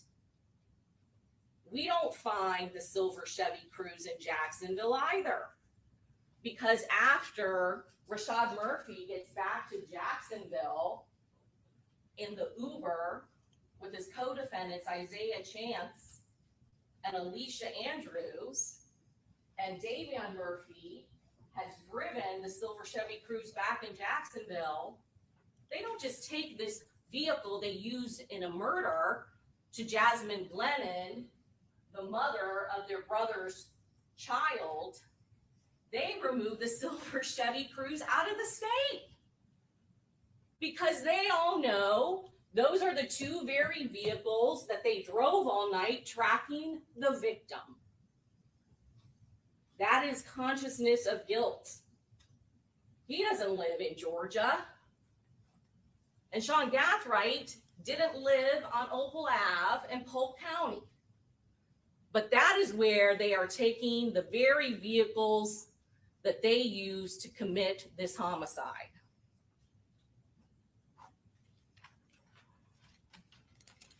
Mr. Gonzalez showed you the 101 L2.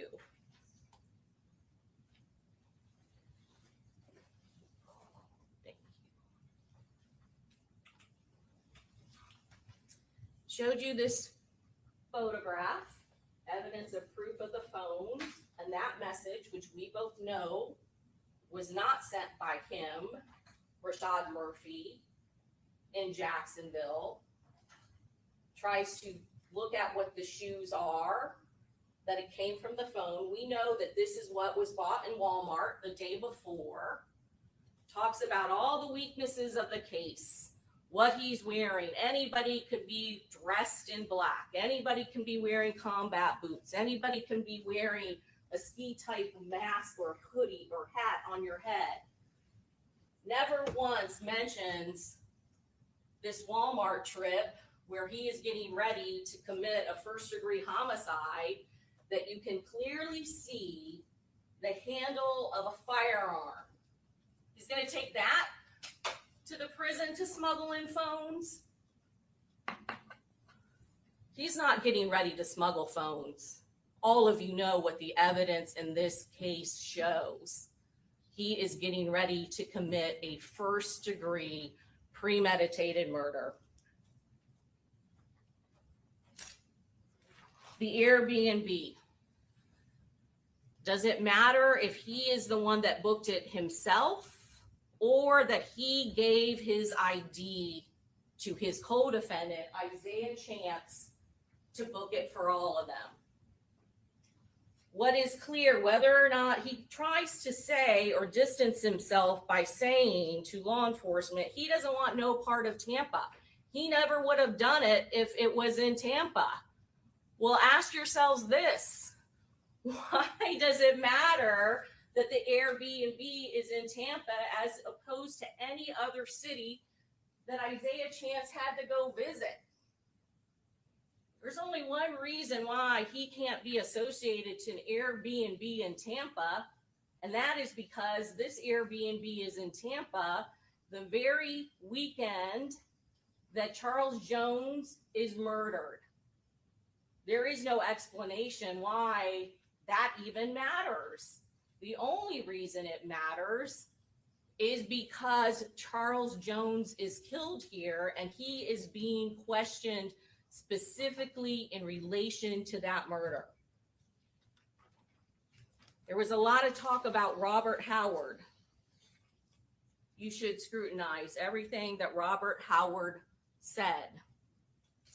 And you'll notice in our first close, when we went over the mountain of evidence in this case that absolutely proves each and every player, each and every defendant in this case, there was no mention of Robert Howard.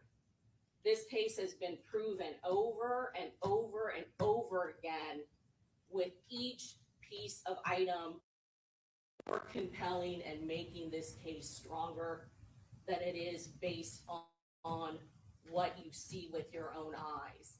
Mr. Gonzalez talked about circumstantial and direct evidence. Both of those are types of evidence that you can utilize. This isn't just a circumstantial case. There is direct evidence in this case. Direct evidence is stuff that you hear from eyewitnesses, eyewitness testimony that was there. We have talked about that silent witness, and you know exactly how this crime was committed. They are asking you to disregard what you can see with your own eyes and look at a small part of our evidence and look at it and ignore every other item of evidence that we have presented to you.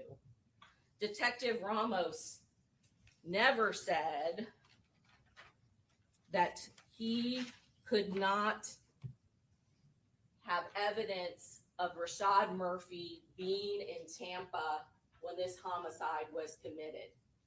When the question was asked 5 different ways to where he was pinned in, to ignore all of the other evidence, all of the other factors, and just look at the video.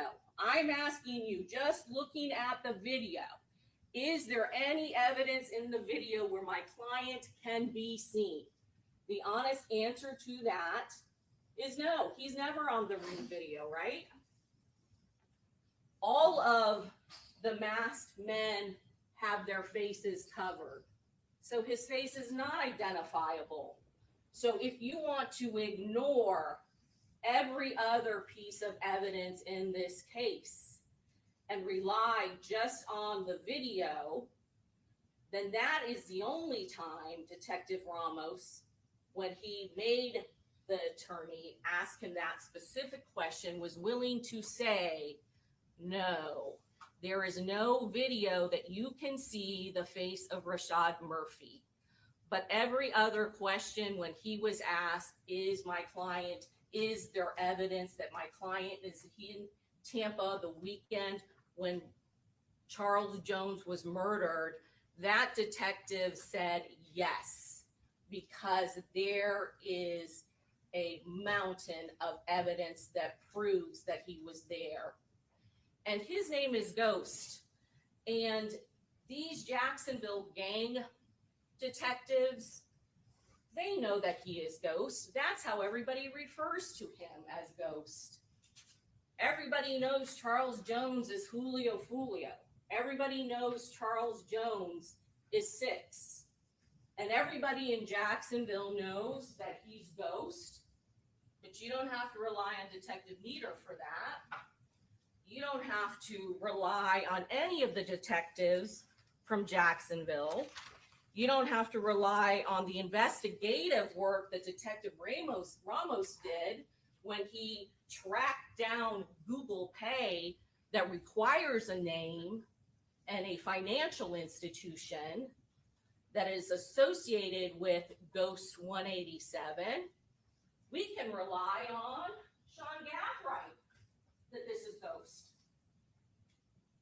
You don't have to rely on one Jacksonville gang detective for that information, because when we got SeanGathright's phone, he has the phone that he uses with Charmaine Steiger saved in his phone his trusted co-defendant, the person he works with. He calls him Ghost. He knows he's Ghost too. Phone number so important to Sean Gathright, and when he got rid of his phone and tried to erase all of the information on that phone from the weekend when they murdered Charles Jones, Julio Foolio, that he then, when he is setting up his new phone, not realizing what was backed up on his iCloud, that he has specifically written down two people's names. GH, that phone number, 904-386-0925, is the very phone that was in his possession in the silver Chevy Cruze when he is arrested in Gwinnett County in one of the suspect vehicles.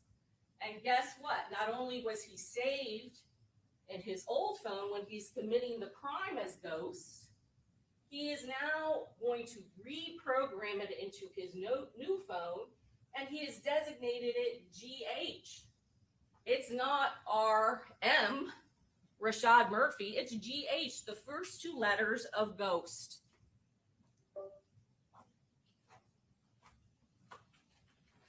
Going back to Robert Howard.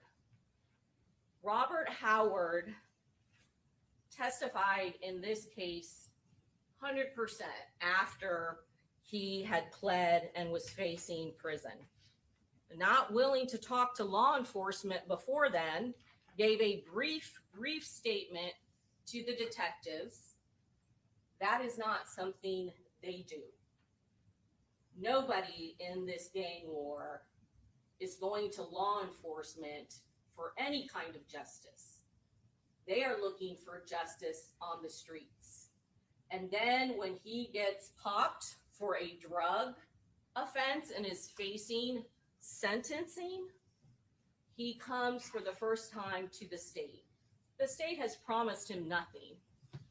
He is not needed to prove this case, but he is the only person other than the gang experts that can give us any eye into this world. And one of the things that he tells us about is a posting that Charles Jones does when he is on social media. She is about to drag You this know out what for no Charles reason. Jones does, and they are trying to say that none of these defendants care about these deaths that 6 Block has taken credit for. None of them care that Charles Jones has drill rap music that makes fun of their friends, their gang members, the people they call family. That he No, you has should have made stuck with drill their rap real music family. videos Who you didn't? that Oh God, you should have asked for a denigrate break. them, that insult them, that make fun of their deaths. You saw that when I see you. He is at a grave site of the 3 people that were killed in the town center in Jacksonville. And now you lying because he wasn't at their grave. Robert Howard was able to tell us that this photograph that Charles Jones posted, again, to incite people, to inflame people, to add to his drill rap clicks, and to make it more controversial, that is Charles Jones, Julio Foolio, photographing himself and others of 6 Block at 23's gravesite. That is where that original post came from. It is then shared by Isaiah Chance in a very different light. 23 is someone who he cares about. 23 is the necklace that you have seen that shows that he is a part of this gang war. He has posted this photo that was on Charles Jones' Instagram story, disrespecting 23, where they're all at his gravesite. disrespecting his death. And he said he reposted this picture to his public Instagram. The biggest mistake anyone on earth could do. He doesn't care about what Charles Jones has done. He's not angry at Charles Jones. Again, you decide who is credible, who is not credible. We don't need Robert Howard to prove this case. This case has been proven over and over and over again. But Robert Howard could provide law enforcement with rare insight that they could not get other means, by giving them intelligence into some of the meaning behind some of these postings.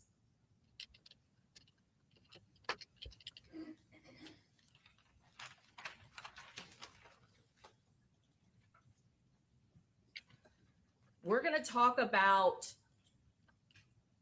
Rashad Murphy's statement one last time. A statement that a defendant makes is only admissible against himself. It is not trustworthy with anybody else, because the reasoning is that if they are going to make some kind of implication or incriminating statement, it would only be true if they were truly making it about themselves. Because we expect people who commit crimes to point fingers. And so in the rare moments when they tell the truth about one single fact, it can help prove a case. And so nobody identified Rashad Murphy in any of those videos because their faces cannot be seen. But certainly Rashad Murphy identifies himself. And when confronted with the evidence, he had no other choice to then finally admit that he was in Tampa. So yes, we have the right person. He still lies and tries to maintain that he wasn't in Tampa until after the homicide. But it literally makes no sense, because at some point, I believe Mr. Gonzalez pointed out that he would not absolutely ever agree to an Airbnb in Tampa, yet miraculously the next day he's got to go to Tampa to check it out. And what is more preposterous about his story, because again, he is caught. He can't admit to what he has done. But what is most preposterous about this story is having no idea where the Airbnb is, having no idea where the address of the Airbnb is, that he magically shows up in Tampa at the address of that Airbnb. Ma'am, you don't need to talk about none of this. This whole investigation, y'all realize that man had a left hand? And I still feel like somehow he's guilty, but y'all could have at least called him ambidextrous or something. Checking out Jesus. Airbnb for the first time. They are trying to normalize going at a Airbnb, a place that you are vacationing or staying in temporarily, and going to a side parking lot of a place that you He's trying to hammer in the wrong details. And trudging Yeah, they're talking about these boys is mad because they said not so nice things about their friends. When that boy told you the mental anguish and the way the grief manifested physically in his grandmama and his auntie about his damn cousin. It is beyond belief. It is Avion another told you it's fuck dog. because they have been caught. Rashad named his child Prosper after Prosper and killed on Prosper's birthday. If you don't find another way to make these people understand, it's not hidden. It's not hidden. And you doing this about the same way I believe you count calories. You don't. I don't know. I'm not convinced. What world it is where you try to say I have never been more disappointed in a rebuttal. There is too much there for you to give this jury that is absolute fact. You can hand this jury filet and you hand them bologna. Really, nothing relevant from the Toyota 4Runner. a shell casing The poverty pimp, that yes, matches the murder Lord, of it the got me all homicide worked up. victim The is not lawyer. a piece of evidence relevant to the Tampa homicide. That's not direct evidence of motive. They tried to kill him in She don't know how to October deliver this. 2023. Was She don't know not how to deliver it because she never tried to understand it. and evidence is She found in feels her they're car. guilty, but she don't know, and she don't deliver it like she give a fuck about that boy that was What killed. more relevant tie directly linking Sean Gathright to this homicide do we need? So let's now go to his house, because not only does he have the She don't care about she don't see, she don't, this makes me feel like she don't see Charles Jones as a victim. Just my personal opinion. I'm just speculating. I don't know. We'll say in his allegedly. house I got my sign in on. a locked safe. But there's there too are much two shell casings there that could have fired by the hammered this same home for this jury, and you skipping over it and picking the shit that don't mean nothing. Something that you felt jumped out to you, but you don't get this. in Tampa. I would have respected it better if she would have went with the whole fear theory. They're not staying in Jacksonville. There's more evidence. Let's go back to the They're coming Toyota to our 4Runner. good town. They're in our All county. of that ammunition, They're going to bring their death because here he unless you still make has a ammo. statement. He didn't save the boxes of all the rounds and rounds and rounds that were fired in Tampa, and he's got more of it. That somehow suggests that he's not involved in this case. Max Tech is a common brand, but there are dozens and dozens of different type of ammunition that can be fired in a 9mm. And he just happens to have the exact brand in his truck of all the shell casings, all 31 that were left here at our homicide scene. There is link after link after link of Sean Gathright to this case. Suspect vehicle, Sean Gathright. Other suspect vehicle, Rashad Murphy. We know who was in there. And let's get one thing clear. I don't call Isaiah Chance Mr. Rich on War. He gave himself that moniker. I'm just telling you what the evidence in this case shows. And he chose Mr. Rich on War for a cash app where you receive and send money. That is his choice. That was his decision. And it clearly is his cash app because Goodson is his rapper name. And you saw all of those different names that he decided to use. And he, before this homicide, decides that he is going to go as Mr. Rich off War. And we know that he gets payments from other people that are in gangs.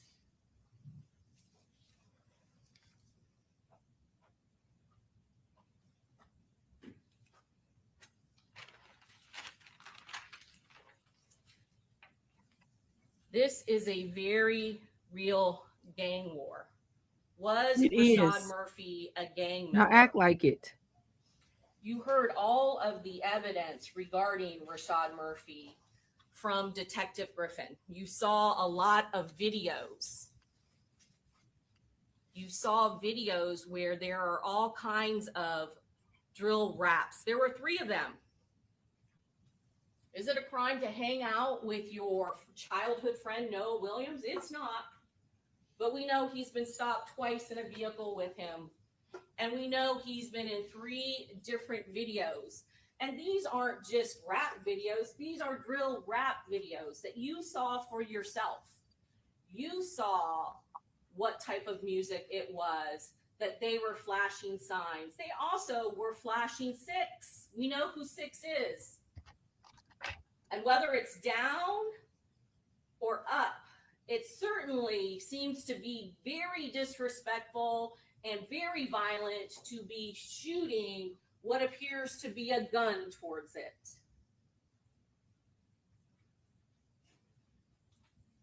He is very much a gang member and met multiple different criteria.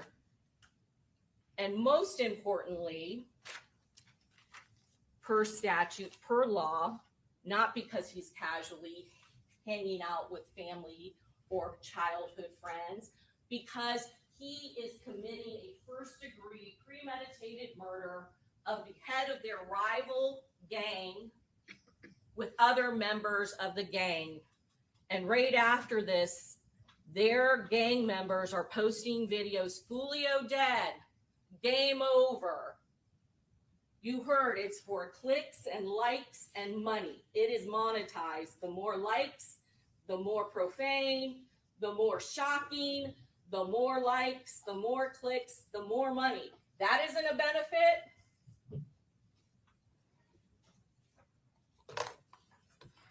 Davian Murphy, let's again talk about consciousness of guilt. There was a lot of media on this case.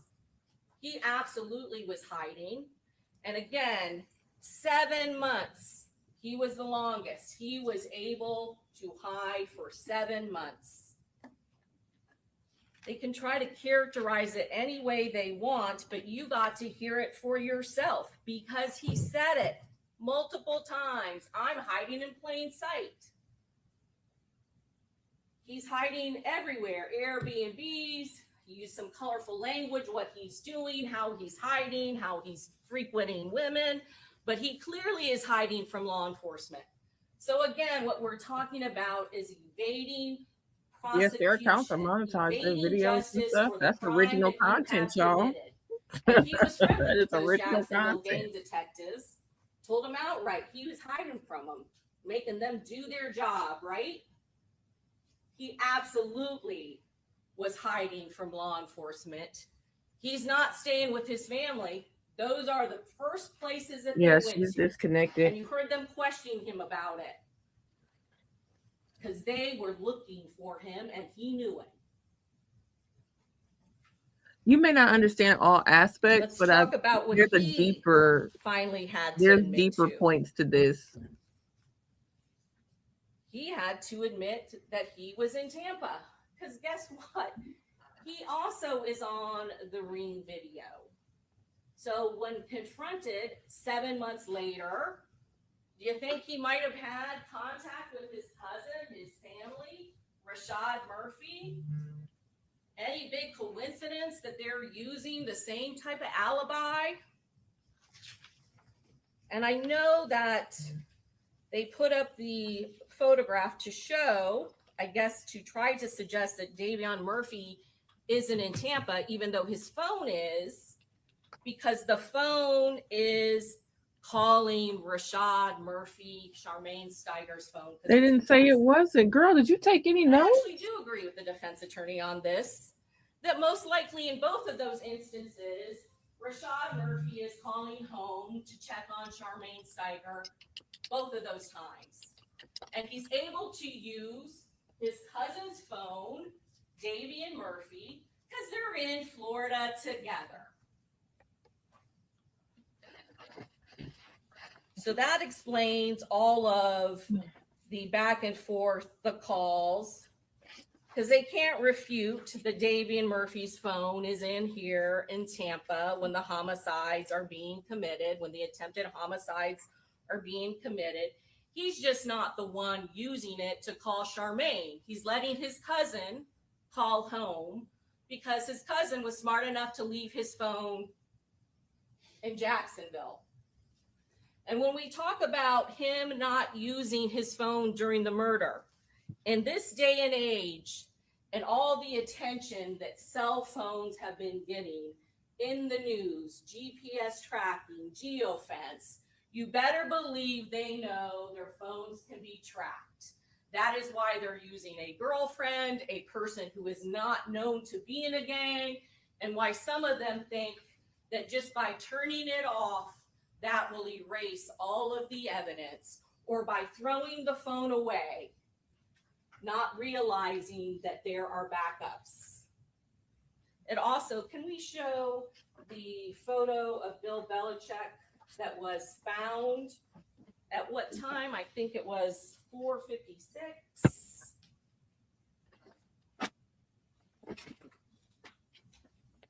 So this was posted to Rashad Murphy's Instagram account.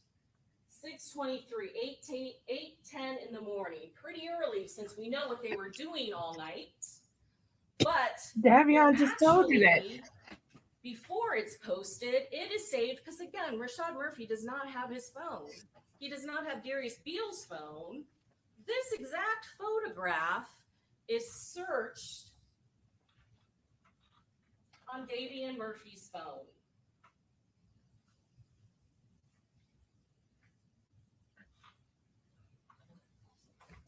"4:56 a.m. 4:56 a.m. Remember the USF body cam? The shooting had just happened. Armani Turner, Robert Howard, and Miss Randolph fleeing for their lives, desperate to get to You need USF. to be USF is close. rebutting USF is Davion. across the street from Home to Suites. And there is a traffic stop in USF's jurisdiction. And they immediately go to her and Officer Fusco, USF, and they immediately bring them all back. Remember the timing of that? They are searching this celebration post before media is there, as TPD and first responders are responding. How do they know that they're going to need Bill Belichick and Tom Brady, the GOAT, that they have taken out 6 block? How do they know that they're going to need that at 4:56? And again, I agree, Davion Murphy is not doing that. It's Rashad Murphy using his phone because he's getting ready to post to his ghost Instagram Bill Belichick and laughing emojis. Davion gonna be a problem for them. Davion gonna be a bad problem. And again, this is not about somebody being I want innocent. to talk I don't know if about anybody's this innocent. argument about Sean Gathright and Dare I the say, cell phone I really don't towers think hitting. anybody innocent. Trying to find, I wrote it As down. far as the not exact guilty, time where you maybe you're supposed to be in his old tower elementary utilizing that school is pictures. pointing Anything to at find the him doing something with his direction right hand. of the Airbnb. Is that 4:39? That right-handed shooter when There he's are multiple left-handed hits going on top off of his phone, around the murder not scene being at that anywhere time. near that You scene, heard but from he's Detective saying he was in Rollins to Tampa and they're explain saying to that you Rashad had his phone. that not always Yeah, no, the closest no, tower that's is being terrible. utilized. There could be a variety of reasons why a certain tower is being utilized. Damn the towers. USF is We on need to that be property. ambidextrous. And there is towers there, and there are towers on the other side of USF. And you heard that sometimes it can be a building that is blocking it. It can be based on usage. If there's over Honey, after that interview, I'm convinced of he's a crazy. tower, another tower, But they're gonna F they around take and lose over, him. which absolutely can explain an anomaly that occurs a little bit more north of where the homicide scene has happened. But what happens is it immediately pings right back. There is at 4:39 that is at the homicide scene. And then there are many others that show that that phone is exactly where we believe it is. And that is at the scene of the homicide when this occurs. There are all kinds of hits that are occurring on his phone. And you know that he is moving. The car is moving. They're getting out of the vehicle and moving. But what is clear is the majority of hits at that time are at the Home to Suites.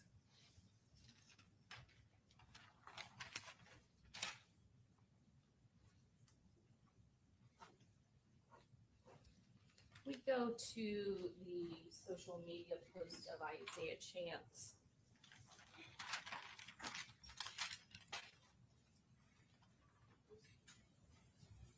So this photograph that they put up there, that was one of the documentations of his gang activities, where he clearly is throwing up 1,200 signs, but his face appears to be covered. let's not forget that there was a search warrant done at Isaiah Chance's residence, and in the car during the execution of that search warrant is the very jacket that he's wearing in this photograph where he's throwing up 1,200. And there were things of significance that were found at Isaiah Chance's house. There was also a bully down sign that was relevant and shows, again, he hates 6 Block and the subset bully gang so much that he has made a homemade poster, or maybe been gifted with it. I don't know. I don't have to approve how he got it, who made it. I just know it's further evidence that he does not like bully gang. You heard from Jacksonville experts that this is a sign of disrespect to either do a sign upside down or specifically for bully gang. This is what they do. They don't call them bully gang, they call them bully down. And he has put it in a prized spot over the fireplace, or I'm sorry, over the window in his house, because he does not like 6 Block and the subset bully gang.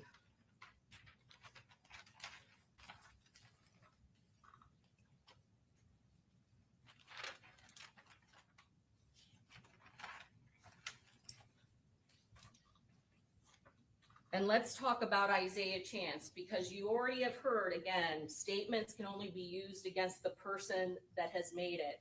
So Rashad Murphy has identified himself as being in Tampa, reluctantly to law enforcement and not completely truthful. Damian Murphy has admitted he is in Tampa because they are confronted with the evidence, photographic evidence that you all got to see as well. Photographic evidence that they could no longer deny, but still not telling the truth. Isaiah Chance is also interviewed by law enforcement. And I think the characterization was that he was cooperative. The interview was 2 hours. He continued, although he said he was in Tampa, would not be able to specifically tell the detective where he was at. McDonald's, at some bar. They didn't go in because he talked to the bouncer. We know the 2 clubs that he was at, and there is no video evidence of him ever approaching a bouncer. But again, so we want to talk about identification. He has identified himself as being in Tampa, identified himself as being in the McDonald's. Guess what? That means he's in the silver Chevy Cruze. We have identified him as being in one of those suspect vehicles before they go to hunt and track him down. Some kind of argument from Mr. Gathwright's attorney. Why is it, or some that he, I guess, suggested it's evidence that he is somehow not trying to track Charles I was Jones thinking the same down thing. because he's looking for the Airbnb. Why would he do that if he already knows where he's going to be at teasers when he appears? Could it possibly be? Real quick, I wasn't even thinking that they was figuring out it's real. I think they probably are figuring out in the back of their minds that allegedly they all may be a little guilty. But right now, I think they are figuring out they look the guiltiest. And that one of these fools, 30 years old, could get off. They probably want to say which one he really was or where he was at. Somebody want to tell the damn truth right now. Because they want to kill him sooner?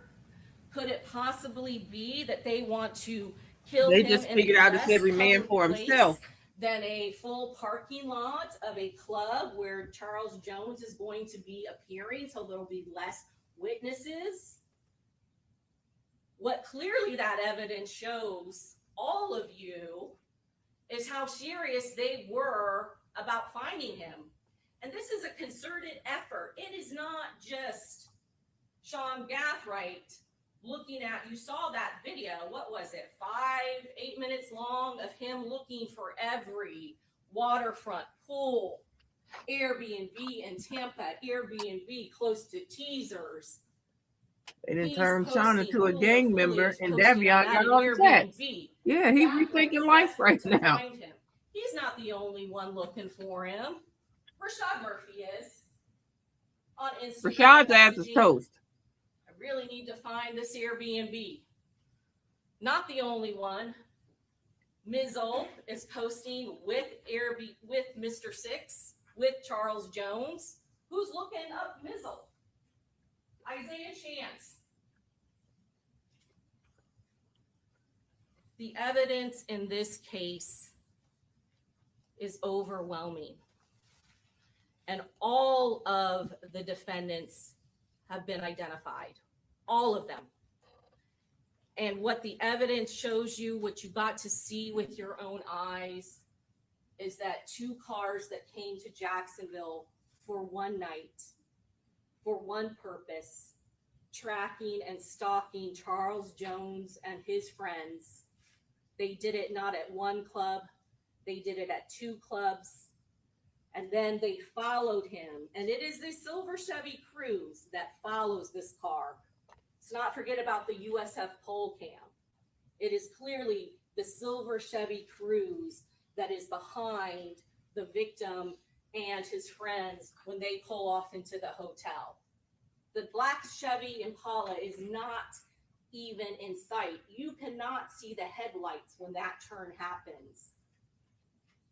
And there is nobody who knew other than the silver Chevy Cruze from their side of where Charles Jones and his friends were trying to get a room. Every place the silver Chevy Cruze went first, the black Chevy Impala followed. And then when they knew where the victim was, the black Chevy Impala avoided the line of sight. And one thing that Robert Howard said that you can believe or disbelieve, if he had seen if he had seen Isaiah Chance, if he had seen Rashad or Davion Murphy, he would have been scared. He would have got his weapon. They were armed too. And when I say this was well executed, well coordinated, it was an ambush. None of those victims knew what hit them. They didn't expect what was going to happen to them. All of the defendants have been proven beyond and to the exclusion of all reasonable doubt. They should be held responsible. They have been proven guilty of the only type of homicide that occurred. What separates a first-degree murder from a second-degree murder is premeditation. There can be no more premeditated murder I think than y'all a fucking lost hit Davion. that was organized And that boy, in another city, man, where they armed themselves, where they made arrangements for a second vehicle to stalk the victim, where they got masks, where they got enough ammunition to get the job done. This is first-degree premeditated murder. This is attempted murder for all of the people that they fired at and shot at, hoping to kill. Hold them responsible for each and everything that they did. And that means they're guilty as charged of every count, the top count that we have charged them with. Thank you for your time. All right, members of the jury, that's it for today. So just remember my previous and often repeated admonition on the overnight recess. Don't talk to anybody about anything related to this case. Don't read, watch, listen to any news accounts, do any independent investigation. Tomorrow morning, you will return at 9 a.m. And I will give you the final instructions on the law. And once I read the law to you, and you all will then begin your deliberations. Okay. So just bring with you and an overnight bag. Doesn't have to be anything too complicated, but just whatever you might need, and bring it with you. We'll keep it in the jury room. Okay. All right. Yes. Do you have a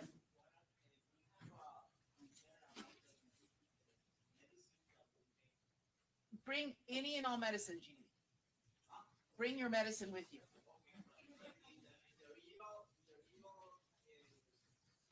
I don't know that anyone's going to be checking your medication. It's not, the deputies are not like the TSA. So, you know, I think She's more than trying to anything, tell if you do you get that she sequestered, got they're that gonna be medicine, looking okay? more for things like if you bring a book, is it something that might be related to this case? But bring whatever you need to be comfortable overnight. All right, you're good. Okay, very good. Well, how many of them is it? 12? How many jurors do they have? They might mess around and make that juror alternate.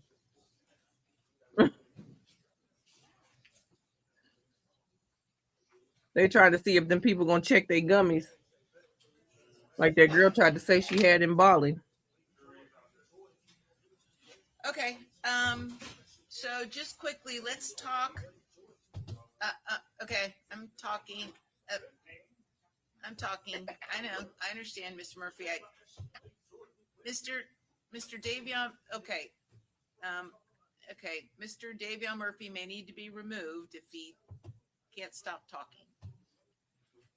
Okay.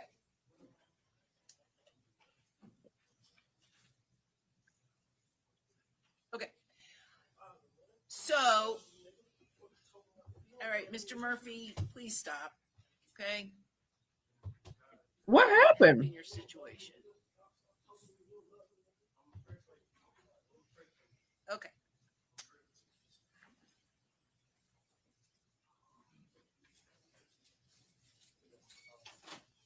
Okay. So after I read the instructions on the law, then I would discharge, at least for he that hoping.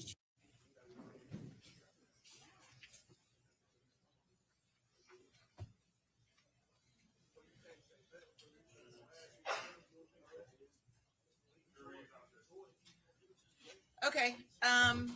So just quickly, let's talk. Okay. I'm talking. I'm talking. I know. I understand, Mr. Murphy. Mr. Davion. Okay. Okay. Mr. Davion Murphy may need to be removed if he can't stop talking. Okay.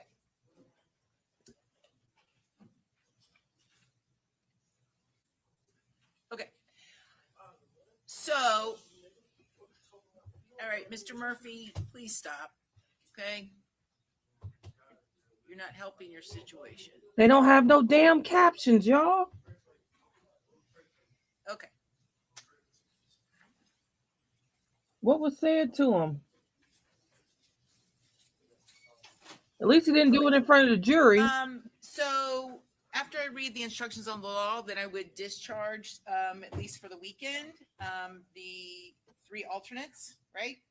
And I don't, if we get to penalty phase, I only think we need 1 alternate for penalty phase. I don't think we need to bring back all 3. So you all just need to think about that before tomorrow. And then if it were me, the lineup would be, this is if we're going to bring 1 back, the next up alternate would be juror 168, initials Mr. MN. The second alternate would be juror 213, Mr. initials JM. And the third alternate would be initial juror 220, initials KC, Miss KC. I would be open to, for only bringing back 1, if there's one among them that would like to volunteer, that doesn't have a job to get back to, that they really need to be attending, to let them pick a volunteer, but only if everyone agreed. Otherwise, I would bring back 1 alternate, and that'd be the alternate number 1 that I just mentioned.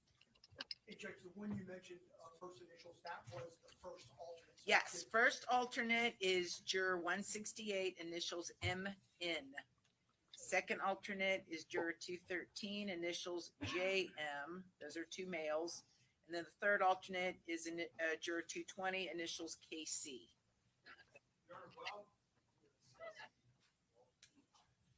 We made it as far as we have all 3. I would propose we had the juror who made contact with Ms. Doherty. I don't think it was anything that ill intentions, but I think it's a violation of the court's instruction. I would propose he be replaced with the first alternate, but on the discharge. I would suggest, come on, given that contact that he has, Well, at this point, no one asked me to do anything, but I'm happy to bring him in and talk to him outside the presence of the others. Just have a discussion with him about what was said and just make sure it's not going to impact him in any way. Okay. And then you can renew your motion. So depending upon what he says, and I'm happy to do that in the morning. So just be thinking about how we're going to handle the alternate situation.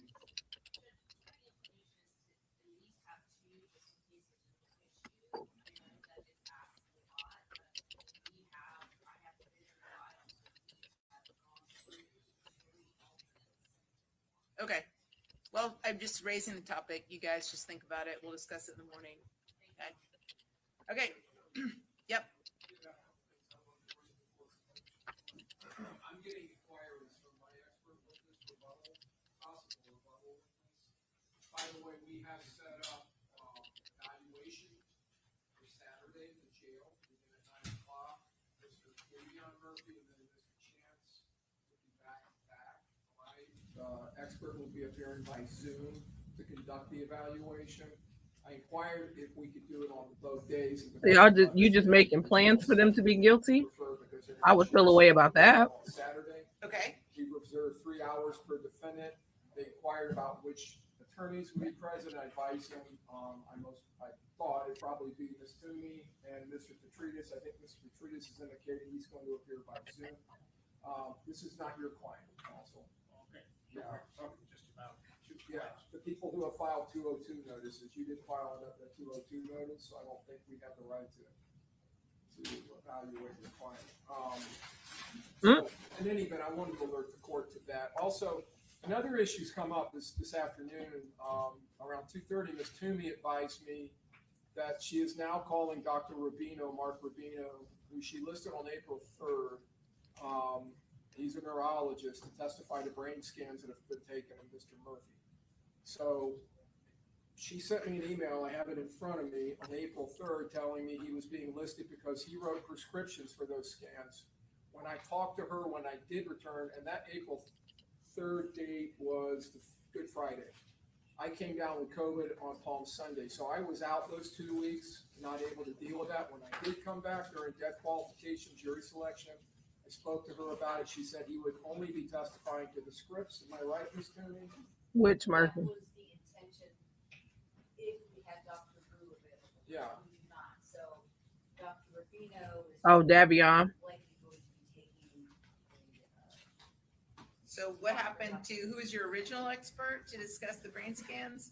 Dr. who? Dr. Wu, but I didn't just listen because we hadn't gotten the scans done tonight, so I don't know what they say or don't say. I Now, still don't because we just got them. I'm hoping to get them today. So if they're get them today, my understanding is that we have, they've been overnighted, but then our expert will be able to look at them and be able to. Well, who's your expert? Who's your expert going to be? Review, Mark Review. So I'm assuming you need to talk to Dr. Rubino, I right? advised Ms. Toomey I'll need to take his depo, but I was not told he may be a possible substitute. She had told me they were going to attempt to get scans done, attempt to get Dr. Wu listed. I haven't seen any discovery. I think I asked counsel about it before the actual trial started. She advised they had not been able to get it done. She didn't know if it would be done. I better hope y'all can get it guilty on his ass. The penalty phase, so I don't have a rebuttal expert. I'm trying to scramble now to find somebody. I was under and I don't even know what the scans are. Counsel apparently doesn't know what the scripts are for, the prescriptions, whether it's MRI or PET scans. That's what I've been told. Ms. Toomey, you know what those prescriptions are for. They are. She knows. Okay, so that's the first time I'm hearing that. So, all right, that restricts which expert. I inquired of one expert who only does MRI. So he does not do PET scans, and so I did not retain him. I can't go out and retain a cluster of experts in anticipation of something I don't have.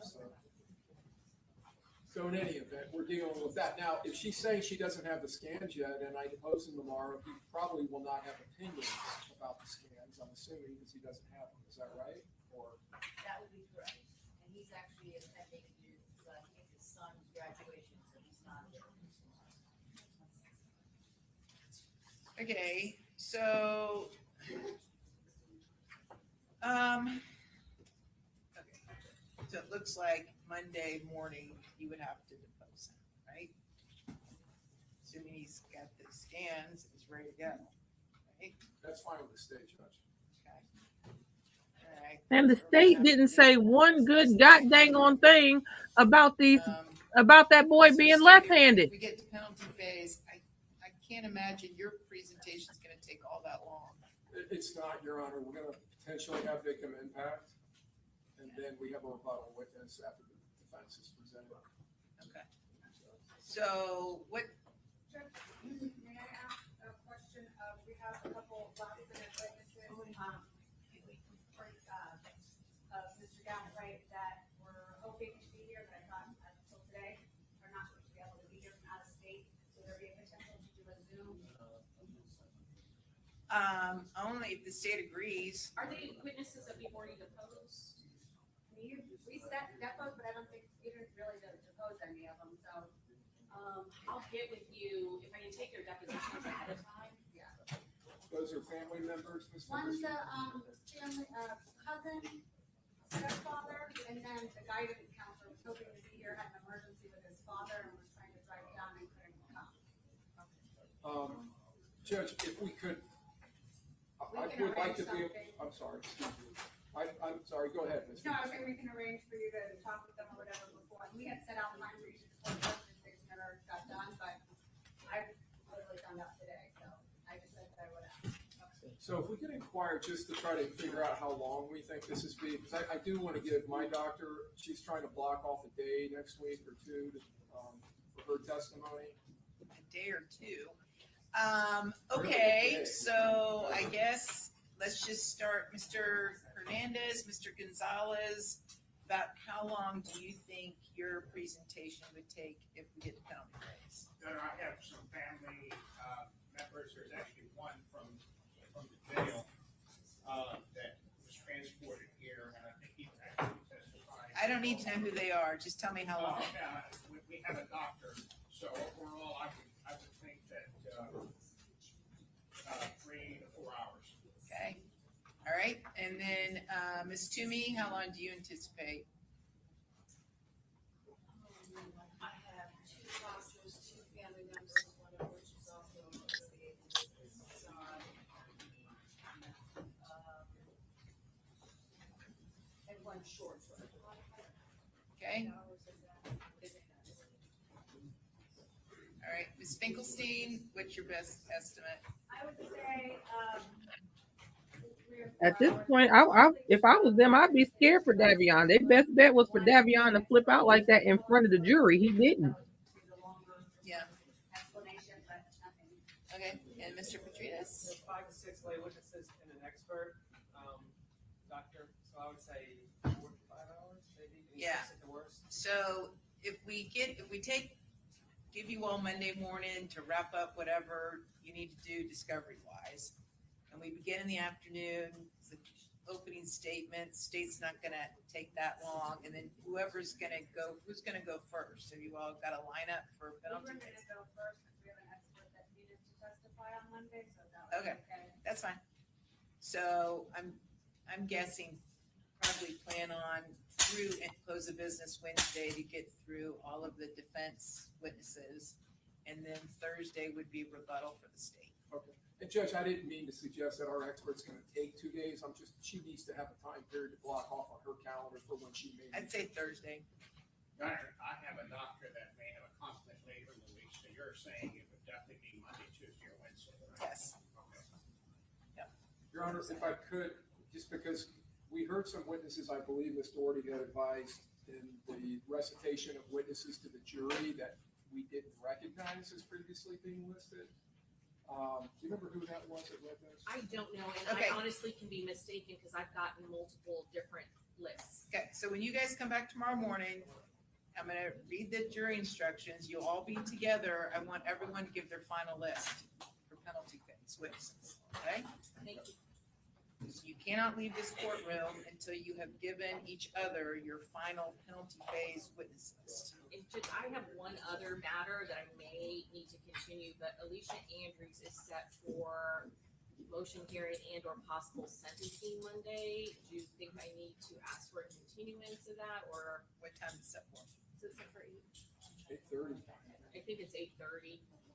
There you go. Because we're not, the way it's shaping up, we're not gonna start court till the afternoon. Okay. So only you know what you need to do in the morning for this case. So, okay? All right, I'll figure it out. Okey doke. Did we hear that right?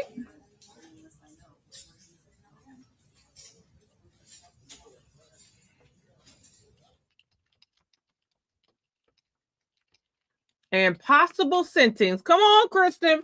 You heard it. Somebody else heard it. Somebody else heard it. 8:30 in the morning. God dang. So I can only have one glass of wine on Mother's Day because that's 5:30 in the morning here. So what she actually said was, hey, what are we doing on Monday and what time are we doing it? Because if I got to be in court, Alicia Andrews has a hearing and possible sentencing on Monday. She says a hearing and or possible sentencing. So it's quite possible. According to what the DA just said, I'm speculating that if they deny Alicia Andrews post-conviction relief for a new trial, this judge may be ready to sentence her.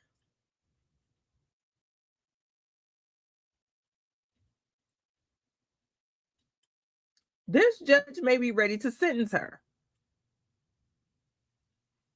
All right, guys. This is the first time I think I'm getting ready to have I wing it with everything that I do pretty much, but not wing it, but y'all know. We don't edit or go back or fix. And honestly, this is the first time that I feel like a defendant's closing has kind of kicked out everything for the state and the rebuttal. Like the state just retold the story. They pointed out a few things, but Gonzalez just talked for nothing. Davion just said what it was, what it wasn't, and guess what? It wasn't me. And since the state made so much hoopla about Rashad Murphy attempting to do things with his right, what it looks like when you attempt to do something with your right hand. Oh, I had to hold the paper for him. Nothing he did was legible. I had to hold the paper down for him. He couldn't even do it. Y'all made such a big deal of what it looks like when a person attempts to do something with their non-dominant hand. Y'all needed him to flip out in front of that jury. I'm sorry. Y'all needed him to pull that in front of that jury because there's not one single doubt in my mind that Davion ain't got them all. Before I knew about the brain scans, there's not one single doubt in my mind that I thought that Davion had them all. Not one time was I ever of the mind.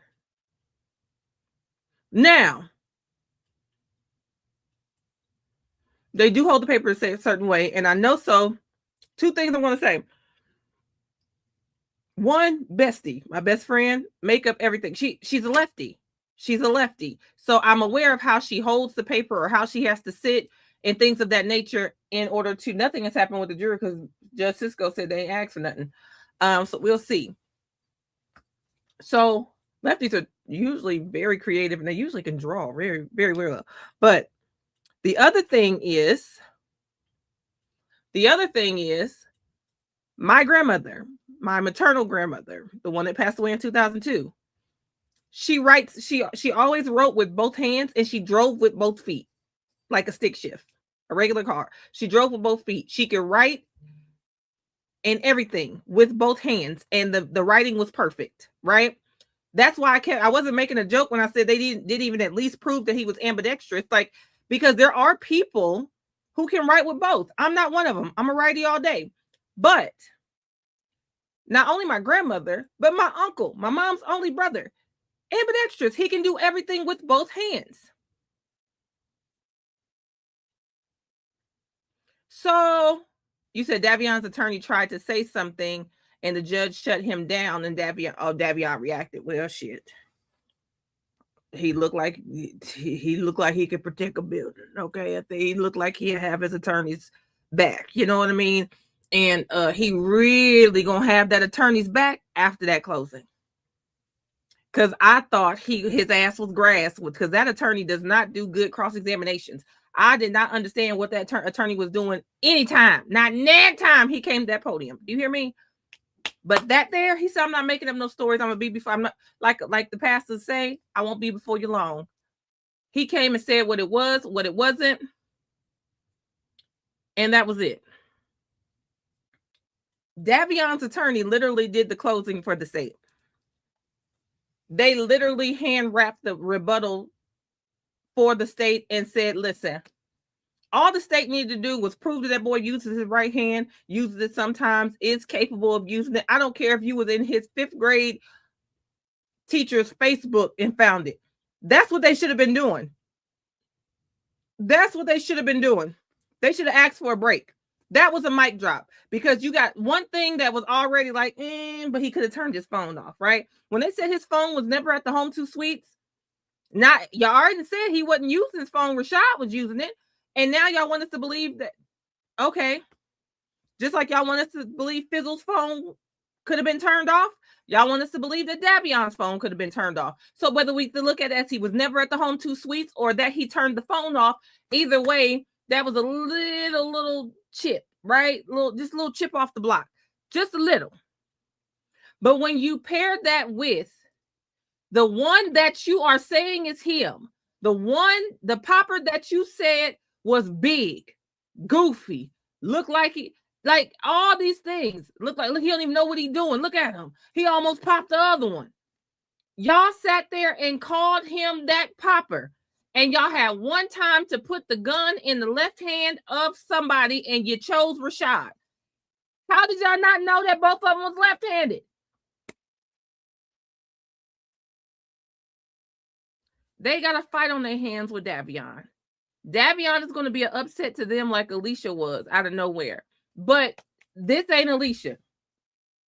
Alicia, nobody expected that. It was a fluke to me personally, because when you look at Julio Foolio and you look at what was done to him, how it was done to him, how it led up to it and how it ended and how they got rid of their phones and all of that, that was not an accident. That was not manslizzy in no way, shape, or form. What happened to that man? That juror that asked about the elevator, nothing happened. I guess they're gonna talk to him in the morning. But when it comes to Davion, they point out that his phone was never at Home 2 Suites. Y'all agreed that Rashad was the one using his phone and not him. And then on top of that, y'all don't say shit to combat the fact that this man is left-handed and you're trying to call him a right-hand popper? Yeah, they might have lost Davion.